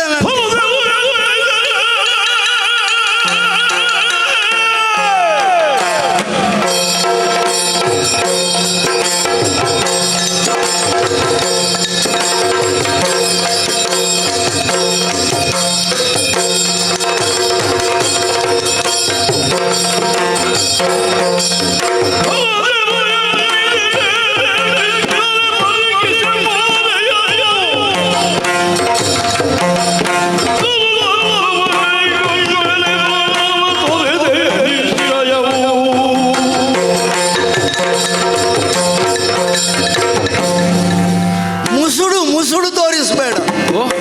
ನೀನು ನಮಸ್ಕಾರ ಮಾಡುವಾಗ ಆಚೆ ತಿರುಗಿದ್ದೇನೆ ನಾನು. ನಿನ್ನನ್ನು ನೋಡಲಿಕ್ಕೆ ಮನಸ್ಸಿಲ್ಲ, ನನ್ನ ಮುಖ ನೋಡಬೇಡ ನೀನು. ಅಣ್ಣ ಏನಣ್ಣ ಇದು?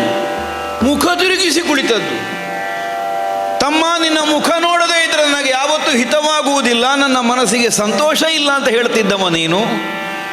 ಒಮ್ಮೆ ಬಂದು ಮುಖ ತೋರಿಸಿ ಹೋಗುವಂತ ಆಡುತ್ತಿದ್ದವ ನೀನು.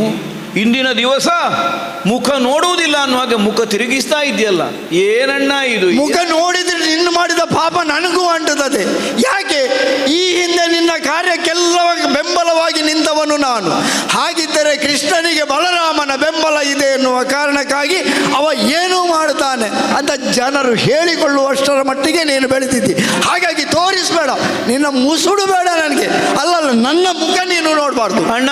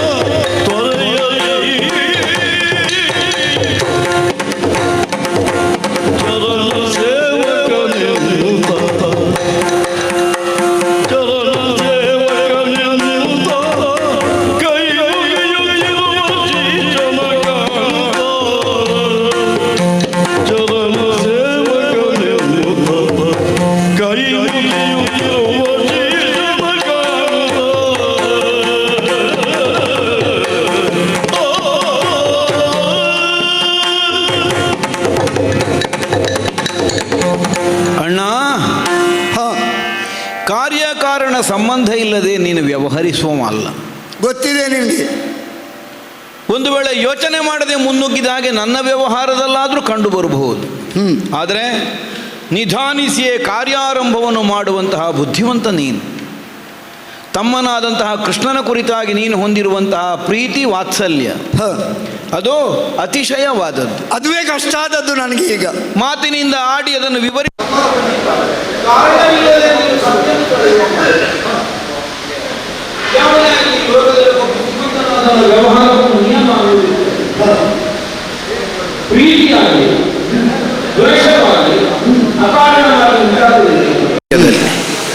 ಅದರಲ್ಲಿ ಅತ್ಯಂತ ಪ್ರೀತಿ ಪಾತ್ರರಾದವರಲ್ಲಿ ಬಲವಾದ ಕಾರಣ ಇಲ್ಲದೆ ಕೋಪವನ್ನು ತಳೆಯುವಂತಹ ಸ್ವಭಾವವೇ ನಿನ್ನದ್ದಲ್ಲ. ಕೇವಲ ಕೋಪ ಅಲ್ಲ, ನೀನು ಮಾತು ಆರಂಭಿಸಿದ ಕೂಡಲೇ ಇಲ್ಲಿ ಒಮ್ಮೆ ಕತ್ತಲ ಆವರಿಸಿತು ನೋಡಂತೆ. ಹೌದೌದೌದೌದು.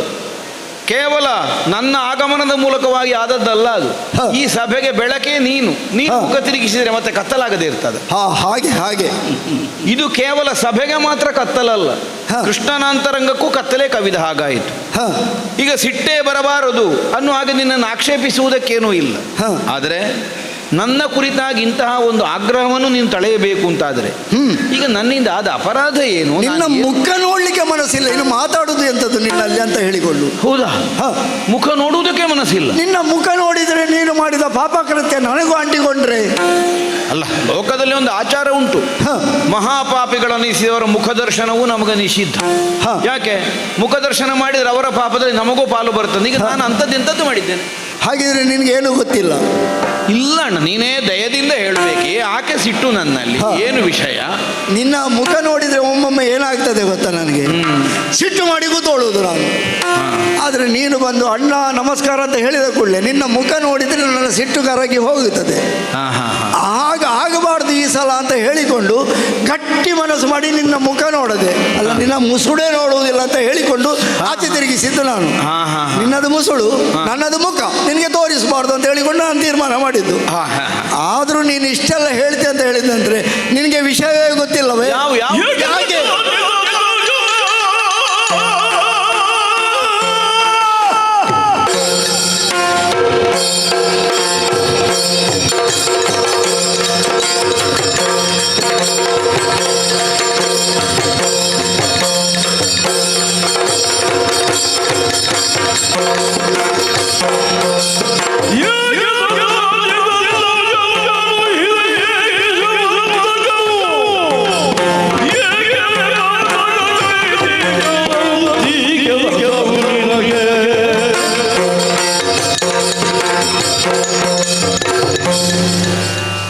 ಕೆಲವೊಮ್ಮೆ ಹಾಗೆ ಆಗುತ್ತದೆ ನೋಡು. ಏನಣ್ಣ? ಏನೆಲ್ಲ ಮಾಡುವುದು, ಮತ್ತೆ ಗೊತ್ತಿಲ್ಲದವರ ಹಾಗೆ ನಟನೆ ಮಾಡುವುದು, ಮತ್ತೆ ಏನಣ್ಣ ಅಂತ ಹೇಳಿ ನನ್ನ ಅಲ್ಲಿ ಬಳಿ ಕೇಳುವುದು. ನೀನು ಮಾಡಿದ್ದು ನನಗೆ ಬೇರೆಯವರಿಂದ ವಿಷಯ ತಿಳಿಯುತ್ತದೆ. ನೀನು ಎಣಿಸಿರ್ಬಹುದು ನಾನೇನು ಎಲ್ಲಿಯಾದರೂ ಹೋಗಿ ಏನಾದರೂ ಮಾಡಿ ಬಂದರೆ ಅಣ್ಣನಿಗೆ ಗೊತ್ತಾಗಲಿಕ್ಕಿಲ್ಲ ಹಾಗಂತ ಭಾವಿಸಿದರೆ ನನಗೆ ಬಂದು ಹೇಳುವವರು ತುಂಬಾ ಮಂದಿ ಇದ್ದಾರೆ. ಅಯ್ಯೋ, ಹೇಳುವವರಿಗೇನು ಕೊರತೆಯೋ ಪ್ರಪಂಚದಲ್ಲಿ. ಹಾಗಾಗಿ ನನ್ನ ತಮ್ಮನ ಬಗ್ಗೆ ಹೀಗೆ ಹೇಳುವವರೆಲ್ಲ ಹೇಳಿದಾಗ, ಅದು ಅಪವಾದವನ್ನು ಹೇಳಿದಾಗ ಮತ್ತೆ ಕೋಪ ಮಾಡಿದೆ ನಾನು ಎಂತ ಮಾಡಿಕೊಳ್ಬೇಕು? ಅಪವಾದ ಮತ್ತೆ ನನ್ನ ಮೇಲೆ? ನೀನು ಸತ್ರಾಜಿತನ ಬಳಿಗೆ ಹೋಗಿದ್ದೀಯಾ? ಸತ್ರಾಜಿತನ ಬಳಿಗೆ ಹೋದದ್ದುಂಟು. ಹೋಗಿ ಏನು ಮಾಡಿದೆ? ಅಲ್ಲ, ಹೋಗಿ ಮಣಿ ಕೇಳಿದೆ. ಮಣಿ ಕೇಳಿದ್ದೀಯಲ್ವೇ? ಮಣಿ ಕೇಳಿ ಮತ್ತೇನು ಮಾಡಿದೆ? ಅವ ಕೊಡ್ತೇನೆ ಅಂತ ಹೇಳಿದ್ದ ನಿನಗೆ? ಇಲ್ಲ, ಕೊಡ್ಲಿಲ್ಲ. ಅವ ಕೊಡ್ಲೂ ಇಲ್ಲ, ತೋರಿಸ್ಲೂ ಇಲ್ಲ. ಖಾಲಿ ಅಷ್ಟೇ ಆದ್ರೆ ಪ್ರಕರಣ ಏನು ಆಗ್ತಿರ್ಲಿಲ್ವೋ ಏನೋ. ಆದರೆ ತೋರಿಸುವುದಿಲ್ಲ, ಕೊಡುವುದಿಲ್ಲ ಅಂತ ಹೇಳುವಾಗ ನೋಡಿಕೊಳ್ತೇನೆ ಅಂತ ಹೇಳಿ ಬಂದಿದ್ದೀಯಾ ನೋಡುವ ಅಂತ ಹೇಳಿಕೊಂಡು? ಅಲ್ಲ, ನೋಡುವ ಅಂತ ಈಗ ಒಂದು ಮನೆಗೆ ಹೋದ್ರೆ ಹೊರಟು ಬರುವಾಗ ಒಂದು ಸಂಪ್ರದಾಯ ಇಲ್ವಾ? ಹಾಗಿದ್ರೆ ನೋಡುವ ಅಂದ್ರೆ ಅವರ ಹತ್ರ ವಿರೋಧ ಅಂತ ಅರ್ಥ ಅಲ್ಲಲ್ಲ, ಇನ್ನೊಂದು ದಿವಸ ಕಾಣುವ ಅಂತ ಅರ್ಥ ಅಲ್ವಾ? ಈಗ ಒಂದು ಮನೆಗೆ ಹೋದ್ರೆ ಆಗಲ್ವಾ ಕ್ರಮ? ಹೋಗ್ತೇನೆ ಅಂತ ಹೇಳುವ ಕ್ರಮ ಇಲ್ಲ. ಹಾಗಿದ್ರೆ ನಾವು ಬರ್ತೇವೆ, ಆಗ ಮನೆ ಯಜಮಾನ ಕೇಳಲಿಕ್ಕಿಲ್ಲಲ್ಲ. ಬರ್ತೇವೆ, ನೀನು ಇಲ್ಲಿಯೇ ನಿಂತುಕೊಂಡು ಬರ್ತೇವೆ ಹೇಳುದು, ಇಲ್ಲಿಗೆ ಕೇಳಲಿಕ್ಕಿಲ್ಲ. ಒಂದು ಸಂಪ್ರದಾಯ ಅಲ್ವಾ ಅಣ್ಣ? ಮಾತಿನಲ್ಲಿ ನೀನು ಬಹಳ ಚಮತ್ಕಾರಿ.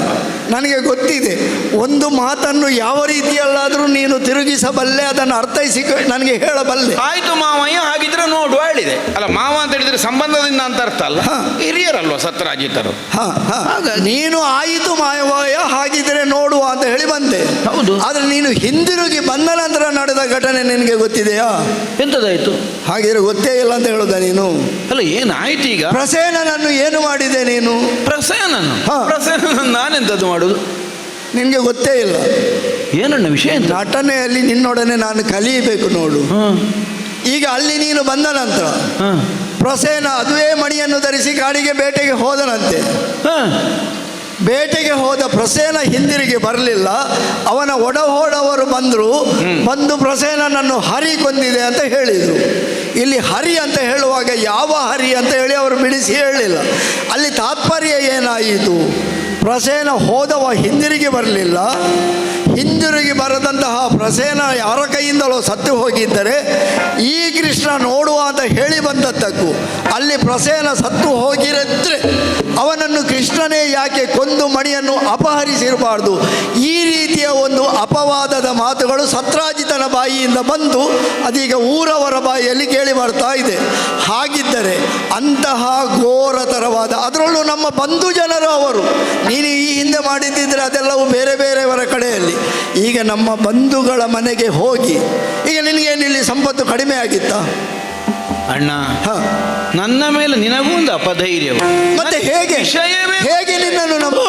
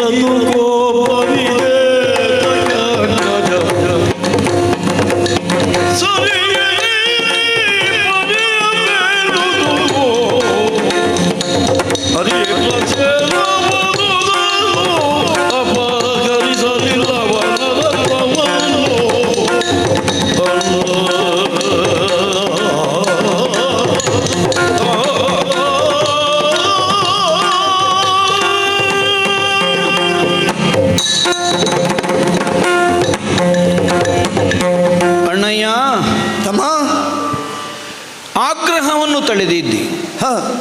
ಇದಕ್ಕೆ ಕಾರಣವಾದದ್ದು ಅಪವಾದ. ಜನಗಳೆಲ್ಲ ನನ್ನ ಕುರಿತಾಗಿ ಆಡುತ್ತಿರುವಂತಹ ಒಂದು ಅಪವಾದ. ಅದು ಹೇಗೆ ಹೇಳ್ತಾರೆ ಗೊತ್ತೇ? ಬಲರಾಮನ ತಮ್ಮ. ಹೌದಪ್ಪ, ನನಗೆ ಆ ಪ್ರಜ್ಞೆ ಇದೆ. ಈಗ ಕೇವಲ ನಾನೇ ಎಸಗಿದವನಾದರೂ ಅದರ ಮೂಲಕವಾಗಿ ಬರಬಹುದಾದಂತಹ ದೂಷಣೆ ಏನಿದೆ ಅದಕ್ಕೆ ನೀನು ಭಾಗಿಯಾಗುತ್ತೆ. ಕೃಷ್ಣ ಇಷ್ಟೆಲ್ಲ ಮಾಡಿದ್ರು ಬಲಭದ್ರ ಯಾಕೆ ಸುಮ್ಮನಿದ್ದಾನೆ? ಜನ ಕೇಳ್ತಾರೆ ನನ್ನನ್ನು. ಹೌದಪ್ಪ, ಯದು ಸಾಮ್ರಾಜ್ಯದ ನಾಯಕನಾಗಿ ನೀನಿರುವವ, ನಿನಗೆ ನಾನು ಪ್ರೀತಿಯ ಸಹೋದರ. ಆದ್ದರಿಂದಲೇ ನನ್ನ ಕುರಿತಾಗಿ ಒಂದು ಸಣ್ಣ ಅಪವಾದದ ವಾಕ್ಯ ಬಂದರು ನಿನ್ನ ಮೇಲೆ ಅದು ಬಹಳ ದೊಡ್ಡ ಪರಿಣಾಮವನ್ನು ಮಾಡುತ್ತದೆ ಅಲ್ವೇ? ಆದ್ರಣ್ಣ, ಯಾರೋ ಏನು ಹೇಳಿದ್ರು ಅಂದ ಮಾತ್ರಕ್ಕೆ ನೀನು ನನ್ನನ್ನು ನಂಬದೇ ಹೋದೆ. ಪ್ರಸೇನನನ್ನು ನಾನು ಕೊಲ್ಲುವುದು. ಯಾರೋ ಏನು ಹೇಳಿದ್ರೆ ನಾನು ನಂಬ್ತೇನೋ ಇಲ್ವೋ ಬೇರೆ ವಿಷಯ. ಹೇಳಿದವರು ಅಂತಹ ಪ್ರಭಾವಶಾಲಿ ವ್ಯಕ್ತಿಗಳು ಹೇಳಿದ್ರಿಂದ, ಹೇಳುವವರು ಹೇಳುವುದನ್ನು ನಂಬಲೇಬೇಕಾದಂತಹ ವ್ಯಕ್ತಿ ಆದದ್ದರಿಂದ ನಾನಿದನ್ನು ಇಷ್ಟು ಬಲವಾಗಿ ಗಂಭೀರವಾಗಿ ತೆಗೆದುಕೊಂಡದ್ದು. ಹೌದಪ್ಪ, ಈಗ ಹೇಳುವವರು ದೊಡ್ಡವರು ಅನ್ನುವುದರಿಂದ ಕೆಲವು ಸಲ ಪ್ರಕರಣ ಬಲ ಆಗಿ ಹೋಗ್ತದೆ. ಇವಾಗ ಪ್ರಕರಣ ಸಣ್ಣದು, ಹೇಳಿ ನಾವು ದೊಡ್ಡ, ಆದ್ದರಿಂದ ಪ್ರಕರಣ ದೊಡ್ಡದಾಗಿ ಹೋಗುದು. ಇನ್ನು ಕೆಲವು ಸಲ ದೊಡ್ಡ ಹಗರಣವೇ ಆಗಿರ್ತದೆ, ಆದ್ರೆ ಆಡಿದವ ಒಬ್ಬ ದುರ್ಬಲ, ಅದಕ್ಕೆ ಬೆಲೆ ಇರುವುದಿಲ್ಲ ಪ್ರಪಂಚದ ವ್ಯವಸ್ಥೆ. ಆದರೆ ಯಾರೋ ಒಬ್ಬರು ದೃಢವಾದ ನುಡಿಯನ್ನು ನಂಬಲೇಬೇಕಾದ ಸ್ಥಾನದಲ್ಲಿದ್ದವರೇ ಆಡಿದ್ದಿರಬೇಕು. ಈಗ ಹೇಳಿದ್ದು ಯಾರೇ ಆಗಿರಲಿ, ನಾರದರೇ ಹೇಳಿದ್ದು, ಅದರಲ್ಲಿ ಏನು ಮಚ್ಚುಮರೆ ಏನೂ ಇಲ್ಲ, ಹೇಳಬೇಕಾದವರೇ ಹೇಳಿದ್ದು. ನಾರದರು ನಿನ್ನ ತಮ್ಮ ಕೃಷ್ಣ ಹೀಗೆ ಮಾಡಿದ್ದಾನೆ, ಯಾಕೆ ನೀನು ಸುಮ್ಮನಿದ್ದಿ? ಏನಣ್ಣ ಇದು? ಈಗ ಪ್ರಸೇನನನ್ನು ಕೊಂದು ಮಣಿಯನ್ನು ಹೊಂದಬೇಕಾದಂತಹ ಒಂದು ಅನಿವಾರ್ಯತೆ ನನಗುಂಟ. ಏನಿತ್ತು ಅದೇ ನಾನು ಕೇಳುವುದು. ಏನು ಇತ್ತು? ಏನು ಸತ್ರಾಜಿತ ನಮಗೆ ವಿರೋಧಿಯ, ನಮಗೆ ಬಂಧುವೆ, ನಮ್ಮ ಪಾಳಯದಲ್ಲಿ ಒಬ್ಬ ಹಿರಿಯ. ದ್ವಾರಕೆಯನ್ನು ನಾವು ನಿರ್ಮಿಸಿದಂತಹ ಕಾಲದಲ್ಲಿ ಉತ್ತರ ಮಧುರೆ ಅಥವಾ ವೃಂದಾವನ ಇದರ ಅಧಿಕಾರಿ ಅವ ಅನ್ನೋ ಹಾಗೆ ನಾವೇ ಒಪ್ಪಿಕೊಂಡವರು. ಅವನಷ್ಟಕ್ಕೆ ಸುಖವಾಗಿ ಸಂತೋಷವಾಗಿ ನಮ್ಮೊಡನೆ ಒಡಗೂಡಿಕೊಂಡು ನಾವು ಬದುಕುತ್ತಾ ಇದ್ದವ. ಮಣಿಯನ್ನು ಕೇಳಿದೆ, ಹೌದು, ತೋರಿಸಲಿಲ್ಲ ಅವ. ಒಮ್ಮೆ ನೋಡುವುದಕ್ಕೂ ಕೊಡ್ಲಿಲ್ಲ. ಅಲ್ಲಿಂದ ನಾನು ಮರಳಿ ಹಿಂದೆ ಬಂದೆ. ಆಮೇಲೆ ಏನಾಯ್ತು ನನಗೆ ಗೊತ್ತಿಲ್ಲ. ಈಗ ನೀನು ಹೇಳುವಾಗಲೇ ನನಗೆ ವರ್ತಮಾನ, ಪ್ರಸೇನಂತೆ ಅವ ಕೊರಳಿಗೆ ಮಾಲೆ ಹಾಕಿದ್ದಂತೆ, ಅವ ಕಾಡಿಗೆ ಹೋದದ್ದಂತೆ, ಮತ್ತೆ ಮರಳಿ ಬಾರದೇ ಇದ್ದದ್ದಂತೆ, ಹರಿ ಕೊಂದದ್ದಂತೆ, ಎಲ್ಲ ಅಂತ್ಯಕಂತೆಗಳೇ ಆಗಿ ಹೋಯಿತು. ಅರಿಯೇ ಪ್ರಸೇನ ಪೋದುದನು ಅಪಹರಿಸಲಿಲ್ಲವನ ರತ್ನವನು, ಅವನ ಪ್ರಾಣರತ್ನವನ್ನು ನಾನು ಅಪಹರಿಸಲಿಲ್ಲ. ಪ್ರಾಣರತ್ನಕ್ಕೆ ಸದೃಶವಾದಂತಹ ಶಮಂತಕ ರತ್ನವನ್ನು ನಾನು ಅಪಹರಿಸಲಿಲ್ಲ. ಸುಮ್ಮನೆ ನನ್ನಲ್ಲಿ ಯಾಕೆ ಅಪವಾದ ಹೇಳಿದ? ಆದರೂ ವಿಷಯ ಒಂದಕ್ಕೊಂದು ಹೊಂದಿಕೊಳ್ಳುವಾಗ ನಾನು ಕೇಳಲೇಬೇಕಲ್ವೇ? ಹೌದೌದಲ್ಲ, ಸತ್ರಾಜಿತನನ್ನು ನೀನು ಕೇಳಿದ್ದು ಹೌದು ಅಂತ ಆದರೆ, ಆ ಸತ್ರಾಜಿತನನ್ನು ಕೇಳಿದ ನಂತರ ಇದೆಲ್ಲ ಘಟನೆ ನಡೆದದ್ದು ಹೌದು ಅಂತ ಆದರೆ, ನೀನು ಹೇಳುವ ಮಾತುಗಳನ್ನು ಹೇಗೆ ನಂಬಲಿ? ನಿನ್ನಲ್ಲಿ ಜಾರಜೋರತ್ವಗಳಿಲ್ಲ.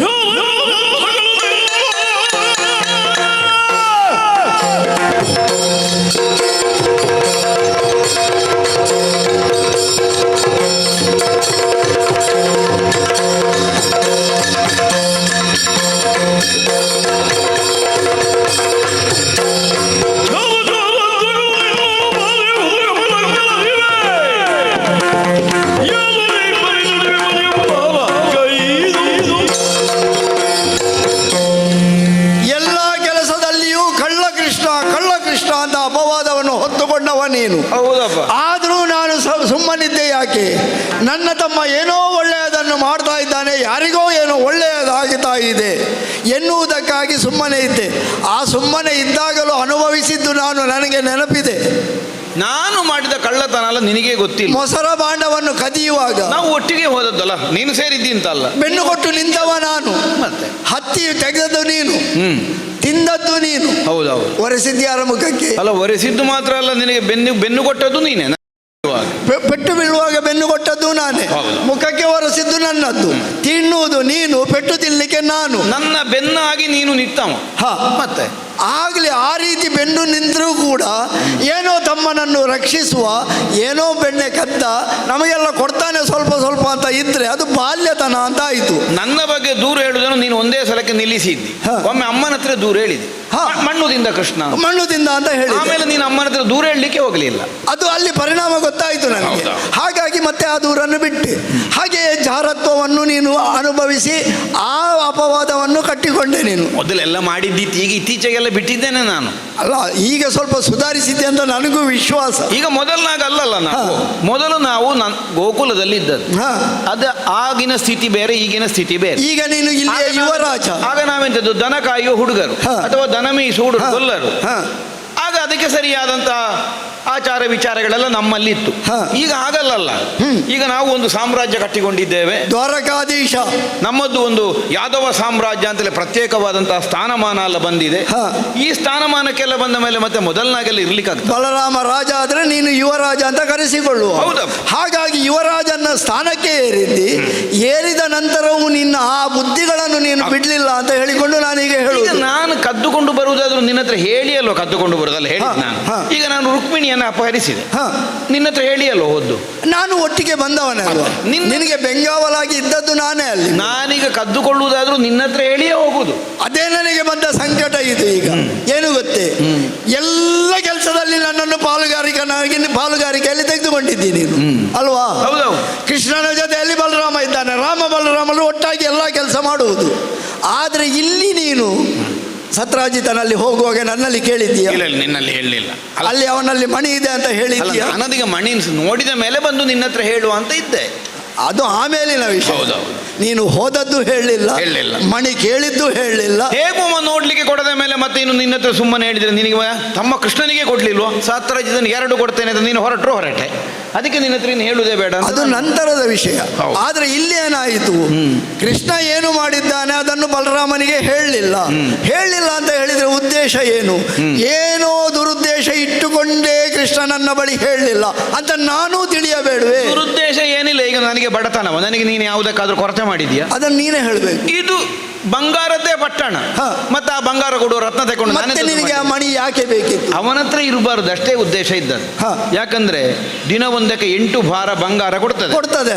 ಈಗ ನಮ್ಮ ಸಮುದಾಯದಲ್ಲೇ ಸೇರಿದ ಒಬ್ಬನಲ್ಲಿ ನಮಗಿಂತ ಹೆಚ್ಚಿನ ಸಂಪತ್ತು ಕ್ರೋಢೀಕರಣ ಆದರೆ ನಾಳೆ ನಮ್ಮ ಅಧಿಕಾರಕ್ಕೆ ಅದು ಅಪಾಯ. ಯಾವುದೋ ಒಂದು ಕಾಲಕ್ಕೆ ಬರಗಾಲ ಬಂತಂತೆ, ಆ ಕಾಲಕ್ಕೆ ಅವನನ್ನು ಸಂಪಾದಿಸಿದ. ಸರಿಯಪ್ಪ, ಈಗ ಬರಗಾಲ ನೀಗಿದ ಮೇಲೆ ನಿಜವಾಗಿ ಒಬ್ಬ ಸಂಭಾವಿತ ಸತ್ರಾಜಿತ ಹೌದಾದ್ರೆ ಈಗ ಮಣಿ ತಂದು ನಮ್ಮ ಕೇಂದ್ರ ಸ್ಥಾನ ಯಾವುದು ಅಲ್ಲಿಗೆ ಒಪ್ಪಿಸಬೇಡ ಅಲ್ಲ ಹೇಳಿದ್ನ? ಅಲ್ಲ, ಒಪ್ಪಿಸಬೇಕಿತ್ತು. ಒಪ್ಪಿಸಲಿಲ್ಲ. ಅದಕ್ಕೆ ನಾನೇನು ಯೋಚನೆ ಮಾಡಿದೆ, ಅವನ ಹತ್ರ ಮಣಿ ಕೇಳಿ ತರುವುದು, ಉಗ್ರಸೇನ ಭೂಪತಿಗಳಿಗೆ ಕೊಂಡೋಗಿ ಕೊಡುವುದು, ಅತ್ಲಾಗಿರ್ಲಿ. ಅಲ್ಲ, ನಿನ್ನ ವಿಚಾರ ಹಾಗೆ ಇರಬಹುದು. ಆದ್ರೆ ಅವ ಏನು ಹೇಳಿದ?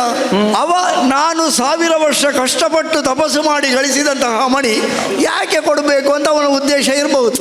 ಅವನ ಉದ್ದೇಶ ಸರಿಯಾ ತಪ್ಪ ನಮಗೆ ಬೇಡ. ಅದು ಈಗ ಅಷ್ಟೆಲ್ಲ ಶ್ರಮ ಪಟ್ಟು ಪಡ್ಕೊಂಡವಾದ್ರೆ ಬೇಟೆಗೆ ಹೋಗುವಾಗ ಅವನ ಕೊರಳಿಗೆ ಹಾಕಿ ಕಳಿಸ್ತಾನಲ್ಲ, ಹೇಳಿದ್ನ. ಒಂದು ನೋಡು, ದುರುಪಯೋಗ ಎಲ್ಲಿಯವರೆಗೆ. ಅದೇ ನಾನು ಹೇಳಿದ್ದು, ಅಗತ್ಯ ಇರುವಾಗ ಅದರ ಉಪಯೋಗ ಸರಿಯಾಗ್ತದೆ. ಅಗತ್ಯ ಇಲ್ಲ ಅಂತಂದ್ರೆ ಮತ್ತೆ ದುರುಪಯೋಗ. ಶ್ರಮಂತಕ ರತ್ನ ಬೇಟೆಗೆ ಹೋಗುವವನ ಕೊರಳಿಗೆ ಹಾಕ್ಲಿಕ್ಕಿದ್ದ. ಅಲ್ಲ, ಅದನ್ನು ಅವ ವಿವೇಚನೆ ಮಾಡಬೇಕಿತ್ತು. ಯಾರು? ಸತ್ರಾಜಿತ ವಿವೇಚನೆ. ಗರ್ಭಗೃಹದಲ್ಲಿರಿಸಿ ಪೂಜೆ ಮಾಡಬೇಕಾದ ಮಣಿಯನ್ನು ಯಾರಾದ್ರೂ ಕೊರಳಿಗೆ ಹಾಕಿ ಬೇಟೆಗೆ ಕಳಿಸ್ತಾರೆ. ಅಲ್ಲ, ನೀನು ನಾನು ಅದನ್ನು ವಿವೇಚನೆ ಮಾಡಲಿಕ್ಕೆ ಯಾರು? ಅದೇ ಹೇಳುದು ನಾನು. ಅಲ್ಪನಲ್ಲಿ ಸಂಗ್ರಹವಾದ್ರೆ ಆಗಬಹುದಾದ ಅಪಾಯ ಅನ್ನೋ ರೀತಿ ನಾನು ಉಗ್ರಸೇನ ಭೂಪತಿಗಳಿಗೆ ಕೊಂಡೋಗಿ ಕೊಡು, ಅಲ್ಲಿ ಭಂಡಾರದಲ್ಲಿ ಇರಲಿ. ನಿನ್ನ ವಿಚಾರ ಒಳ್ಳೆಯದೇ ಇರಬಹುದು, ಸರಿ. ಆದ್ರೆ ನೀನು ನಡೆದುಕೊಂಡ ರೀತಿಯಲ್ಲಿ ತಪ್ಪಾಗಿ ಹೋಗಿದೆ. ಆ ತಪ್ಪಿನಲ್ಲಿ ಅಪವಾದವೆನ್ನುವುದು ಬಂದಿದೆ. ಈ ಅಪವಾದವನ್ನು ನಾನು ನಂಬಿದ್ದೇನೆ ಎನ್ನುವಾಗ ನಿನ್ನ ಅಪವಾದವನ್ನು ಹೇಗೆ ನಾನು ನಂಬದೇ ಇರಲಿ? ನಿನ್ನ ಅಭಿಪ್ರಾಯ ಹೀಗೆ. ಮೊದಲಿನಿಂದಲೂ ಕಳ್ಳ ಅಂತ ಹಣೆ ಪಟ್ಟಿ ಹಚ್ಚಿಕೊಂಡ ನಾನು ಈ ಸಲ ಅದನ್ನು ಮಾಡಿದ್ದೇನೆ ಅನ್ನುವಾಗ ನೀನು ನಂಬುವುದು ಸಹಜ. ಯಾಕೆ ಮಾಡಿರಬಾರದು? ಅದರಲ್ಲೂ ನನ್ನಲ್ಲಿ ಹೇಳದೆ. ನನ್ನ ಮಾತಿನಲ್ಲಿ ವಿಶ್ವಾಸ ಇಲ್ವಾ? ಖಂಡಿತ ಇಲ್ಲ. ಹಾಗಿದ್ರೆ ನಿನಗೆ ವಿಶ್ವಾಸ ಮೂಡಿಸುವಾಗ ನಾನು ಹೇಳ್ತೇನೆ. ಹೇಗೆ ಹೇಳ್ತೀವಿ?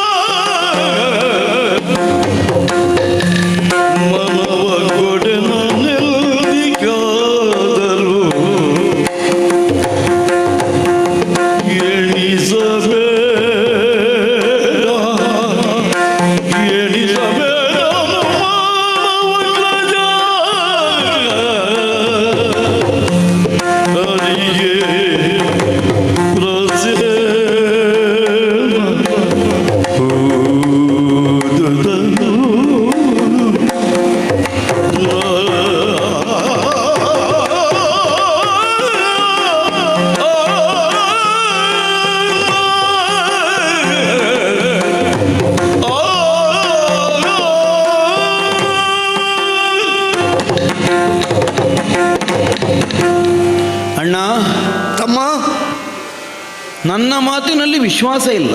ಯಾವಾಗಲೂ ನೀನು ಒಂದೆರಡು ಸಲ ಹೇಳಿದರೆ ಮತ್ತೆ ನಂಬುತ್ತಿದ್ದೆ ನಾನು, ಆದರೆ ಈ ಸಲ ನಂಬುವುದಿಲ್ಲ ನಿನ್ನನ್ನು ನಾನು. ನಿನ್ನ ಆಣೆ ಹೇಳ್ಬೋದಾ? ನೀನು ನನ್ನನ್ನು ಆಣೆ ಹಾಕಿ ಹೇಗೆ ಬೇಗ ಕಳಿಸುವ ಅಂದಾಜು ಮಾಡ್ತಾ ಇದೆಯಾ? ನಿನ್ನ ಆಣೆ ಆಗೋದಿಲ್ಲ. ಯಾಕೆ ಆಗೋದಿಲ್ಲ? ಯಾಕೆ? ವಿಚಾರಿಸುತ್ತಿರುವವನೇ ನೀನು. ನಾನೇ ವಿಚಾರಿಸ್ತಿರುವಾಗ ನನ್ನ ಮೇಲೆ ಆಣೆ ಹೇಗೆ? ನನ್ನ ಆಣೆಯೂ ಆಗುವುದಿಲ್ಲ. ನಿನ್ನನ್ನೇ ನಾನು ನಂಬುವುದಿಲ್ಲ. ಆರೋಪಿತನೇ ನಾನು. ಹಾಗಾಗಿ ನಮ್ಮಿಬ್ಬರು ಆಣೆ ಆಗುವುದಿಲ್ಲ. ನಿತ್ಯ ಭೂಮಿಯ ಆಣೆ ಆಗುವುದಿಲ್ಲ. ನೀನು ಅದೇ ಭೂಮಿಯಲ್ಲಿ ನಿಂತದ್ದು, ನಾನು ಅದೇ ಭೂಮಿಯಲ್ಲಿ ನಿಂತದ್ದು. ಮತ್ತಿನ್ಯಾರ ಆಣೆ ಹಾಕೋಣ? ಯಾವ ಕಾಲಕ್ಕೂ ಅನುಲ್ಲಂಘನೀಯವಾದಂತಹ ಒಂದು ಸಂಬಂಧ ಕೇಳಿದರೆ ತಂದೆ ಮಕ್ಕಳ ಸಂಬಂಧ ಅಥವಾ ತಾಯಿ ಮಗನ ಸಂಬಂಧ. ಅದನ್ನು ಯಾವ ಕಾಲಕ್ಕೂ ಆಗುವುದಿಲ್ಲ. ನಮ್ಮಮ್ಮನ ವಿವಾಹ ಮಹೋತ್ಸವದ ಸಂಭ್ರಮದಲ್ಲಿ ಮೆರವಣಿಗೆಯನ್ನು ಕೈಗೊಂಡಂತೆ ಮಾವ ಆ ಕಾಲಕ್ಕೆ ದೇವವಾಣಿಯೇ ಎಚ್ಚರಿಸಿತು. ನಿನ್ನ ತಂಗಿ ಅಷ್ಟಮಗರ್ಭ ಸಂಭೂತ, ನಿನ್ನ ಮರಣ ಕಾರಣನಾಗುತ್ತಾನೆ. ಈಗ ದೇವತೆಗಳು ಮೊದಲೇ ಒಂದು ಹೇಳ್ತಾರೆ ಅನ್ನುವುದರ ಅರ್ಥ ಏನು ಅಲ್ಲೋ? ಅಂತಹದ್ದೊಂದು ಘಟನೆ ಮುಂದೆ ನಡೆಯುತ್ತದೆ. ದೈವ ಸಂಕಲ್ಪದಂತೆ ಸಿದ್ಧವಾದಂತಹ ಸಂಬಂಧ ಅಂತ ಅರ್ಥ. ಅಂತಹ ವಸುದೇವ ದೇವಕಿಯರು ನಮಗೆ ಸದಾ ಸರ್ವದಾ ಪೂಜನೀಯರು. ಅಣ್ಣಯ್ಯ, ನಿನಗೆ ವಿಶ್ವಾಸ ಮೂಡಿಸುವುದಕ್ಕಾಗಿ ನಾನು ಈ ವಾಕ್ಯವನ್ನು ಹೇಳಲೇಬೇಕಾಗುತ್ತದೆ. ಯಾವುದೇ ಒಂದು ವಿಷಯದ ಸ್ಪಷ್ಟೀಕರಣಕ್ಕೆ ಅಥವಾ ಒಂದು ನಿರ್ಣಯಾತ್ಮಕವಾದಂತಹ ನಿಲುಮೆಯನ್ನು ತಳೆಯುವುದಕ್ಕೆ ಬೇರೆ ಬೇರೆ ವಿಧಾನಗಳುಂಟು ನಮ್ಮ ಪ್ರಪಂಚದ ಅಲ್ವಾ? ಪ್ರತ್ಯಕ್ಷವೂ ಪ್ರಮಾಣ, ತರ್ಕವು ಒಂದು ಹಂತದ ಪ್ರಮಾಣ, ಆಣೆ ಪ್ರಮಾಣವೂ ಪ್ರಮಾಣ, ಅದಕ್ಕಿಂತಲೂ ಹೆಚ್ಚು ಅಗ್ನಿದಿವ್ಯಾದಿ ಪ್ರಮಾಣಗಳು, ಎಲ್ಲ ಬೇರೆ ಬೇರೆ ರೀತಿಯ ಪ್ರಮಾಣಗಳುಂಟು. ಅದೆಲ್ಲ ಮಾಡಬೇಕಾದದ್ದು ಯಾವುದು ಕೇಳಿದ್ರೆ ಇದು ಯಾವುದು ಆಗದೆ ಇದ್ರೆ ಕೊನೆಗದು ಅಗ್ನಿದಿವ್ಯವೋ ಮತ್ತೊಂದೋ ಅಂಥದ್ದನ್ನು ಮಾಡಬೇಕಾದದ್ದು. ತಂದೆ ತಾಯಿಗಳ ಆಣೆ, ಜನನಿ ಜನಕರ ಆಣೆ ಕೇಳು. ಈ ಮಣಿಯ ವಿಷಯ, ಪ್ರಸೇನನ ವಿಷಯ ನನಗೆ ಏನೇನೂ ತಿಳಿದಿಲ್ಲ. ನಾನು ಇದರಲ್ಲಿ ನಿರಪರಾಧಿ. ಸತ್ರಾಜಿತನಲ್ಲಿ ಹೋಗಿ ಮಣಿ ಕೇಳಿದ್ದು ಹೌದು, ಅವ ಕೊಡುವುದಿಲ್ಲ ಅಂದಾಗ ಹಿಂದೆ ಮರಳಿದ್ದು ಹೌದು. ಯಾವಾಗ ನಾನು ಹಿಂದೆ ಮರಳಿದನು ಅಂದಿಗೆ ಆ ಮಣಿಯ ವಿಷಯ ಮರೆತದ್ದು ಹೌದು. ಮತ್ತೆ ಆ ಮಣಿ ನೆನಪಾದದ್ದೇ ನನಗೆ ನೀನೀಗೆ ವಿಷಯವನ್ನು ಹೇಳಿದ ಮೇಲೆ. ಆದ್ದರಿಂದ ನನ್ನಲ್ಲಿ ದೋಷ ಇಲ್ಲ ಅಗ್ರಜ. ನಿನಗೆ ಕೊರತೆ ಬರುವಾಗ ಇರದಿರಲು ವಂಚನೆಯು ನಿನ್ನೋಳು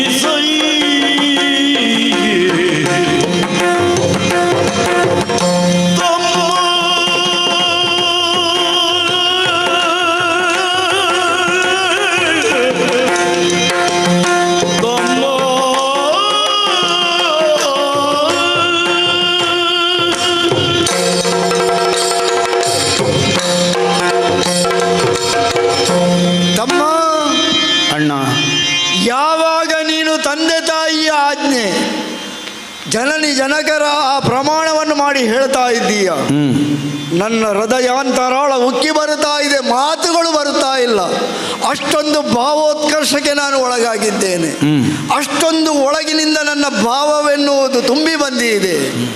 ಗಂಟಲು ಕಟ್ಟುತ್ತಾ ಇದೆ. ಯಾಕೆ?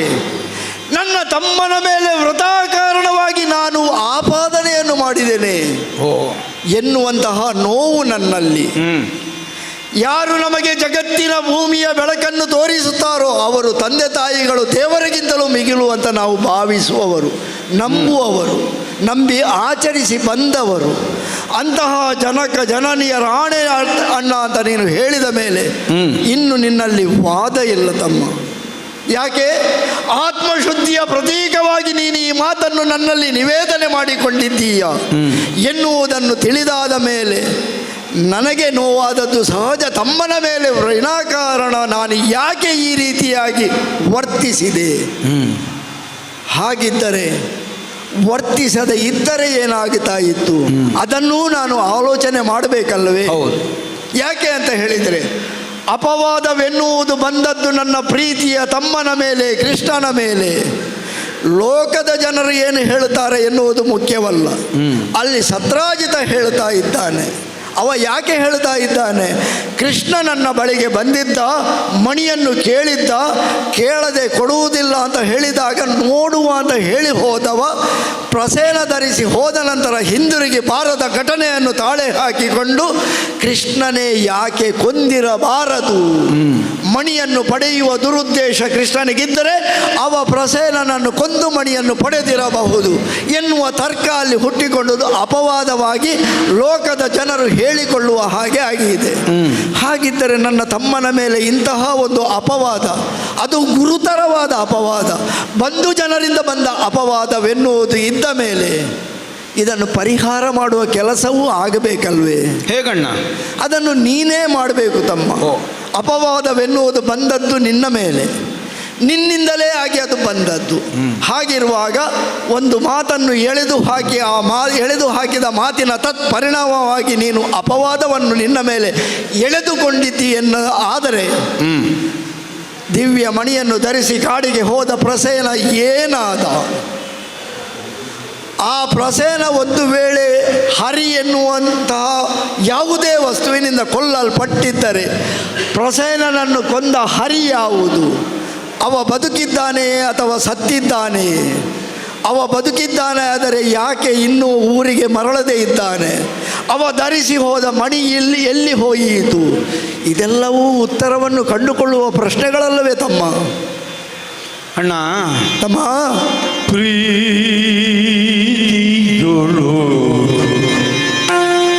ಬಲವತಗೊಂದಿಸಿ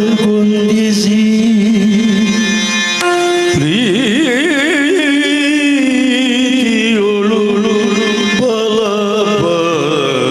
ಬಲವತಗೊಂದಿಸಿ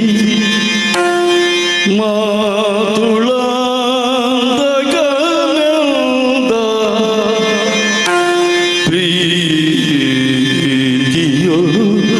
ಬಲವತಗೊಂದಿಸಿ ಮಾತುಳಾಂದಗನೆಂದ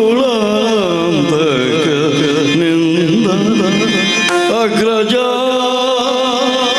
ಭೂತಳದೋಳು ಎಲ್ಲೇ ಇರಲಿ ಸತ್ರಾಜಿತನ ಸಹಭವನ ಈತ ತೂಷಣ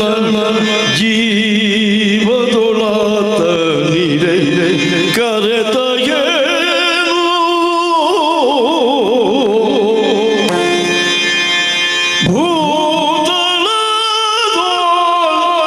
ಎಲ್ಲೇ ಇರಲಿ ಸತ್ರಾಜಿತನ ಸಗಮವನ ಈತ ತೂಕ್ಷಣ ಜೀವದೊಳಾತನಿರೆ ಕರೆದಯನು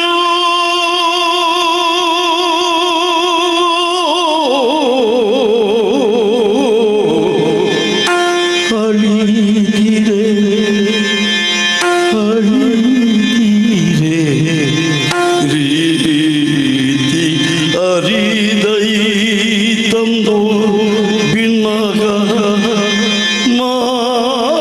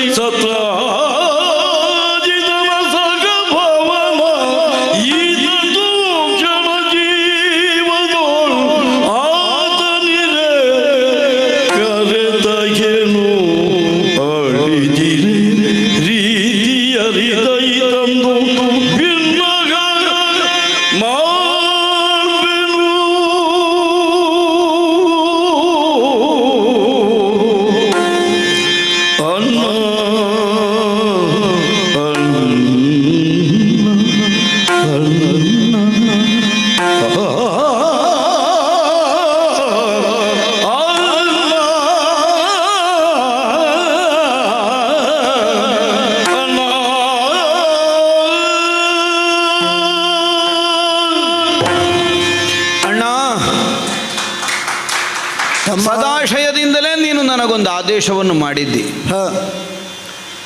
ನನ್ನ ಕುರಿತಾಗಿ ಆಗ್ರಹ ಅಲ್ಲ ನಿನಗೆ, ಆದರೆ ಜನಾಪವಾದ ಕಂಜುವಂತಹ ಸ್ವಭಾವವನ್ನು ನೀನು ಹೊಂದಿದ್ದಿ.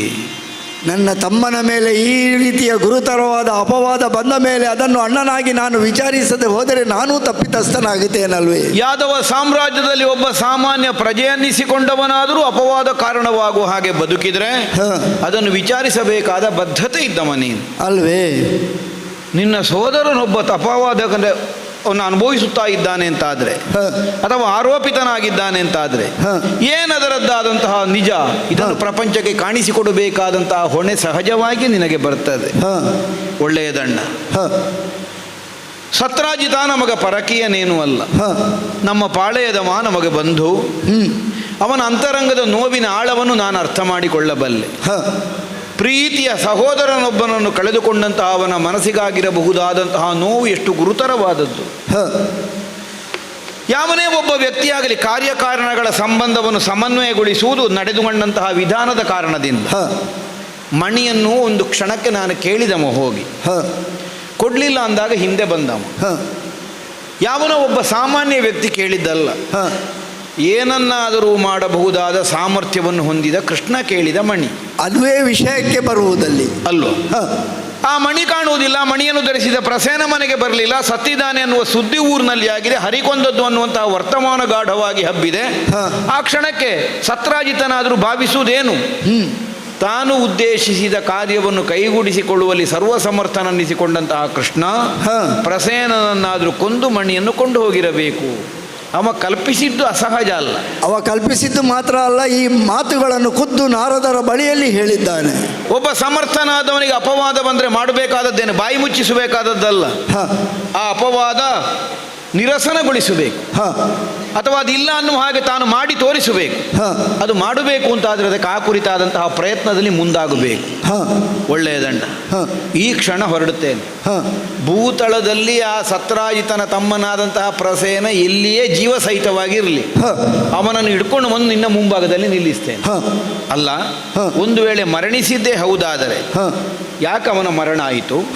ಅವನ ಕೈಯಲ್ಲಿದ್ದ ಮಣಿ ಎಲ್ಲಿಗೆ ಸೇರಿತು? ಅದನ್ನು ಸಂಪಾದಿಸುವುದಕ್ಕೇನು ದಾರಿ ಅನ್ನುವ ಹಾಗೆ ತಿಳಿದು ಮಣಿಯನ್ನು ಸಂಪಾದಿಸಿ ತಂದು ಸತ್ರಾಜಿತನಿಗೆ ಒಪ್ಪಿಸಿಯೇ ನಿನ್ನ ಮುಖ ನೋಡ್ತೇನೆ. ಆದೀತಾ? ಅಲ್ಲಿಗೆ ನಿನ್ನ ಕೆಲಸ ಮಾತ್ರ ಮುಗಿಯುವುದಲ್ಲ, ನನ್ನದಾದಂತಹ ಗುರುತರವಾದ ಹೊಣೆಗಾರಿಕೆಯೂ ಮುಗಿಯುತ್ತದೆ.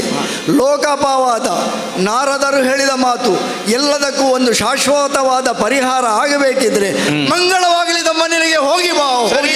ಹೊರಟೆ ತುರಗ ಪಾದದ ಚಿಹ್ನೆಯಾದ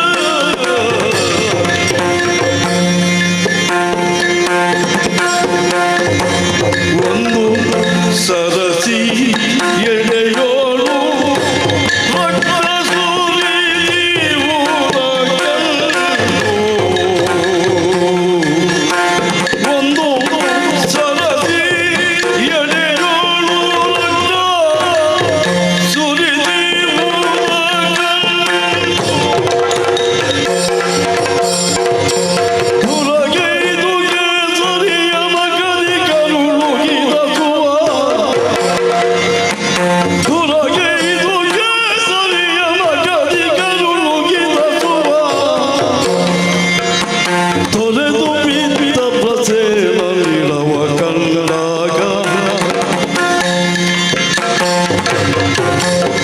ಅಸುವ ತೊರೆದು ಬಿದ್ದ ಪ್ರಸೇನ ನಿಲವ ಕಂಡಾಗ ಇರವ ಕಂಡಾಗ ಇರವ ಕಂಡಾಗ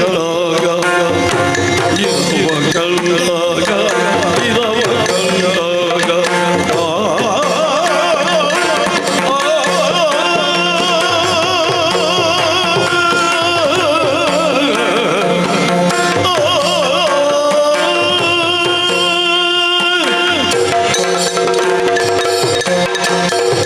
ಯದುನಾಯಕನಂದಿಸಿಕೊಂಡಂತಹ ಅಣ್ಣನ ಸಂದಿಗ್ಧ ನಮಗರ್ಥ ಆಗ್ತದೆ. ಬಂದ ಅಪವಾದಕ್ಕೆ ತಕ್ಕುದಾದಂತಹ ಒಂದು ಉತ್ತರವನ್ನು ಪ್ರಪಂಚಕ್ಕೆ ಒದಗಿಸಿಕೊಡಬೇಕಾದಂತಹ ಹೊಣೆ ಅವನ ಹೆಗಲಿಗಿದೆ. ಇಲ್ಲದಿದ್ದರೆ ತಮ್ಮನನ್ನು ಪ್ರೀತಿಯಿಂದ ಸುಮ್ಮಗುಳಿದಂತಹ ಬಲರಾಮ ಅನ್ನುವಂತಹ ಅಪವಾದ ಅವನ ಮೇಲೂ ಬರ್ತದೆ. ಹಾಗೆಂದು ನಾನೊಬ್ಬನೇ ಹೋಗುವುದಲ್ಲ.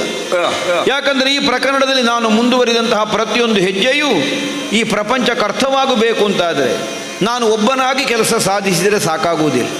ಅದಕ್ಕಾಗಿಯೇ ಯಾದವರಲ್ಲಿ ಮುಖ್ಯರನ್ನಿಸಿಕೊಂಡ ಕೆಲವರು ನನ್ನ ಜೊತೆಗೆ ಬೇಕು ಅನ್ನುವುದಕ್ಕಾಗಿ ಜೊತೆಗಿರಿಸಿಕೊಂಡೇ ಹೊರಟೆ. ಕೃತವರ್ಮ, ಸುದ್ಯೋತಿ, ಸಾತ್ಯಕಿ ಮೊದಲಾದವರನ್ನು ಜೊತೆಗಿರಿಸಿಕೊಂಡು ವಿಂಧ್ಯಾದ್ರಿಯ ತಪ್ಪಲಿನಲ್ಲಿ ಬೇಟೆಗಾಗಿ ಹೋದನಂತೆ ಪ್ರಸೇನ. ಹಾಗಿದ್ರೆ ಅವ ಎಲ್ಲಿ ಹೋಗಿದ್ದಾನೆ, ಏನಾಗಿದ್ದಾನೆ? ಅವನನ್ನು ಅರಸುವುದಕ್ಕಾಗಿ ಕುದುರೆಗಳ ಪದಚಿಹ್ನೆಯನ್ನು ಆಧರಿಸುತ್ತಾ ಅರಸುತ್ತಾ ಕಾನನಾಂತರದಲ್ಲಿ ಮುಂದೆ ಬಂದರೆ ಏನಿದು? ಒಂದು ಕೊಳದ ಸಮೀಪಕ್ಕೆ ನಾನು ಬಂದಿದ್ದೇನೆ. ಇಲ್ಲಿ ಎಲ್ಲ ರಕ್ತ ಸುರಿದಂತಹ ಚಿಹ್ನೆ ಕಾಣಿಸ್ತದೆ. ಯಾಕಿಲ್ಲಿ ಕಾಡಿನಲ್ಲಿ ಇಂತಹ ರಕ್ತ ಸುರಿಯಿತು ಅನ್ನುವ ಹಾಗೆ ಅರಸುತ್ತಾ ಮುಂದೆ ಹೋದರೆ ಇಲ್ಲಿ ಒಂದು ಕಳೆ, ಓ ಪ್ರಸೇನ ಸತ್ತು ಬಿದ್ದಿದ್ದಾನಲ್ಲ. ಇಲ್ಲೆಲ್ಲ ನೆಲದಲ್ಲಿ ಓ ಹೋ ಹೋ ಹೋ ಹೋ ಹೋ ನೆಲದಲ್ಲೆಲ್ಲ ಸಿಂಹದ ಪದದ ಹೆಜ್ಜೆ ಮೂಡಿದೆ. ಈಗ ನನಗೆ ಅರ್ಥ ಆಯಿತು. ಬೇಟೆಗಾಗಿ ಕಾಡಿಗೆ ಬಂದಂತಹ ಪ್ರಸೇನನನ್ನು ಹರಿ ಕೊಂದದ್ದು ಹೌದು, ಆದರೆ ಊರಿನ ಹರಿ ಅಲ್ಲ, ಕಾಡಿನ ಹರಿ. ಬಹುಶಃ ಸತ್ರಾಜಿತನಿಗೆ ಪ್ರಸೇನನೊಂದಿಗೆ ಬಂದಂತಹ ಯಾರೋ ಮಂದಿಗಳು ಈ ಸುದ್ದಿ ಮುಟ್ಟಿಸಿರಬೇಕು, ಹರಿ ಆಕ್ರಮಣ ಮಾಡಿದೆ, ಕೊಂದಿದೆ ಅಂತ. ಮೊದಲೇ ಮಣಿ ಕೇಳಿದ ಕೃಷ್ಣನಾಮಕನಾದ ಹರಿ ಇರುವುದರಿಂದ ಸತ್ರಾಜಿತ ಹಾಗೆ ಭಾವಿಸಿದ, ಹರಿಯೇ ಕೊಂದದ್ದು ಅಂತ. ಈಗ ಅದೌದು, ಈಗ ಮಣಿ ಇಲ್ಲಿ ಹುಡುಕಿದ್ರು ಮಣಿ ಸಿಕ್ಕುವುದಿಲ್ಲ.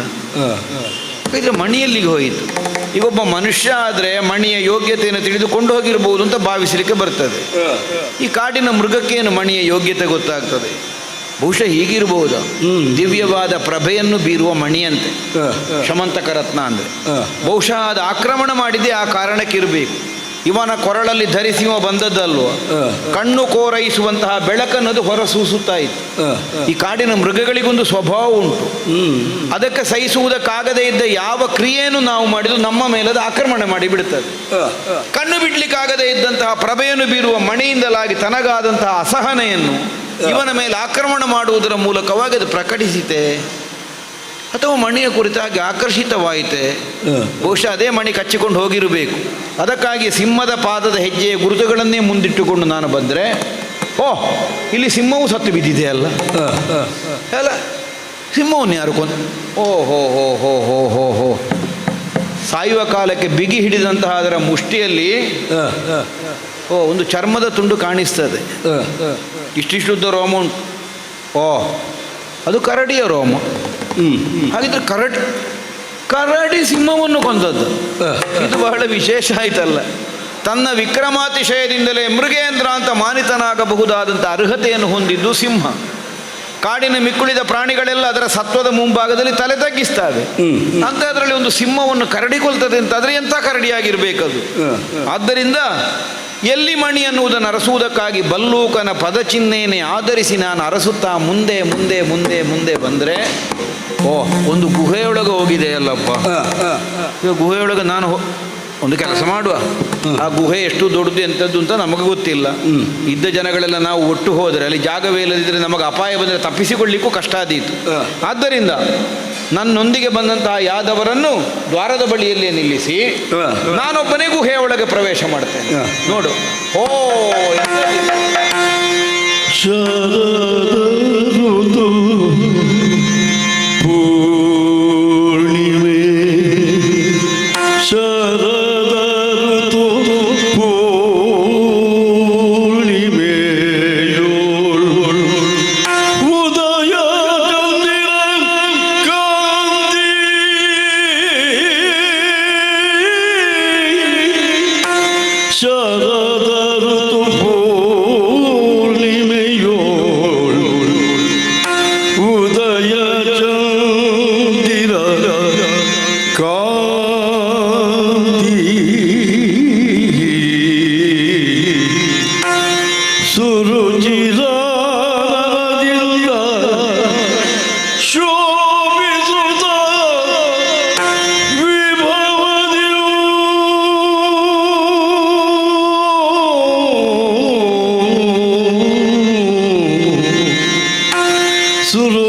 ಗಿರಿಜಾನದಿಂದ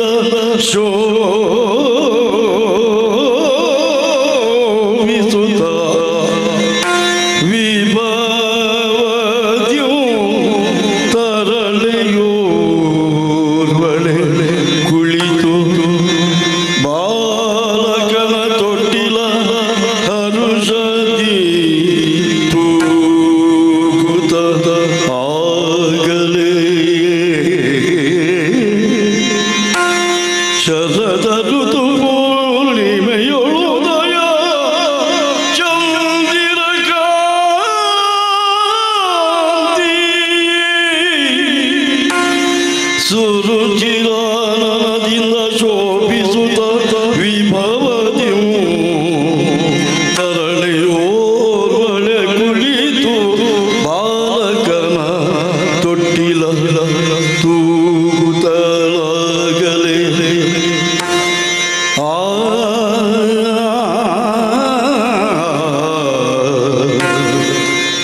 ಗಿರಿಜೆ ರಮೆವಾಣಿಯರ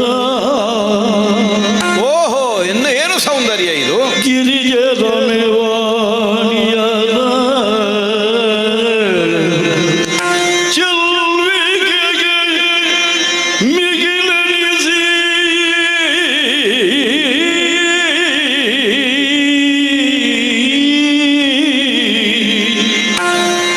ಸರಸಿಜಾಂಬಕಿ ಮೆರೆವ ಸೌಂದರ್ಯ ವಿಭ್ರಮಕ್ಕೆ ಬೆರಗಾಗಿ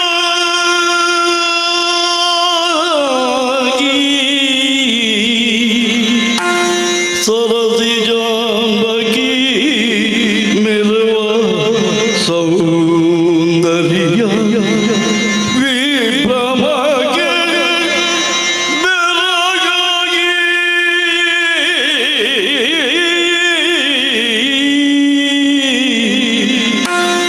ಹರಿಯೊಂದು ಶಿಲೆಯ ಮರೆಯಾಗಿರಲು ಹರಿಯೊಂದು ಶಿಲೆಯ ಮರೆಯಾಗಿರಲು ಆ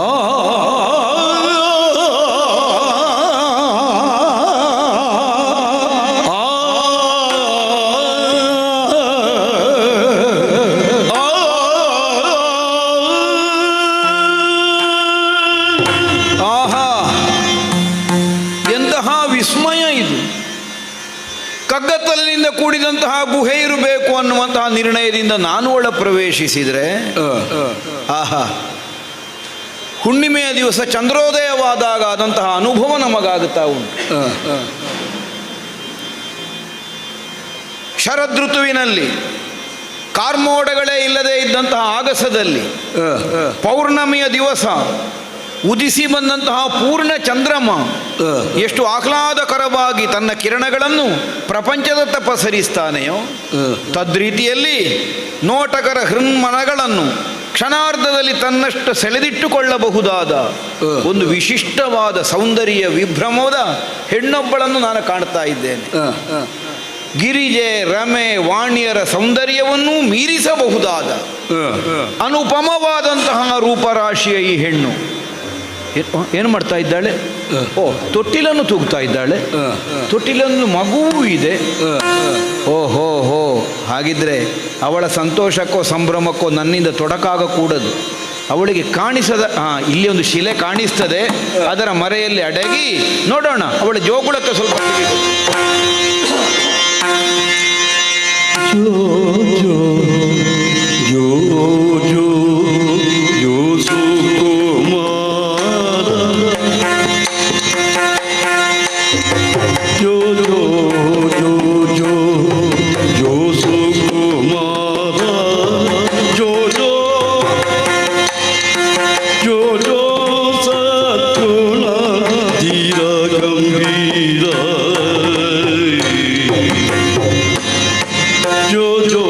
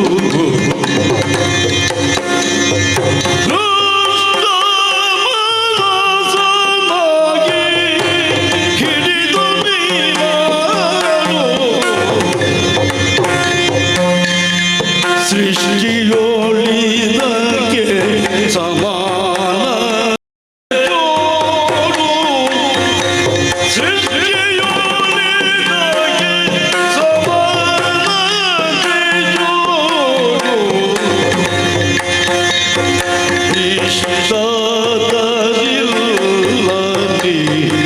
ಹಿಡಿದು ಮುದ್ದಾಡು ಹಿಡಿದು ಮುದ್ದಾಡು ಇಷ್ಟದಲ್ಲಿ ಹಿಡಿದು ಮುದ್ದಾಡು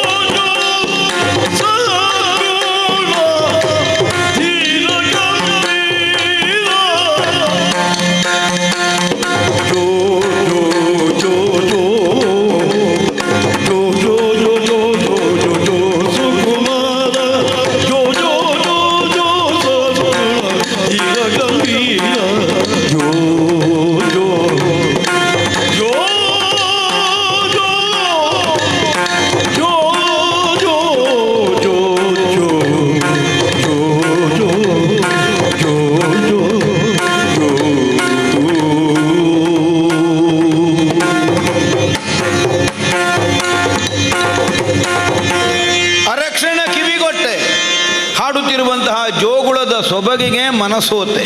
ಅಬ್ಬೊಬ್ಬೊಬ್ಬೊಬ್ಬೊಬ್ಬೊಬ್ಬ.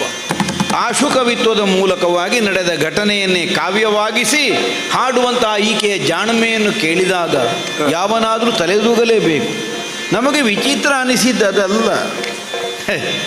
ಜಾಂಬವಂತನಂತೆ ಕೇಸರಿಯನ್ನು ಕೊಂದನಂತೆ, ಮಣಿಯನ್ನು ತಂದನಂತೆ, ಭಾಗ್ಯಾಂಬೋ ನಿಧಿಯಂತೆ, ಇಷ್ಟಾರ್ಥ ಕೊಡ್ತದಂತೆ, ಕೃಷ್ಣಮಾನಸನಾಗಿ ಇದನ್ನು ಅನುಭವಿಸಬೇಕಂತೆ. ಛೇ ಛೇ ಛೇ ಛೇ ಛೇ. ಹಾಗಿದ್ರೆ ಯಾರು ಈ ಜಾಂಬವ?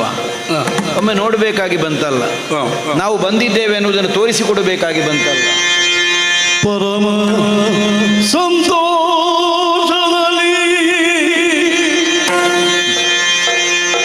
ಪಾಲಕನ ತರಳೆ ತೂಗುತ್ತಲಿರಲು ತರಳೆ ತೂಗುತ್ತಲಿರಲು ಇದನ್ನೆಲ್ಲ ಹರಿಯ ಪಾಂಚಜನ್ಯವ ಮಲಗಿಸಲಾಗ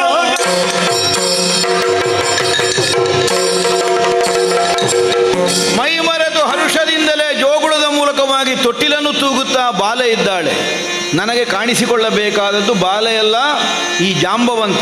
ಅದಕ್ಕಾಗಿ ಕೈಯ ಪಾಂಚಜನ್ಯವನ್ನು ಒಮ್ಮೆ ಮೊಳಗಿಸ.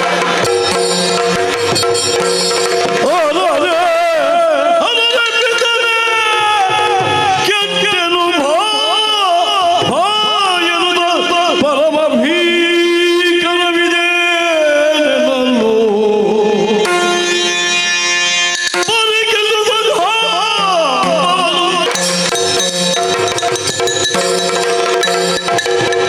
ಹೆಚ್ಚು ದೂರ ಏನೂ ಇಲ್ಲ.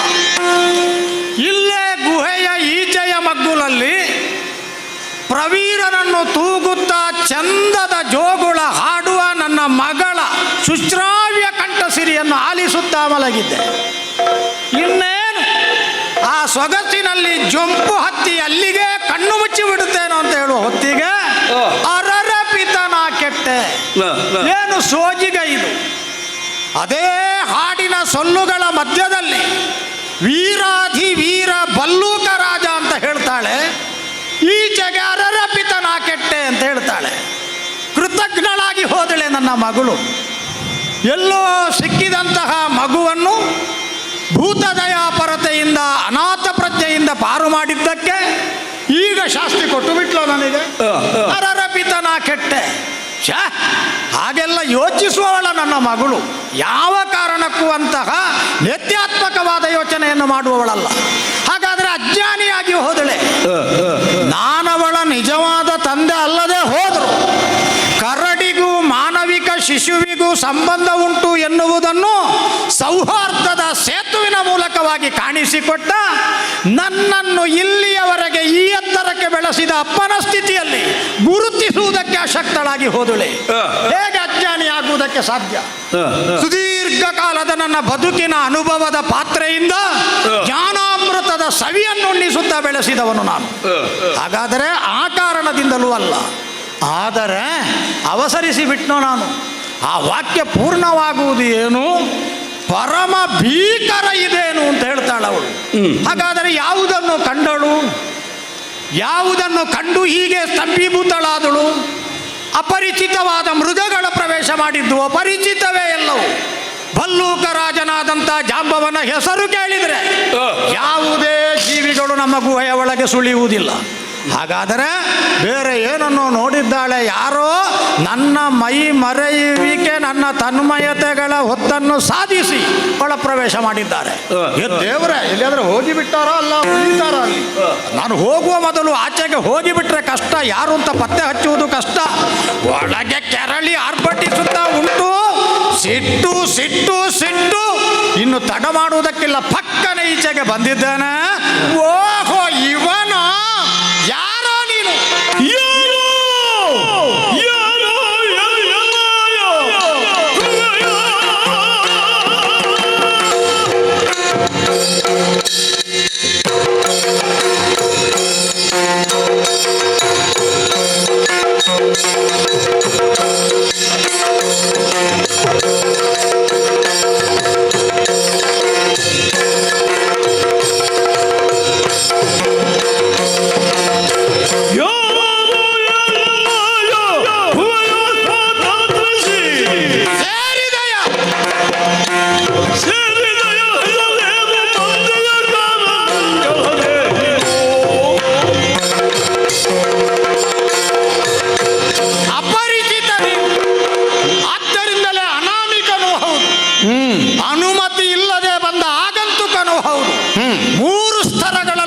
ಸಂಶಯಗ್ರಸ್ತ ಸ್ಥಿತಿಯನ್ನು ಹುಟ್ಟಿಸಿದ್ದಿ. ಏನು ನಿನ್ನ ಹೆಸರು? ಎಲ್ಲಿಂದ ಬಂದೆ? ಯಾವುದು ನಿನ್ನ ಪುರ? ನಿನ್ನ ತಂದೆ ತಾಯಿಗಳು ಯಾರು? ಬಾಲೆಯನ್ನು ಶಂಖಧ್ವಾನದ ಮೂಲಕವಾಗಿ ಬೆಚ್ಚಿಸಿದೆಯಲ್ಲ, ಏನು ನಿನ್ನ ಉದ್ದೇಶ ಹೇಳು? ಸ್ವಲ್ಪ ಸ್ವರ ಸಣ್ಣದು ಮಾಡ. ಬರುವುದಿಲ್ಲ ನನಗೆ. ನೀನು ಅಷ್ಟು ಎದುರಿಸುವುದು ಯಾಕೆ?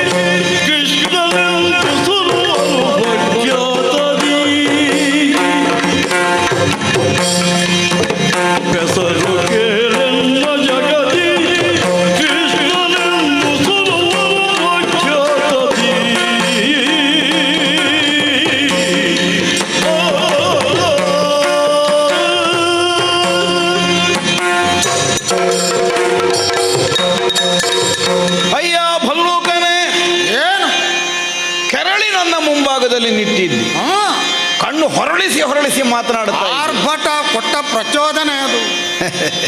ಅಯ್ಯ, ಓ ಅಷ್ಟೆಲ್ಲ ಆವೇಶಕ್ಕೊಳಗಾಗಬೇಡ. ನಿನ್ನ ಆತಂಕಕ್ಕೆ ಎಡೆಯಾಗುವಂತಹದ್ದು ಎಂಥದೂ ಇಲ್ಲ. ಆ ಮಟ್ಟಿಗೆ ಸಂಭಾವಿತನೇ ನೀನು, ಏನೂ ಅಲುಗಾಡಿಸ್ಲಿಲ್ಲ. ಇಲ್ಲ ಇಲ್ಲ. ಅವಿಧೇಯತನವನ್ನು ಕಾಣಿಸಬೇಕು ಅನ್ನುವಂತಹ ಯಾವ ದುರುದ್ದೇಶವೂ ನನ್ನಲ್ಲಿಲ್ಲ. ಅದಿಲ್ಲ. ಏನು ಮಾಡೋಣ ಹೇಳು? ಹಾ, ಪರಿಸರ ಪರಿಸ್ಥಿತಿಗೆ ಅನುಗುಣವಾಗಿ ಮನುಷ್ಯನ ವ್ಯವಹಾರ ಆಗಿ ಹೋಗ್ತದೆ. ಲೋಕದ ಕ್ರಮ ಸರಿಯೇ. ನೀನು ಕೇಳಿದ್ದು ಸರಿಯೇ. ಹಾ. ಯಾರೋ ನೀನು ಸ್ವತಂತ್ರದಿಂದ ನನ್ನ ಗುಹೆ ಪ್ರವೇಶಿಸಲಿ, ಅಲ್ಲೋ ಹೀಗೆಲ್ಲ ಒಳಗೆ ವ್ಯವಸ್ಥೆ ಉಂಟು ಅಂತಾದ್ರೆ ನಾನು ಬಂದ ಕ್ರಮ ತಪ್ಪೆ. ನಾನೇ ಒಪ್ಪಿಕೊಳ್ತೇನೆ ಪ್ರಾಮಾಣಿಕವಾಗಿ. ಆಗ್ಲಪ್ಪ. ಈ ಕಾಡಿನ ಒಂದು ಗುಹೆಯಲ್ಲಿ ವಾಸಿಸುವಂತಹ ಮೃಗ ಅನ್ನುವ ಭಾವದಿಂದ ನಾನು ನೇರ ಒಳ ಪ್ರವೇಶಿಸಿ. ಸರಿ. ಯಾಕಂದ್ರೆ ಕಾಡಿನ ಗುಹೆಯಲ್ಲಿ ವಾಸಿಸುವ ಒಂದು ಕಾಡಿನ ಮೃಗವಾದ್ರೆ ಮತ್ತೆ ಕೇಳುವುದಕ್ಕೇನುಂಟು, ಮಾಡುವುದಕ್ಕೇನುಂಟು. ಆದರೆ ಶಂಖಧ್ವಾನ ಮಾಡಿದ್ಯಲ್ಲ. ಶಂಖಧ್ವಾನ ಮಾಡಿದ್ಯಾಕೆ? ಅದು ಯಾಕೆ? ನಾನು ಬಂದಂತಹ ಇರವನ್ನು ತಿಳಿಸುವುದಕ್ಕಾಗಿ ಶಂಖಧ್ವಾನ ಮಾಡಿ. ಓಹೋ, ನೀನು ಹೇಳಿದಾಗೆ ಬಾಲೆಯನ್ನು ಹೆದರಿಸುವಂತಹ ಉದ್ದೇಶಕ್ಕಾಗಿ ಮಾಡಿದ್ದ. ಆದರೆ ಬೇರೆ ಉದ್ದೇಶಕ್ಕೆ ಶಂಖಧ್ವಾನ. ಅವಳು ಅಯಾಚಿತವಾಗಿ ಬೆದರಿದ್ಲು. ನೇರವಾಗಿ ಗೊತ್ತಿಲ್ಲದೆ ಗುಹೆಯೊಳಗೆ ಬಂದಾಗಿ ಹೋಯಿತು. ಇಲ್ಲಿ ಬಂದು ನೋಡಿದ್ರೆ ವ್ಯವಸ್ಥೆಯೇ ಬೇರೆ ಉಂಟು. ಇಲ್ಲಿ ಒಬ್ಬಳು ಬಾಲೆ ಇದ್ದಾಳೆ. ಒಂದು ತೊಟ್ಟಿಲು ಕಾಣ್ತದೆ. ತೊಟ್ಟಿಲಲ್ಲಿ ಒಬ್ಬ ಮಗು ಇದ್ದಾನೆ. ಉಂಟು. ಜೋಗುಳು ಹೇಳಿ ಅವಳು ತೂಗುತ್ತಾಳೆ. ಕಾಣ್ತದೆ. ಹಾಗಿದ್ರೆ ಇದೊಂದು ನಾಗರಿಕವಾದ ಸಂಸ್ಕಾರ ಸಂಸ್ಕೃತಿ ಇರುವಂತಹ ತಾಣ ಅಂತ. ಹಾಗಿದ್ರೆ ನಾನು ಕೇಳದೆ ಬಂದದ್ದು ತಪ್ಪು. ನಾನು ಕೇಳಿಯೇ ಬರ್ಬೇಕಿತ್ತು. ಈಗ ಬಂದಾಗಿ ಹೋಗಿದೆ. ಬಂದವ ಹಾಗೆ ಹೇಳದೆ ಕೇಳದೆ ಹಿಂದೆ ಹೋದನೋ, ನಾಳೆ ಇಲ್ಲಿಂದ ಏನಾದ್ರೂ ಹೆಚ್ಚು ಕಡಿಮೆ ಇದ್ರೆ ನೀನು ನನ್ನ ಒಂದು ತುಣುಕು ಹೋದ್ರು ನಿನ್ನ ಕುರಿತ ಅಪಾದನ. ಹಾಗಿದ್ರೆ ನಾನಿಂದ ಕಾಲು ಕೀಳುವ ಹಾಗಿಲ್ಲ. ಬಂದಿದ್ದೇನಂತ ಗೊತ್ತಾಗಬೇಕು. ಆಗ ಪಕ್ಕನೆ ಕೈಯಲ್ಲಿದ್ದ ಶಂಖ ಕಂಡಿತು. ಶಂಖ ಮೊಳಗಿದೆ. ಸುಲಭ. ಆ ಧ್ವನಿ ಕೇಳಿ ನೀನು ಬಂದೇಕೋ.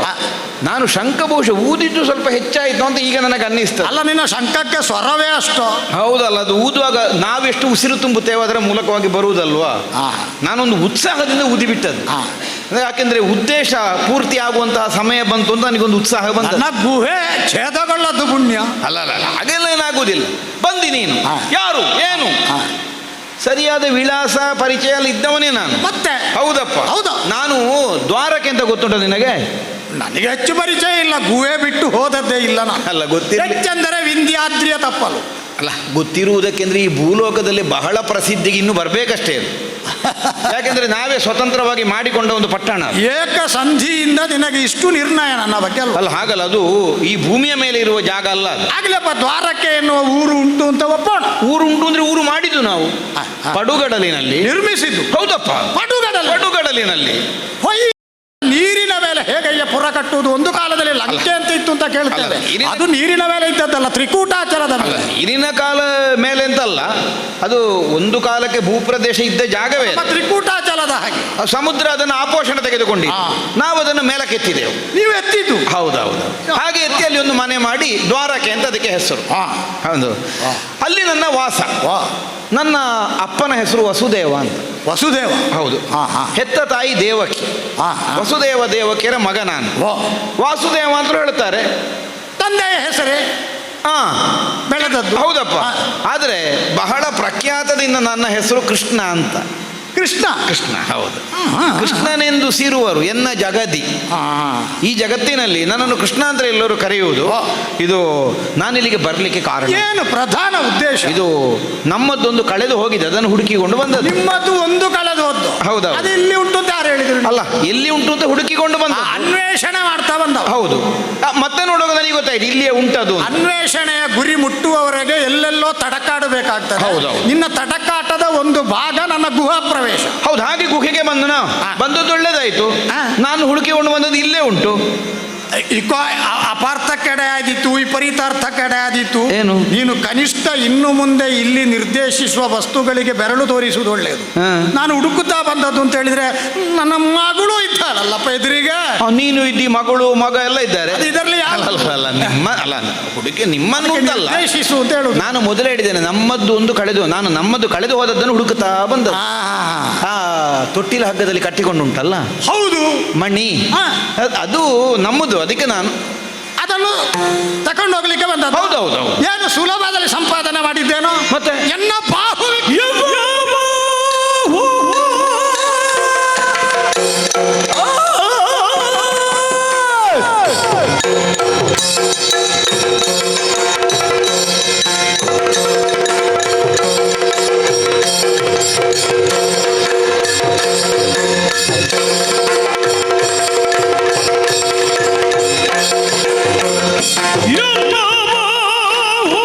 ವಿಕ್ರಮದಿ ಹರಿಯಕ್ಷ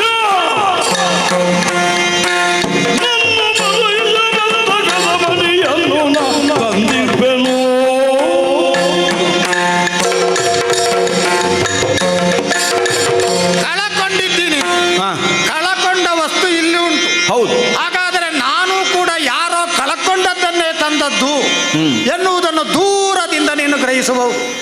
ಹಾಗೆ ಅಂತ ಅದು ತಪ್ಪೇಣಿಕೆ ಆಗ್ತದೆ. ನೀವು ಇದ್ದದ್ದನ್ನು ಕಳಕೊಂಡಿರಿ, ನಾನು ಕಳಕೊಂಡದ್ದನ್ನು ತಂದದ್ದಲ್ಲ. ನಾನು ಅದನ್ನು ಪರಾಕ್ರಮದಿಂದ ಕೊಂಡು ತಂದ. ಪರಾಕ್ರಮ ಬೇರೆ ಯಾರಿಂದಲೂ ಅಲ್ಲ. ಮತ್ತೆ ಯಾವುದು ಅಂಜುಬುರುಕರು, ಪರಾಕ್ರಮದಲ್ಲಿ ಹೀನರು, ರಟ್ಟೆ ತ್ರಾಣದಲ್ಲಿ ನಿಕೃಷ್ಟರು, ಅವರನ್ನು ಗೆದ್ದು ತಂದದ್ದಲ್ಲ. ನಮ್ಮ ಇಡೀ ಕಾಡಿಗೆ ಯಾರು ಸ್ವಂತ ಸತ್ವದ ಮೂಲಕವಾಗಿ ಅನ್ಯರು ಪಟ್ಟಾಭಿಷೇಕ ಮಾಡಬೇಕಾದ ಅನಿವಾರ್ಯ ಇಲ್ಲದೆ ರಾಜ ಅಂತ ಗುರುತಿಸಲ್ಪಟ್ಟಿದ್ದಾನೋ, ಮೃಗರಾಜ ಎನ್ನುವ ಹಾಗೆ ಉಳಿದವರ ಪಾಲಿಗೆ ಮೃತ್ಯುಪ್ರಾಯ ಆಗಿದ್ದಾನೋ, ಅಂತಹ ಹರಿಯಕ್ಷ ಅಥವಾ ಸಿಂಹ ಅಥವಾ ಕೇಸರಿ ಅಥವಾ ಮೃಗರಾಜ ಅವನನ್ನು ಮಹಾ ಹೋರಾಟದಲ್ಲಿ ಮಡುಯಿ ನನ್ನ ಪರಾಕ್ರಮದಿಂದ ಸಂಪಾದನೆ ಮಾಡಿದ್ದನ್ನು ನಾನು ತಗೊಂಡೋಗುತ್ತೇನೆ ಅಂತ ಸುಲಭದ ಪ್ರಯತ್ನದಲ್ಲಿ ತಲ್ಲೀನನಾಗಿದ್ಯಲ್ಲ, ಅಷ್ಟು ಸುಲಭದಲ್ಲಿ ದಕ್ಕಲಿಕ್ಕಿಲ್ಲ. ನೀನು ಅದನ್ನು ಪರಾಕ್ರಮದಿಂದಲೇ ಪಡೆಯಬೇಕು. ಅಯ್ಯ, ನಿನ್ನಲ್ಲಿ ಒಂದು ಮಾತು ನಾನು ಯಾವುದದು ಕೇಳು? ವಿಹಿತದಿಂದಲೇ ಕೊಡಬೇಕು.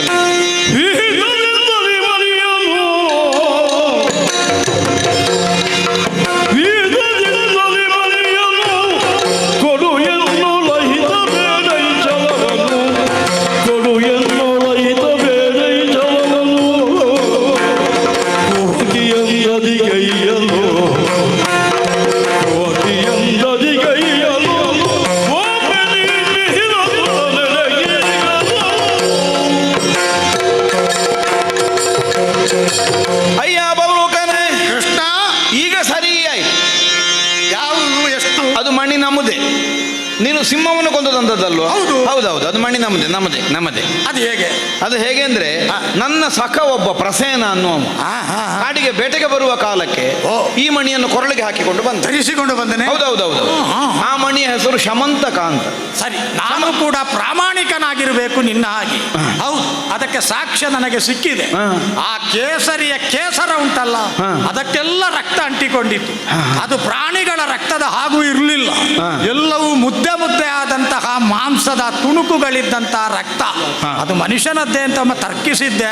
ನನಗೆ ರತ್ನವೇ ಮುಖ್ಯ ಲಕ್ಷ್ಯವಾದ್ದರಿಂದ ಅದನ್ನು ಅವಗಣಿಸಿ ಬಂದೆ. ನೀನು ಹೇಳಿದ್ದು ಹೌದು. ಅಲ್ಲ, ನೀನೀಗ ಸಿಂಹವನ್ನು ಕೊಂದದ್ದು ಒಳ್ಳೇದಾಯ್ತು, ತಂದದ್ದು ಒಳ್ಳೇದಾಯ್ತು. ಈಗ ಇಲ್ಲಿದ್ರೆ ನಾನು ಎಲ್ಲಿಂದ ಹುಡುಕಿಕೊಂಡು ಹೋಗಬೇಕಿತ್ತು? ನಿನಗೆ ಒಳ್ಳೆಯದಾಗಲಿ ಅಂತ ಕೊಂದದ್ದಲ್ಲ. ಅಲ್ಲ, ಅದಕ್ಕೆ ರತ್ನ ಸಿಕ್ಕಲಿ. ಈಗ ಹೇಗೂ ಇಲ್ಲಿ ನಾನು ಮಾಡಿದ ನನ್ನ ಉದ್ದೇಶದ ಕೃತಿಯಿಂದ ನಿನಗೂ ಪ್ರಯೋಜನ ಆಯ್ತು. ಯಾಕೆ ನಾನು ಇದನ್ನು ಹೇಳಿದೆ? ನಾವು ಅಹಿತವನ್ನು ಮಾಡಿಕೊಳ್ಳುವುದೇ ಬೇಡ. ಒಂದು ವಿಹಿತದಲ್ಲಿ ಈ ಪ್ರಕರಣಕ್ಕೊಂದು ಸುಖಾಂತವನ್ನು ಕಾಣಿಸಬೇಕು. ಸಂಧಾನದ ಮಾತುಕತೆಯ ರೀತಿ ಕೇಳುವ ಅಂದ್ರೆ ಆ ಮಣಿ ವಿಶೇಷವಾದ ಸಾಮರ್ಥ್ಯವನ್ನು ಹೊಂದಿದ್ದು. ಅದು ಪೂಜಿಸಿದವರಿಗೆ ದಿನವೊಂದಕ್ಕೆ 8 ಭಾರ ಬಂಗಾರ ಕೊಡ್ತದೆ. 8 ಭಾರ? ಅಲ್ಲ, ನಿನಗೆ ಅದೆಲ್ಲ ಎಂತದಕ್ಕೆ? ನಾನು ಬಂಗಾರವನ್ನೇ ತ್ಯಜಿಸಿ ಇಲ್ಲಿರಬಹುದಾದಂತ ಶಿಲೆಯಿಂದಲೇ ಗುಹೆ ಮಾಡಿದವ. ನಿನಗೆ ಈಗ ಆ ವಿಂಧ್ಯೆಯ ಗುಡ್ಡವನ್ನು ಉತ್ಖನನ ಮಾಡಿದ್ರೆ ಎಂತಹ ಚಿನ್ನದ ಗಣಿಗಳುಂಟು ಗೊತ್ತುಂಟು. ಹಾಗಾಗಿ ನಿನಗೆ ಬಂಗಾರ ಬೇಡ. ನಮಗೆ ಮಣಿ ಇಲ್ಲದೆ ಮನೆಗೆ ಹೋಗುವಾಗಿಲ್ಲ. ಹಾಗಾಗಿ ನಾವೊಂದು ಒಪ್ಪಂದ ಮಾಡುವ. ನೀನು ತಂದ ಮಣಿಯನ್ನು ವಿಹಿತದಿಂದಲೇ ನನಗೆ ಕೊಡೋದು, ಮಣಿ ತಕೊಂಡು ನಾನು ಹೋಗೋದು. ನೀನೊಂದು ವೇಳೆ ಕೊಡ್ಲಿಲ್ಲ ಅಂತ ಆದ್ರೆ, ಒಂದು ವೇಳೆ ಕೊಡ್ಲಿಕ್ಕೆ ಮನಸ್ಸಿಲ್ಲ, ನನಗೆ ಬಿಟ್ಟು ಹೋಗ್ಲಿಕ್ಕೆ ಉಪಾಯ ಇಲ್ಲ. ಅಂದ್ರೆ ನಾನು ನಿನಗೆ 4 ಕೊಟ್ಟಾದರೂ ಅಲ್ಲ ಹೇಳಿದ್ ನಾನು. ಮತ್ತೆ ನಾನು ಸಿಟ್ಟು ಬಂದ್ರೆ ಮತ್ತೆ ಹಿಂದೆ ಮುಂದಿರುವ ಯಾರು ಅಂತ ನೋಡುದಿಲ್ಲ. ಇದು ಯಮನ ಮನೆಗೂ ಹೋಗಬೇಕಾಗಿ ಬಂದಿತ್ತು.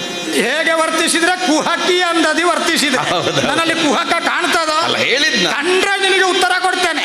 ಏನು ಸಾಮಾನ್ಯ ಮೃಗವ ನಾನು?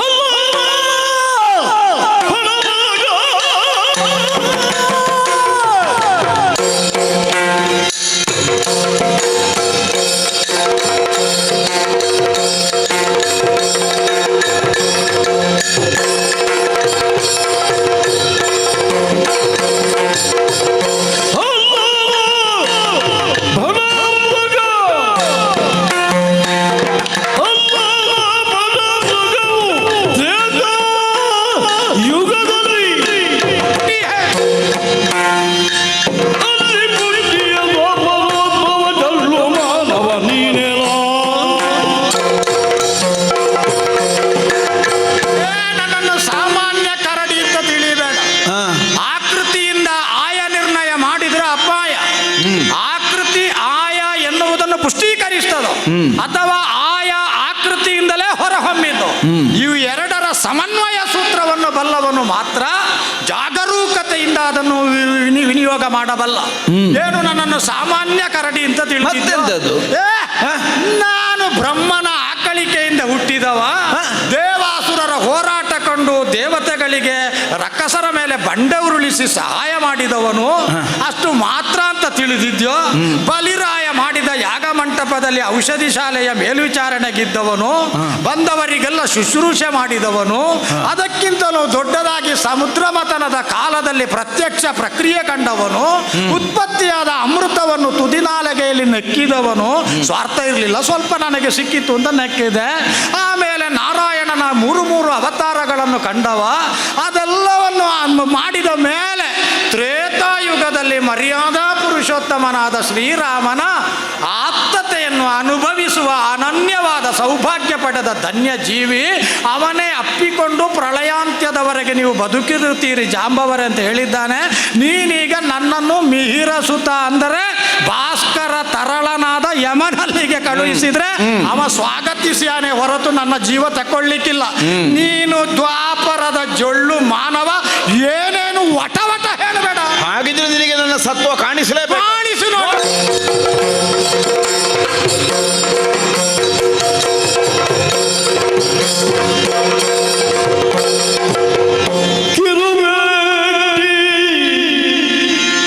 ಒಳಗೆ ನಾನು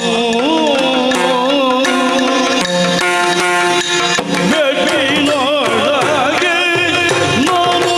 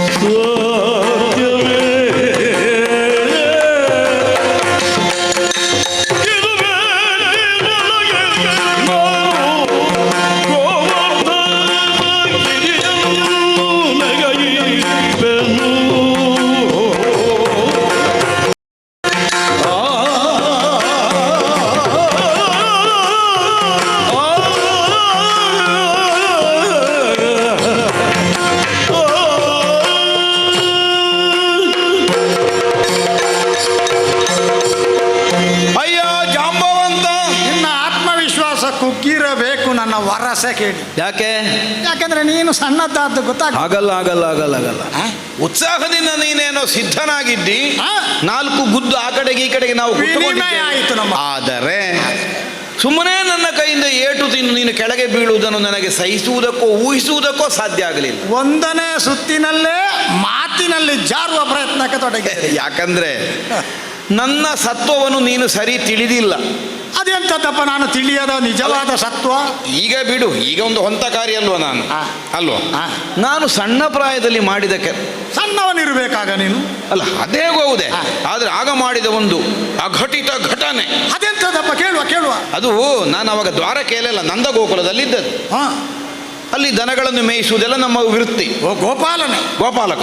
ಪ್ರತಿ ವರ್ಷವೂ ಇಂದ್ರ ಪೂಜೆ ಅಂತ ಒಂದು ನಾವು ವರ್ಷಂಪ್ರತಿ ಅಯ್ಯೋ, ಒಂದು ಆ ಮೇಘ ಅಂತ ಹೌದು, ಕರೆಯಲ್ಪಟ್ಟ ಒಂದು ವಾರ್ಷಿಕೋತ್ಸವ. ವರ್ಷಕ್ಕೊಮ್ಮೆ ಇಂದ್ರ ಪೂಜೆ ಅಂತ ಮಾಡಿ. ಮಾಡ್ಬೇಕಪ್ಪ.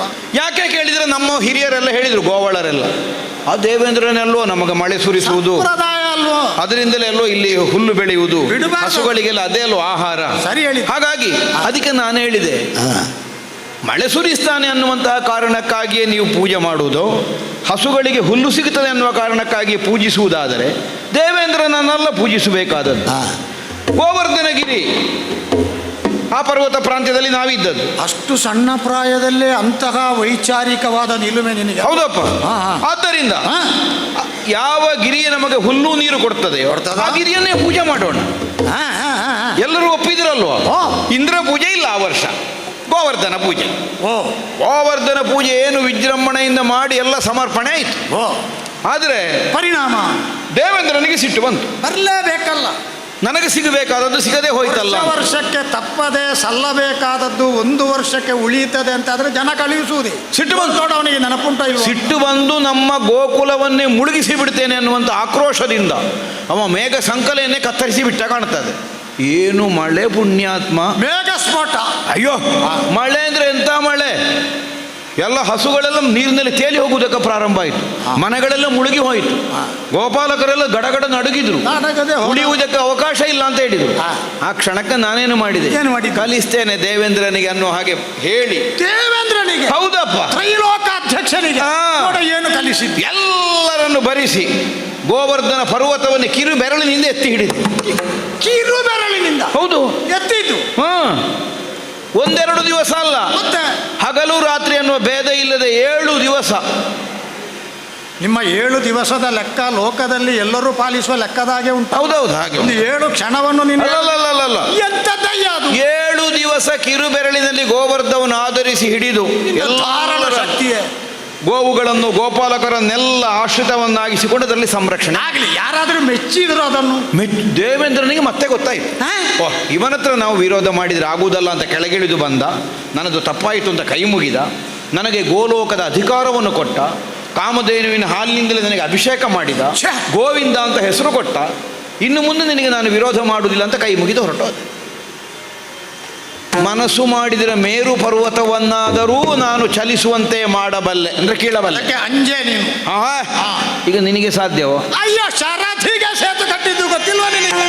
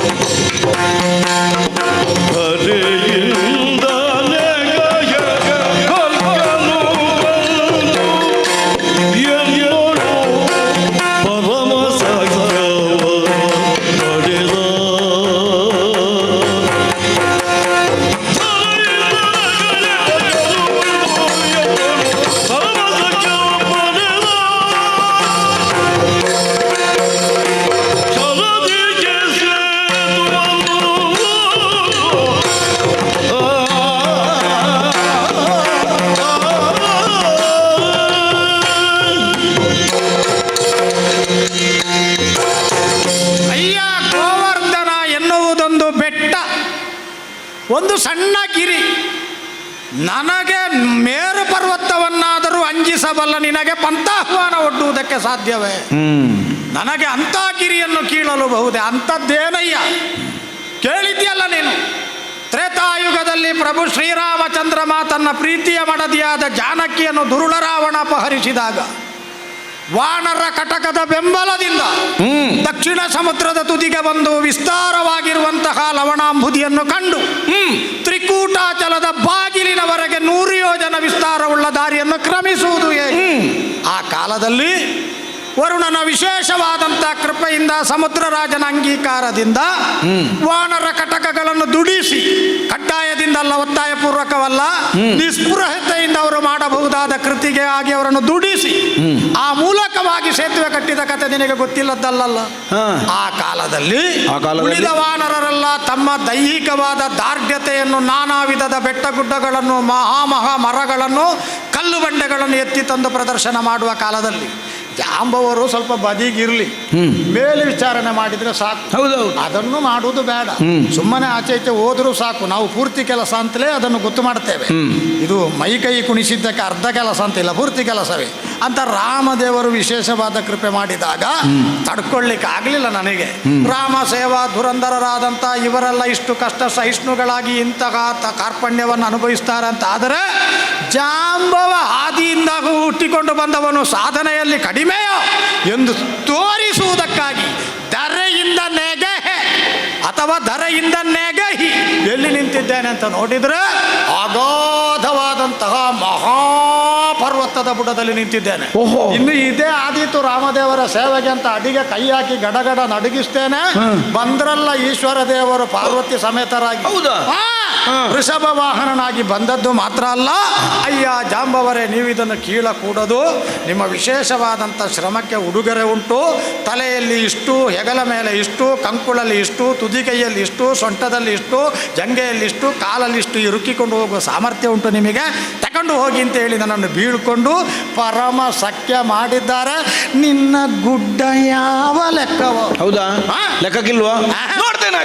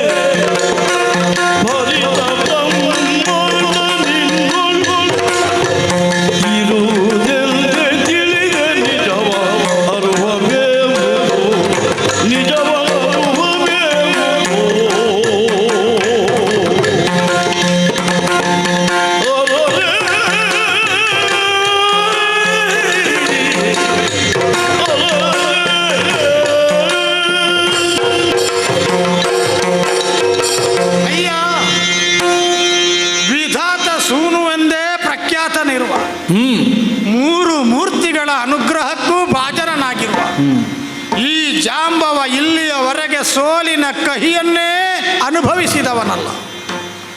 ಈ ಹೊತ್ತು ಅದ್ಭುತವಾದಂತಹ ನಿನ್ನ ಭರವಸಾದಾಯಕವಾದಂತಹ ಹೋರಾಟದ ವರಸೆಯಿಂದ 28 ದಿವಸ ಹಗಲು ರಾತ್ರಿ ಸೆಣಸಿದ ಕೊನೆಯಲ್ಲಿ ನನಗೆ ನೀನು ಸೋಲನ್ನೇ ಉಣಿಸಿದೆ ಅಲ್ಲ.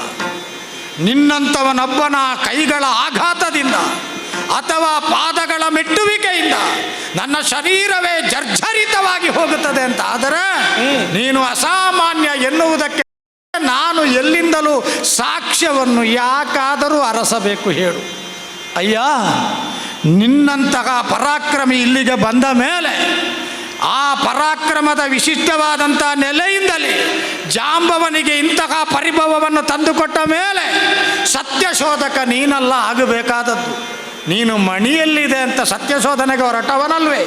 ನಾನು ನಿನ್ನ ಅಂತರಂಗವನ್ನು ಸೇರಿ ಸಾಮಾನ್ಯವಾದಂಥ ಎಲುಬು ಗೂಡುಗಳಿಂದ ಸಂರಚಿತವಾದ ನಮ್ಮ ಹಾಗಿನದ್ದೇ ಅಸ್ಥಿಪಂಜರದ ಮೇಲೆ ತೊಗಲಿನ ಹೊದಿಕೆ ಇರುವ ಶರೀರವೋ ಅಂತ ನಾನು ಶೋಧನೆ ಮಾಡಬೇಕು. ಅಲ್ಲವಯ್ಯ, ಈ ವಿಶ್ವಂಬರೆಯನ್ನು ಸೃಜಿಸಿದ ಮಹಾತ್ಮನಿಗಲ್ಲದೆ ಸ್ಥಿರ ಚರಾದಿಗಳನ್ನೆಲ್ಲ ತನ್ನ ಮಗ ಬಾಂಡ ಬ್ರಹ್ಮಾಂಡದ ಹಾಗಿರುವಂತಹ ಹೊಟ್ಟೆಯೊಳಗೆ ಸೇರಿಸಿಕೊಂಡವನಿಗಲ್ಲದೆ ಮತ್ತೊಬ್ಬನಿಗಿಂತ ಚೈತನ್ಯ ಬರುವುದಕ್ಕೆ ಸಾಧ್ಯ ಇಲ್ಲ. ಇನ್ನೂ ನನ್ನನ್ನು ನೀನು ಸತಾಯಿಸಕೂಡದು, ಇನ್ನೂ ನನ್ನನ್ನು ನೀನು ಪರೀಕ್ಷಿಸಕೂಡದು. ಯಾರಯ್ಯ ನೀನು? ಯಾರು ನೀನು?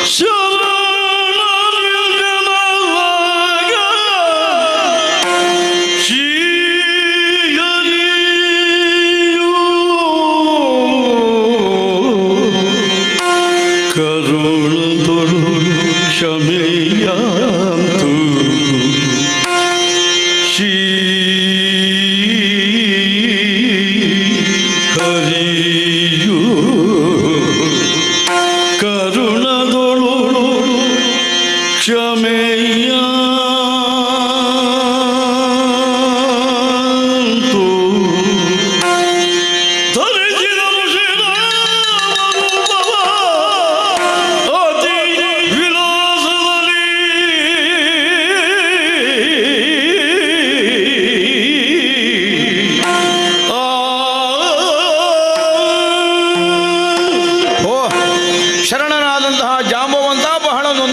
ಇದ್ದಾನೆ. ಶ್ರೀರಾಮ ದರ್ಶನದ ಸುಮುಹೂರ್ತ ಸನ್ನಿಹಿತವಾಗಿದೆ. ರಾಮನಾಗಿ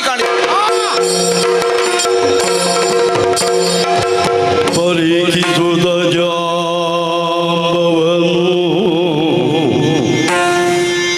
ನೇತ್ರದಿ ಸೂರ್ಯಸುಧಾನಂದ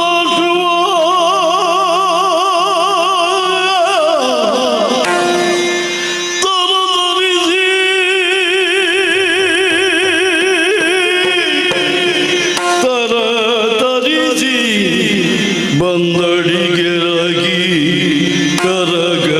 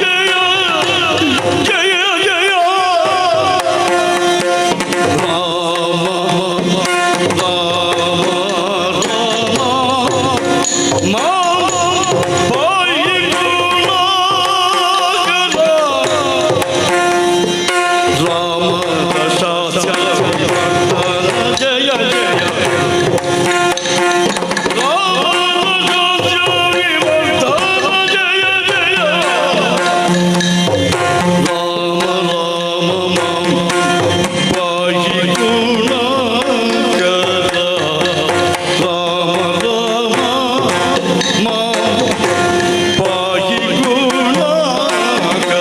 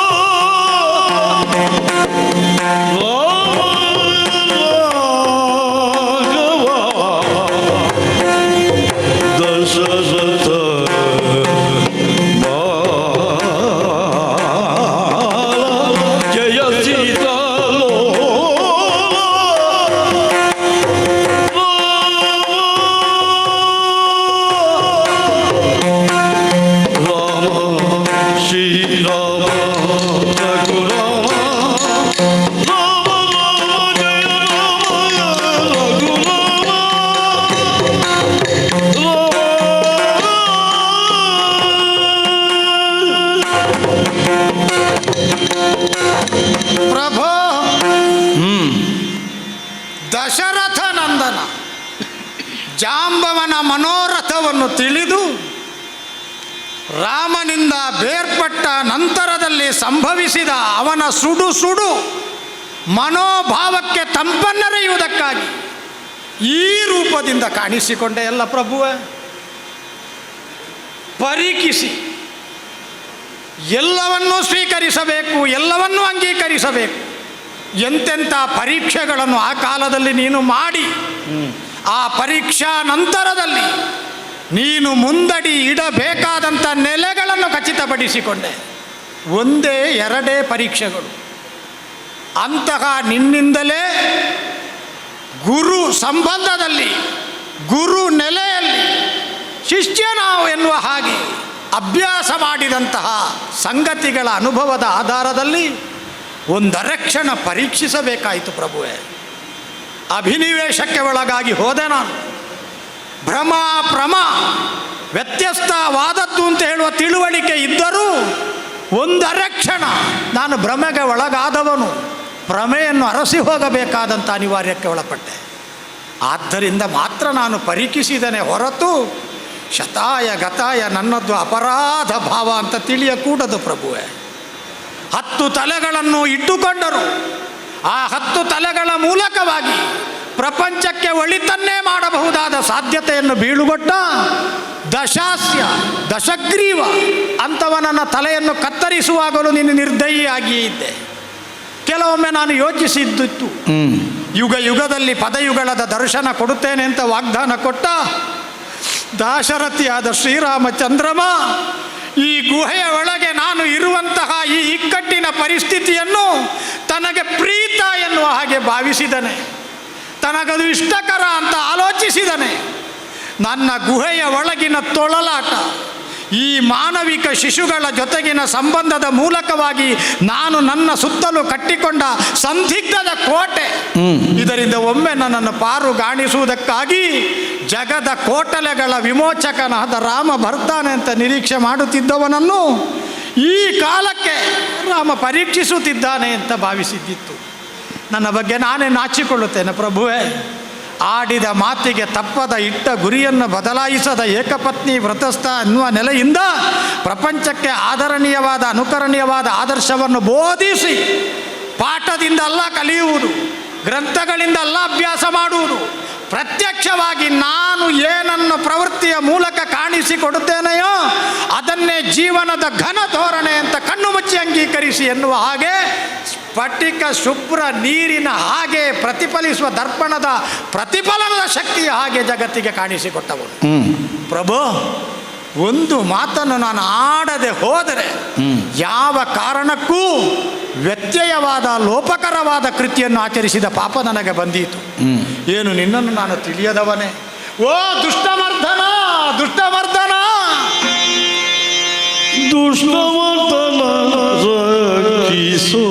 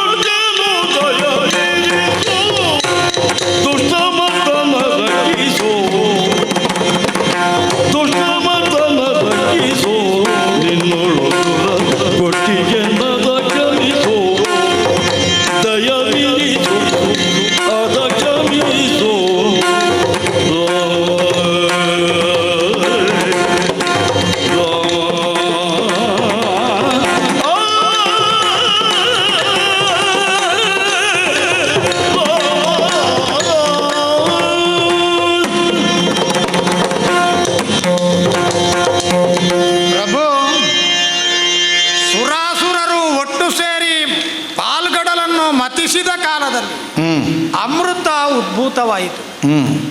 ಕಣ್ಣಿಗೆ ಕಾಣಿಸುವ ದೃಶ್ಯವಾಗಿ 99 ಕೋಟಿ ಶ್ರಮಿಕ ವರ್ಗದ ಅದ್ಭುತವಾದಂಥ ಕೃತಿಯಾಗಿ ನಮ್ಮ ಕಣ್ಮನಗಳನ್ನು ಅದು ಸೆಳೆಯಿತು. ಅದಕ್ಕೆ ಸಾಕ್ಷಿಯಾಗುವ ಭಾಗ್ಯವೂ ಸಿಕ್ಕಿತು. ಆದರೆ ಯಥಾರ್ಥದಲ್ಲಿ ನನ್ನಂಥ ಸದೇಹ ಜೀವಿಗಳು ಅದೇ ಸುರಾಸುರರ ಪಾಲ್ಗಡದ ಮತನದ ಕಥೆಯನ್ನು ಆರೋಪಿಸಿದರೆ ನಮ್ಮ ಹೃದಯದೊಳಗೂ ಅನುಕ್ಷಣವೂ ಅನುಗಾಲವೂ ಅನುದಿನವೂ ಸುರ ಅಸುರ ಭಾವದ ಮಥನ ನಡೀತಲೇ ಇರ್ತದೆ.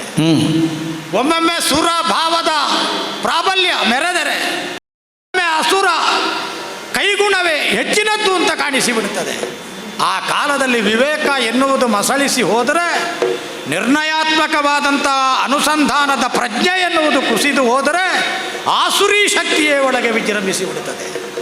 ಈಗಲೂ ಹಾಗೆ 28 ದಿವಸಗಳ ಮಥನ, ಅದ್ಭುತವಾದಂಥ ನಿನ್ನ ಶಾರೀರ 2 ತ್ರಾಣದ ಜೊತೆಗೆ ಯುಗಗಳನ್ನೇ ಉತ್ತರಿಸಿ ಬಂದಂಥ ಜಾಂಬವ, ಅವನ ಮಥನ, ಅವನ ತಾತ್ವಿಕವಾದಂಥ ಸೈದ್ಧಾಂತಿಕವಾದಂಥ ಸಂಘರ್ಷ, ಮೈ ಕೈಗಳ ತಾಡನ, ಆ ಮಂಥನದ ಮೂಲಕವಾಗಿ ಆತ್ಯಂತಿಕವಾಗಿಯೂ ನನಗೂ ಸಿಕ್ಕಿದ್ದು ಅಮೃತವೇ ಅಲ್ವೇ.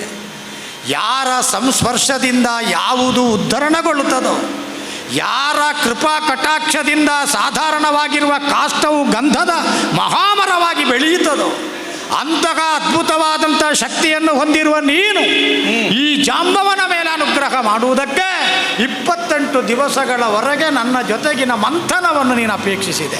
ಹೇ ದಯಾನಿಧ, ಒಳಗೆ ಇದು ಸರಿ, ಹೊರಗೆ ನಾನು ಘಾಸಿ ಮಾಡಿದ್ದು ಹೌದಲ್ಲ, ಮೈಗೆ ಹೊಡೆದದ್ದು ಹೌದಲ್ಲ. ದುಷ್ಟ ಮರ್ದನನಾದ ನೀನು ಅವರೇ ಶಿಷ್ಟರಾಗಿ ಪರಿವರ್ತನೆ ಹೊಂದಿದಾಗ ಉದಾರತೆಯಿಂದ, ಹೃದಯ ವೈಶಾಲ್ಯದಿಂದ, ಅಂತಃಕರಣದ ಸ್ನಿಗ್ಧತೆಯಿಂದ ಕ್ಷಮಿಸಲಿಲ್ಲವೇ ಪ್ರಭುವೇ?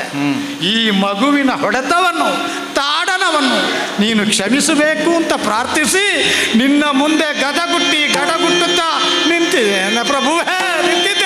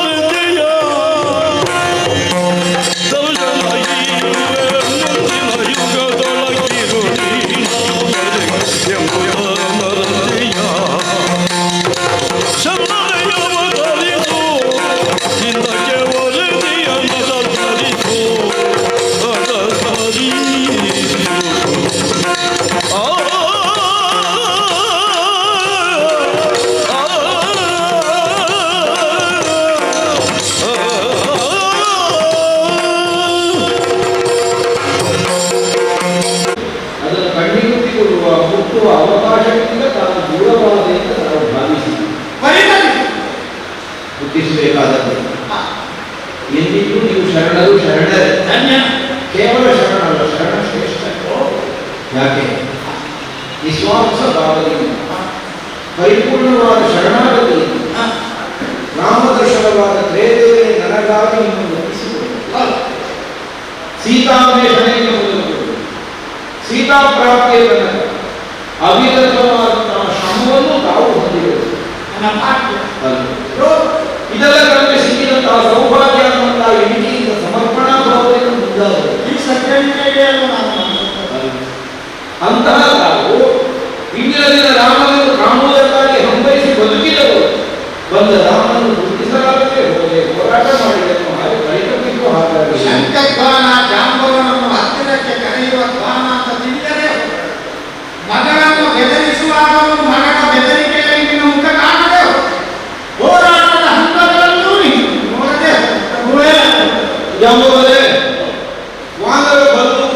ಸಮೂಹದಲ್ಲೇ ಘನ ವಿವೇಕಿಗಳಾಗಿ ತಾವು ಮಾನಿತರು.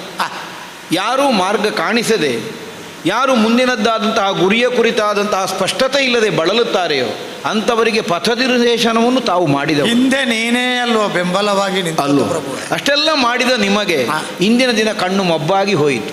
ಅಳು ಬಂತು ನನಗೆ. ವಿವೇಕಕ್ಕೆ ಏನೋ ಒಂದು ಮೌಢ್ಯ ಮಸಳಿತು. ಹೊರೆ ಬಂದ ಹಾಗೆ ಅಲ್ವಾ? ಕಾರಣ ಇಷ್ಟೇ, ಮೋಹವಶನಾದ ವ್ಯಕ್ತಿ ವಿವೇಕವನ್ನು ಸ್ವಲ್ಪವಾದರೂ ಕಳ್ಕೊಳ್ತಾನೆ. ಎಷ್ಟೇ ಅದನ್ನು ಪ್ರಜ್ಞೆ ಮಗಳು ಮಗ ಅನ್ನುವಂತಹ ಭಾವದಿಂದಲೇ ತಾವು ಮೈ ಮರೆತಿರಿ. ಆದ್ದರಿಂದಲೇ ಕಣ್ಣ ಮುಂಭಾಗದಲ್ಲಿ ನಾನು ಬಂದು ನಿಂತರು ನನ್ನನ್ನು ಗುರುತಿಸುವುದಕ್ಕೆ ಸಾಧ್ಯವಾಗದೇ ಹೋಯಿತು. ಒಂದೇ ನಿಮ್ಮ ಕಾರಣದಿಂದ ಮಾತ್ರ ಅಲ್ಲ, ಸ್ವಲ್ಪ ನನ್ನ ಸಂಕಲ್ಪವೂ ಉಂಟು. ನನ್ನ ಪರಿಚಯ ನಿಮಗಾಗಬಾರದು ಅನ್ನುವುದು ನನ್ನ ನಿರ್ಣಯ. ಯಾಕೆ ಈ ಮರೆ? ಯಾಕಂದರೆ ನಾನೊಂದು ಮಾತನ್ನು ನಿಮಗೆ ಕೊಟ್ಟಿದ್ದೆ. ಅಂದು ಸರಯೂ ನದಿಯಲ್ಲಿ ನನ್ನ ದೇಹವನ್ನು ಮರೆಯಾಗಿಸುವ ಕಾಲಕ್ಕೆ ಪರಂಧಾಮವನ್ನು ನಾನು ಸೇರುವ ಕಾಲದಲ್ಲಿ ಮುಂದೆಂದು ದರ್ಶನ ತಾವು ಪ್ರಶ್ನೆ ಮಾಡಿ ಅಲ್ವೋ? ಆ ಕಾಲಕ್ಕೆ ನಿಮಗೆ 4 ಮಂದಿಗಳಿಗೂ, ಜಾಂಬವರಾದ ನಿಮಗೆ, ಶರಣನಾದ ಹನುಮಂತನಿಗೆ, ಹಾಗೆ ಮೈಂದದ್ವೈತರಿಗೆ 4 ಮಂದಿಗಳಿಗೂ ನಾನು ಹೇಳಿದ್ದೆ, ಯುಗ ಯುಗದಲ್ಲೂ ಪದಯುಗಳದ ಸಂದರ್ಶನದ ಸೌಭಾಗ್ಯವನ್ನು ಒದಗಿಸಿಕೊಡುತ್ತೆ. ನಮ್ಮನ್ನು ಸಮಾಧಾನಗೊಳಿಸುವುದಕ್ಕೆ ಅಷ್ಟೇ ಸಾಕಾಗಿ ಅಲ್ವೋ? ರಾಮನಿಲ್ಲದೆ ಇದ್ದ ಈ ಭೂಮಿಯಲ್ಲಿ ನಾವ್ಯಾಕೆ? ಈ ಪ್ರಶ್ನೆಗೆ ಸಿಕ್ಕಿದ ಉತ್ತರ, ನಿಮ್ಮ ಅಂತರಂಗದಲ್ಲಿ ಸದಾ ಇದ್ದಾನೆ. ಆದರೂ ಯುಗಕ್ಕೊಮ್ಮೆ ಆದರೂ ನಿಮ್ಮ ಕಣ್ಣ ಮುಂಭಾಗದಲ್ಲಿ ಮೂರ್ತ ರೂಪದಲ್ಲಿ ಕಂಡು ಕಣ್ಣಿಗೆ ಬಂದ ಮಬ್ಬನೊಮ್ಮೆ ಕಳೆದುಕೊಳ್ಳುವ ಅಂತ ಆಸೆ. ಕೊಟ್ಟ ಮಾತನ್ನು ಉಳಿಸುವುದಕ್ಕಾಗಿಯೇ ಮತ್ತೆ ನಾನಿಲ್ಲಿಗ ನಿಮ್ಮ ಗುಹೆಯಲ್ಲಿ ಕಾಣಿಸಿಕೊಳ್ಬೇಕಾಗಿ ಬಂತು. ನಾನು ಆಗಲೇ ಹೇಳಿದೆ, ನಮ್ಮವರಿಗಾಗಿ ನಾನು ಅರಸಿಕೊಂಡು ಬಂದೆ. ಕೇವಲ ಒಂದು ಮಣಿಯ ವಿಷಯಕ್ಕೆ ಅಂತ ಅರ್ಥ ಅಲ್ಲ, ಅದರ ಹಿಂದೆ ಕಥೆ ಇದೆ. ಜಾಂಬವಂತನನ್ನು ಕಾಣುವಂತಹ ಉದ್ದೇಶದಿಂದಲೂ ನಾನು ಹುಡುಕುತ್ತಾ. ಮಣಿ ನಿನಗೆ ನೆಪ ಮಾತ್ರ. ನೆವನ ಇಲ್ಲದೆ ಈ ಪ್ರಪಂಚದಲ್ಲಿ ನಿಮಿತ್ತ ಇಲ್ಲದೆ ಯಾವುದೇ ವ್ಯವಹಾರ ಆಗುವುದಿಲ್ಲ. ಅದಕ್ಕೆ ಬೇಕಾಗಿ ಬಂತು. ಹಾಗಿದ್ರೆ ನೇರವಾಗಿ ರಾಮನಾಗಿಯೇ ಕಾಣಿಸಿಕೊಳ್ಳಬಹುದಿತ್ತಲ್ಲ, ಯಾಕೆ ನಾನು ಆ ರೂಪದಲ್ಲಿ ಕಾಣಿಸಿಕೊಂಡೆ? ಒಂದು ನಾನು ಕೃಷ್ಣಾವತಾರದಿಂದಲೇ ಬಂದ ಮೈಗೆ, ಆದ್ದರಿಂದ ಆ ರೂಪ ಯುಗ ಧರ್ಮ. ಇನ್ನೊಂದು ಮೊದಲು ಅಡಗಿಸಿದ್ದು ಯಾಕೆ ಕೇಳಿದರೆ, ನಿಮ್ಮ ಮನದ ಮೂಲೆಯಲ್ಲಿ ಮತ್ತೊಂದು ಬಯಕೆಯೂ ಇತ್ತು. ಯಾವುದದು? ದುಷ್ಟರ ಮರ್ದನವೆಲ್ಲ ಆದ ಮೇಲೆ ನಿಮ್ಮಲ್ಲಿ ನಾನೇ ಒಂದು ಔಪಚಾರಿಕವಾದ ಮಾತು ಕೇಳಿದ್ದೆ. ಕಳರಲ್ಲಿ ಹೋರಾಡಿ ದಣಿದಿರೋ ಜಾಂಬವರೇ. ಆಗ ಒಂದು ಮಾತು ತಮ್ಮ ಬಾಯಿಂದ ಬಂತು, ಇದೆಲ್ಲ ಎಂಥ ಹೋರಾಟ ಸ್ವಾಮಿ, ಮಾಡಿದರೆ ಮಾಡಬೇಕು, ನಿನ್ನ ಆಗಿದ್ದವನೊಂದಿಗೆ ಹೋರಾಟ. ಆಗ ನಾನು ನಗುತ್ತಾ ಹೇಳಿದೆ, ಅದು ಈ ಜನ್ಮದಲ್ಲಿ ಆಗ್ಲಿಕ್ಕುಂಟೋ ಜಾಂಬವ? ಅದು ಕ್ಷಣಿಕ ಭಾವೋದ್ವೇಗದ ಮಾತು, ನೀನು ಅದನ್ನು ಶಾಶ್ವತ ಅಂತ ತಿಳಿದಿ. ಈ ಜನ್ಮದಲ್ಲಿ ಆಗುವುದಲ್ಲ ಹೇಳಿದೆ. ಈ ಜನ್ಮದಲ್ಲಿ ಆಗುವುದಲ್ಲ ಅನ್ನುವುದರ ಅರ್ಥ ಏನು? ಮುಂದಿನ ಜನ್ಮದಲ್ಲಿ ಒದಗಿಸಿಕೊಡ್ತೇನೆ ಅಂತಲೇ ಅಲ್ಲೋ? ಆದ್ದರಿಂದಲೇ ಅಂದು ಹೇಳಿದ ಮಾತನ್ನು ಉಳಿಸಿಕೊಳ್ಳುವುದಕ್ಕಾಗಿ ನಿಮ್ಮಲ್ಲಿ ಹೋರಾಡಬೇಕಾಗಿ ಬಂತು. ಹೋರಾಡಿದ್ದೇನೆ, ಆದರೆ ಕೇವಲ ಇಷ್ಟಕ್ಕಾಗಿ ಬಂದದ್ದು. ಮತ್ತಿನ್ನೇನು ಪ್ರಭುವೇ? ಕರುಣಿಸೋ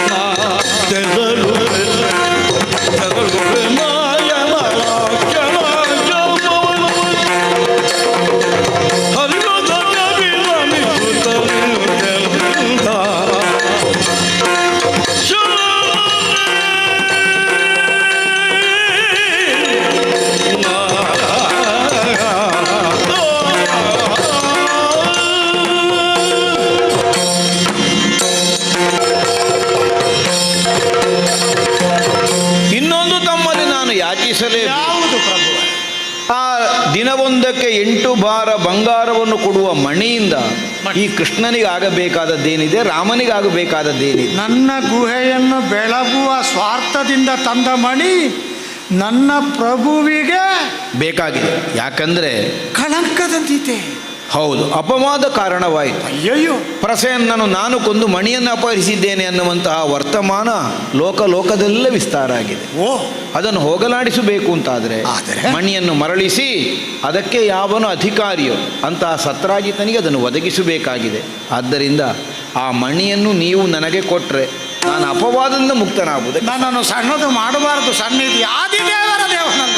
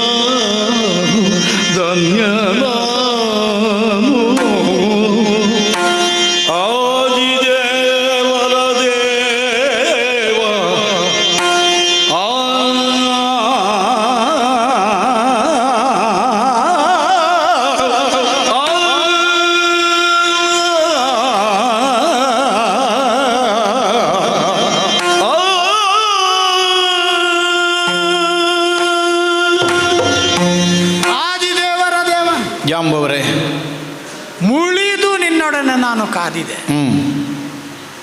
ಮಹಾ ಅಪರಾಧ ಅಂತ ಹೇಳುವ ಭಾವ ಯಾಕೋ ಒಂದು ಎಳೆಯಾಗಿ, ಒಂದು ಸಣ್ಣ ತುಣುಕಾಗಿ ನನ್ನ ಮಾನಸ ಸರೋವರದ ದಂಡೆಯಲ್ಲೂ ಉಳಿಯಿತು, ಹೃದಯದ ಭಿತ್ತಿಯ ಅಂಚಿನಲ್ಲೂ ಉಳಿಯಿತು ಪ್ರಭು. ಈ ರತ್ನವನ್ನು ನಾನು ತರುವ ಕಾಲದಲ್ಲಿ ಈ ರತ್ನ ನಿನಗೆ ಅಪವಾದವನ್ನುಂಟು ಮಾಡಿತು, ಕಳಂಕವನ್ನು ತಟ್ಟಿಸಿತು ಎನ್ನುವ ವಾರ್ತೆ ನನಗೆ ತಿಳಿದಿರಲಿಲ್ಲ. ಅಂದರೆ ಈ ರೂಪವನ್ನಂತೂ ನೀನು ಈ ಯುಗದಲ್ಲಿ ಇದ್ದಿ ಎನ್ನುವ ತಿಳುವಳಿಕೆ ನನಗೆ ಇರದಿದ್ದೇ ಅದಕ್ಕೆ ಕಾರಣ. ಹಾಗಾದರೆ ನನ್ನ ದೇವನಿಗೆ ಹಾನಿ ಉಂಟು ಮಾಡಿದ, ಕಳಂಕ ತಟ್ಟಿಸಿದ ಈ ಮಣಿಯನ್ನು ನಾನು ನಿನ್ನ ಭಕ್ತ ತಂದಿಟ್ಟುಕೊಂಡು ದೇವನಿಗೆ ಅನ್ಯಾಯ ಮಾಡಿಬಿಟ್ನೆ ಅಂತ ಅನ್ನಿಸಿದ್ರೆ, ಈಗ ಅದೇ ದೇವನಿಗೆ ಈ ಕಾಲದಲ್ಲಿ ಕೃಷ್ಣ ರೂಪದಿಂದಿರುವಾಗ ಅಂಟಲ್ಪಟ್ಟಂತಹ ಆ ಕಳಂಕವನ್ನು, ಕಿಲ್ಬಿಷವನ್ನು ತೊಳೆಯುವುದಕ್ಕಾಗಿ ಮಣಿಯನ್ನು ಕೊಡುವವರೆಗೆ ಜತನದಿಂದ ಕಾಪಿಡುವ ಭಾಗ್ಯವಂತಲ್ಲ. ಅಲ್ಲಿಗೆ ಇದು ಸರಿಯಾಯಿತು, ಅಲ್ಲಿಗೊಂದು ಸಮಾಧಾನ. ಆದರೆ ಪ್ರಭುವೇ, ನಿನ್ನ ಜೊತೆಗೆ ನಾನು ಮುಳಿದು ಕಾದಿದ ಅಪರಾಧ ಪ್ರಜ್ಞೆಗೆ ಕಾರಣ ಏನು? ಎಷ್ಟೇ ಪ್ರಯತ್ನ ಪಟ್ಟರೂ ಅಹಂಕಾರವನ್ನು ಅದಮ್ಯವಾದ ಶಕ್ತಿಯಿಂದ ದಮನಿಸಿದ್ರು ವಿವೇಕ ಎನ್ನುವ ಕಾವಲು ಪಡೆಯನ್ನು ಮೀರಿ ಹಿತ್ತಿಲ ಬಾಗಿಲಿನಲ್ಲಿ ಕನ್ನವಿಕ್ಕಿ ಹೊಕ್ಕುವ ಕಳ್ಳನ ಹಾಗೆ ದೇಹಕೋಟೆಯೊಳಗೆ ಸೇರಿಬಿಡ್ತದೆ. ಕಳ್ಳತನದ ಕೆಲಸ ಮಾಡ್ತದೆ. ಹೃದಯದಲ್ಲಿ ಯಾವುದೋ ತಲ್ಲಣನ್ನು ಉಂಟು ಮಾಡುತ್ತದೆ. ಲೌಕಿಕವಾದಂಥ ಮೋಹ ಪಾಶದಿಂದ ಬಿಗಿವಡೆಯುತ್ತದೆ. ತಪ್ಪಿಸಿಕೊಳ್ಳುವುದಕ್ಕೆ ಸಾಮಾನ್ಯರಿಗೆ ಕಷ್ಟ. ಯಾಕೆಂದರೆ ಜಾಂಬವನಿಗೆ ಸಾಧ್ಯ ಆಗಲಿಲ್ಲ ಪ್ರಭುವೇ. 28 ದಿವಸ ಬೇಕಾಯಿತು ಯಥಾರ್ಥ ತಿಳಿಲಿಕ್ಕೆ ಜಾಂಬವನಿಗೆ ಅಂತಾದರೆ ಮಿಕ್ಕವರ ಪಾಡೇನು. ಹಾಗಾದರೆ ನಾನು ಈಗ ನಿನ್ನ ಮುಂದೆ ಈ ಅಪರಾಧಿ ಪ್ರಜ್ಞೆಯನ್ನು ಕಳ್ಕೊಳ್ಬೇಕು ಅಂತಾದರೆ ಮಣಿ ಒಂದೇ ನನಗೆ ಪರ್ಯಾಪ್ತವೇ. ಸಮಾಧಾನ ಹೊಂದುವುದಕ್ಕಿಲ್ಲ ಪ್ರಭುವೇ. ಮತ್ತೆ ಅದು ನೆಲನೋಟಕ್ಕಿಯಾಗಿ ನಿಂತಿರುವ ನನ್ನ ಮಗಳು, ತೊಟ್ಟಿಲಲ್ಲಿ ಮಲಗಿರುವಂಥ ಎಳೆಯ ಶಿಶು, ಒಬ್ಬನಿಗೆ ಮಗು ಅಂತ ಗಂಡು ಅಂತ ಹೇಳುವ ಕಾರಣದಿಂದ ಪ್ರವೀರ ಅಂತ ಹೆಸರು. ಇವಳಿಗೆ ಜಾಂಬವತಿ, ಜಾಂಬವ ಸಾಕಿದ ಮಗಳಲ್ವೇ. ಇವಳನ್ನು ನಾನು ನನ್ನ ಬಂಧನದಿಂದ ಬಿಡುಗಡೆ ಮಾಡಬೇಕು. ಕರಡಿಯ ಬಂಧನ, ಬಲ್ಲೂಕದ ಬಂಧನ ಅಂತ ತಿಳಿದಿದ್ದಾರೆ ಅಂತ ಅರ್ಥ ಅಲ್ಲ ಪ್ರಭುವೇ. ನನ್ನ ಈ ಬಂಧನ ಅಂತ ಹೇಳಿದರೆ ಮಮತೆ, ಮೋಹ, ನನ್ನ ಕುರಿತಾದ ಸೆಳೆತ ಬಿಟ್ಟು ಹೋಗ್ಲಿಕ್ಕೆ ಅವರನ್ನು ಬಿಡುವುದಿಲ್ಲ. ಈಗ ನಾನು ಜಾಂಬವ ಕರ್ಕೊಂಡು ಹೋಗಿ ಅಲ್ಲಿಗೆ ಬಿಟ್ಟು ಒಮ್ಮೆ ಹೋಗಿ ಅಂತ ಹೇಳಿದರೆ ಅವಳು ಹೋಗುವುದಿಲ್ಲ. ಹಾಗೆ ಹೋಗದೆ ಇರುವುದಕ್ಕೆ ಬೇಕಾದ ಬಂಧನ ನಾನೇ ಸೃಷ್ಟಿಸಿದ್ದು. ನನ್ನ ಮೋಹದಿಂದ ಅವರು ಪಾರುಗಾಣಬೇಕು. ನನ್ನ ಮೋಹದಿಂದ ಅವರು ಬಿಡುಗಡೆ ಆಗಬೇಕು ಅಂತ ಆದರೆ ಆ ಮೋಹಕ್ಕಿಂತಲೂ ಮಿಗಿಲಾದ ಕಾಂತಾಶಕ್ತಿಯ ಸೆಳೆತ, ಆಕರ್ಷಣೆಯ ಶಕ್ತಿ ಬೇಕು. ಅದು ನಿನಗಲ್ಲದೆ ಈ ಪ್ರಪಂಚದಲ್ಲಿ ಮತ್ತೆ ಯಾರಿಗೆ ಪ್ರಭುವೇ. ಹಾಗಾಗಿ ನನ್ನ ವಶದಿಂದ ಕಿತ್ತು ನನ್ನ ಕರುಳನ್ನೇ ಕಿತ್ತ ಹಾಗೆ ಮಹಾಕರ್ಷಣ ಶಕ್ತಿಯುಳ್ಳ ಶ್ರೀಕೃಷ್ಣ ನಾಮಕರಣದಿಂದ ಒಪ್ಪುವ ನಿನಗೇ ನಾನು ಕೊಡಬೇಕು ಅಂತ ತೀರ್ಮಾನ ಮಾಡಿದ್ದೇನೆ. ಜಾಂಬವರೇ, ನಿನಗೆ ಕೊಡುವುದನ್ನು ಸಾದರದಿಂದ ಸ್ವೀಕರಿಸಿ ಉದ್ಧರಿಸಬೇಕು ಪ್ರಭುವೇ, ಉದ್ಧರಿಸಬೇಕು. ಜಾಂಬವರೇ, ಅಪೇಕ್ಷೆ ಸಹಜವಾದದ್ದು. ಸರ್ವಸಮರ್ಪಣಾ ಭಾವ ಈ ಪ್ರಪಂಚದಲ್ಲಿ ಎಲ್ಲ ವ್ಯಕ್ತಿಗಳ ಮುಂಭಾಗದಲ್ಲಿ ಮಾಡುವುದಕ್ಕಾಗುವುದಿಲ್ಲ. ಆತ್ಯಂತಿಕವಾಗಿ ನಾವು ನಂಬಿದಂತಹ ಪರಮಾತ್ಮನ ಪಾದ ಮೂಲದಲ್ಲಿ ಮಾತ್ರ ಸರ್ವ ಸಮರ್ಪಣೆ ಮಾಡುವುದಕ್ಕೆ ಸಾಧ್ಯ ಆಗುತ್ತದೆ. ಭವಲೋಕದಲ್ಲಿ ಬದುಕಿದರೂ ಆ ಬಂಧನಕ್ಕೆ ಸಿಲುಕದೆ ರಾಜರ್ಷಿಯೋಪಾದಿಯ ಜೀವನವನ್ನು ತಾವು ನಡೆಸಿದವರು. ಒಂದು ಘಟನೆ ನೆನಪಾಯಿತು. ನೀವು ಒಪ್ಪಿದ ರಾಮನಿಗೆ ಸತಿಯಾಗಿ ಒದಗಿ ಬಂದಂತಹ ಜಾನಕಿಯನ್ನು ಸಾಕಿದವರು ಜನಕ ರಾಜರ್ಷಿ. ಅವರು ಹೆತ್ತ ಮಗಳಲ್ಲ, ಉಳುಮೆ ಮಾಡುವಂತಹ ಕಾಲಕ್ಕೆ, ಯಜ್ಞಾರ್ಥವಾಗಿ ಉಳುಮೆ ಮಾಡುವಂತಹ ಕಾಲಕ್ಕೆ ಸಿಕ್ಕಿದಂತಹ ಪೆಟ್ಟಿಗೆಯಲ್ಲಿ ಒದಗಿದಂತಹ ಶಿಶು. ಆದರೂ ತನ್ನ ಔರಸ ಪುತ್ರಿಯಂತೆ ಪ್ರೀತಿ ವಾತ್ಸಲ್ಯವನ್ನು ಹರಿಸಿಯೇ ಸಾಕಿದರು. ಕೊನೆಗೂ ರಾಮನಿಗೆ ದಾರೆ ಎರೆಯುವಂತಹ ಒಂದು ಅವಕಾಶ ಒದಗಿ ಬಂತು. ಯಾವ ಜನಕ ರಾಜರ್ಷಿ ಸಂಸಾರ ಜೀವನದಲ್ಲಿದ್ದು ವಿರಕ್ತನಂತೆ ಬದುಕಿ ರಾಜರ್ಷಿ ಅಂತ ಮಾನಿತನಾದನು, ಆ ಮಹಾನುಭಾವನಿಗಿಂತ ಯೋಗ್ಯತೆಯಲ್ಲಿ ತಾವೇನೇನು ಕಡಿಮೆಯವರಲ್ಲ. ಸಂಸಾರದ ಮಧ್ಯದಲ್ಲೇ ಇದ್ದರೂ, ಲೋಕದ ಮಧ್ಯದಲ್ಲೇ ಇದ್ದರೂ ಒಂದು ನಿರ್ಲಿಪ್ತ ಭಾವದಿಂದ ಇಷ್ಟರ ತನಕ ಜೀವನವನ್ನು ಸಾಗಿಸಿದರು. ಬ್ರಹ್ಮ ಮಾನಸ ಪುತ್ರರು ಒಂದು ದೃಷ್ಟಿಯಿಂದ, ಅವನ ಸಂಕಲ್ಪದಿಂದ ಸೃಷ್ಟಿಯಾದವರು. ಅಂಥವರು ತಾನು ಸಾಕಿದಂತಹ ಮಗಳನ್ನು ಬೇರೆ ಯಾರಿಗೆ? ಭಗವಂತನಿಗೆ ಒಪ್ಪಿಸಬೇಕು ಅಲ್ವಾ? ಒಳ್ಳೆ, ಆದರೆ ರಾಮನಾಗಿ ಸ್ವೀಕರಿಸುವುದಕ್ಕೆ ಸಾಧ್ಯ ಇಲ್ಲ ಅಂತ ನಿಮಗೂ ಗೊತ್ತು. ಆದರೆ ಕೃಷ್ಣನಿಗೆ ಆ ಪ್ರತಿಬಂಧಕಗಳೇನೂ ಇಲ್ಲ. ಈಗಾಗಲೇ ಮದುವೆ ಆಗಿದೆ ನನಗೆ, ಆದರೂ ಇನ್ನು ಮದುವೆ ಆಗುವುದಿಲ್ಲ ಅನ್ನೋ ನಿರ್ಣಯ ಏನು ಏಕಪತ್ನಿ ವ್ರತ ಅಲ್ಲ ಈಗ. ಮಹಿರಾವಣ ಕಾಳಗದ ಪ್ರಸಂಗ ನೆನಪಾಗುತ್ತದೆ. ಭರವಸೆ ಕೊಟ್ಟದ್ದುಂಟು ಆ ಕಾಲದಲ್ಲಿ. ಹೌದು. ಆದ್ದರಿಂದ ಅದಕ್ಕೆಲ್ಲ ಅನುಕೂಲವಾಗಿ ಈ ಕೃಷ್ಣಾವತಾರದಲ್ಲಿ ಎಲ್ಲರಿಗೂ ಒಂದು ಸಮಾಧಾನವನ್ನು, ಸಂತೃಪ್ತಿಯನ್ನು ಒದಗಿಸಿಕೊಡುವಂತಹ ನಿರ್ಣಯಕ್ಕೆ ನಾನು ಬಂದವ. ಆದ್ದರಿಂದ ಕೃಷ್ಣನಾಗಿ ನಿಮ್ಮ ಮಗಳಾದಂತಹ ಜಾಂಬವತಿಯ ಕೈ ಹಿಡಿಯಿತು. ಮಣಿ ಸಮೇತ ನಾರೀಮಣಿ ಪ್ರವೀರರನ್ನು ಒಪ್ಪಿಸಿದ್ದೇನೆ. ಮತ್ತೆ ಮುಂದಿನ ಯುಗದಲ್ಲಿ ಪಾದ ದರ್ಶನ ನನಗೆ ಆಗಬೇಕಲ್ಲ. ಗುಹೆಯ ಒಳಗಿನ ಬಂಧನದಲ್ಲಿ ನಿಲ್ಲುವುದಲ್ಲ, ಸ್ವೇಚ್ಛಾ ಪ್ರಪಂಚದಲ್ಲಿ ಸ್ವಾತಂತ್ರ್ಯದ ಇತಿಮಿತಿಯನ್ನು ತಿಳಿದು ರಾಮನ ಜೊತೆಗಿನ ಭಾವಾನುಸಂಧಾನಕ್ಕಾಗಿ ಕಾತರಿಸುತ್ತಾ ವಿಂಧ್ಯೆಯಿಂದ ಆಚೆಗೆ ಹೋಗಿ ನಿಲ್ತೇನೆ. ಬಿಡುಗಡೆ ಮಾಡಬೇಕು. ಲೋಕಕ್ಕೆ ರಾಮದ ಜಯ ಜಯ ಜಯ ಜಯ ಜಯ.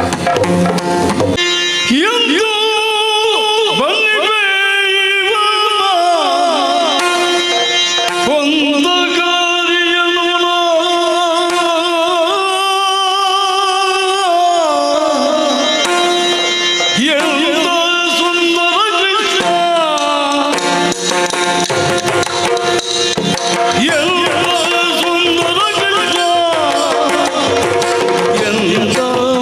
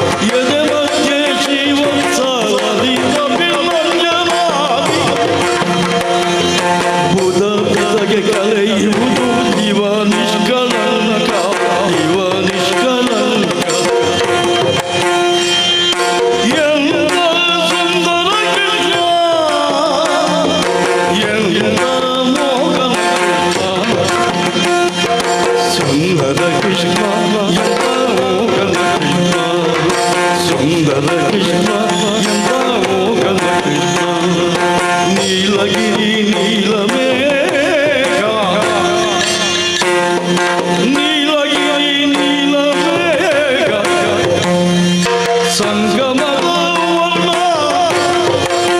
ಕೃಷ್ಣ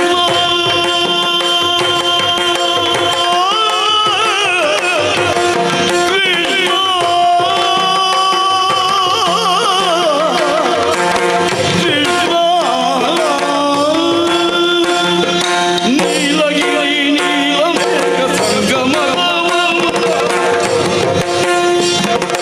ನೀಲದೇಹಿ ಪುರುಷೋತ್ತಮ ನೀಲದೇಹಿ ಪುರುಷೋತ್ತಮ ಇವನೇ ಓರ್ವ ಚೆಲುವ ಇವನೋರ್ವ ಚೆಲುವ ನೀಲದೇಹಿ ಪುರುಷೋತ್ತಮ ಇವನೋರ್ವ ಚೆಲುವ ಇವನೇ ಓರ್ವ ಚೆಲುವ ಎಂತ ಸುಂದರ ಎಂತ ಮೋಗನ ಕೃಷ್ಣ ಕೃಷ್ಣ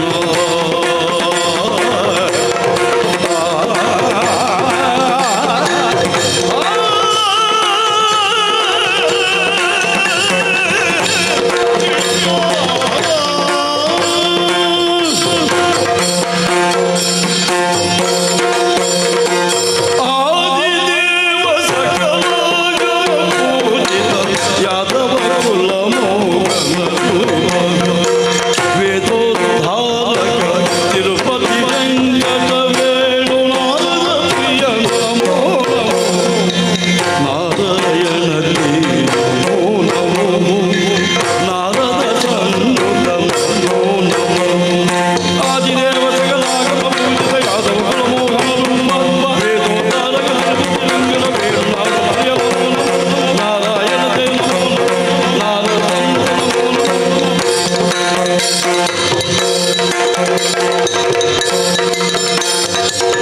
ಕರದಳು ಪರಶುವ ಶಂಕುಶಾಧರರಿಗೆ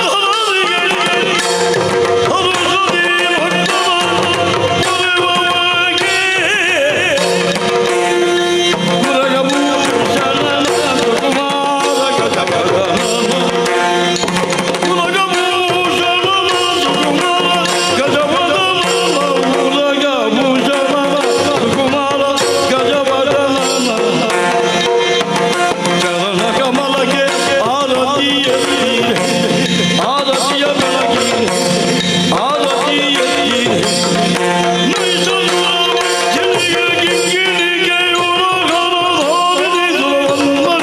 ಮಂಗಲಂ ಜಯ ಮಂಗಲಂ ಶುಭ ಮಂಗಲಂ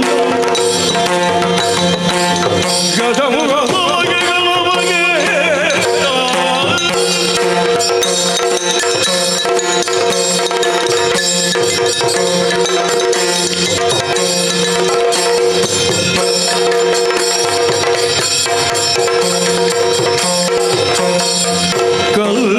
ಕಲ್ಯಾಣಾತ್ಮಕಗಾತ್ರಾಯ ಕಾಮಿತಾರ್ಥಪ್ರದಾಯಿನಿ ಶ್ರೀಮದ್ವೆಂಕಟನಾಥಾಯ ಶ್ರೀನಿವಾಸ ನಮಃ ಮಂಗಲಂ ಭಗವಾನ್ ವಿಷ್ಣು ಮಂಗಲಂ ಮತ್ಸೂದನಾಥನ ಮಂಗಲಂ ದೇವಕೀ ಪುತ್ರೋ ಮಂಗಲಂ ಗರುಡಧ್ವಜ ಸರ್ವಮಂಗಲಂ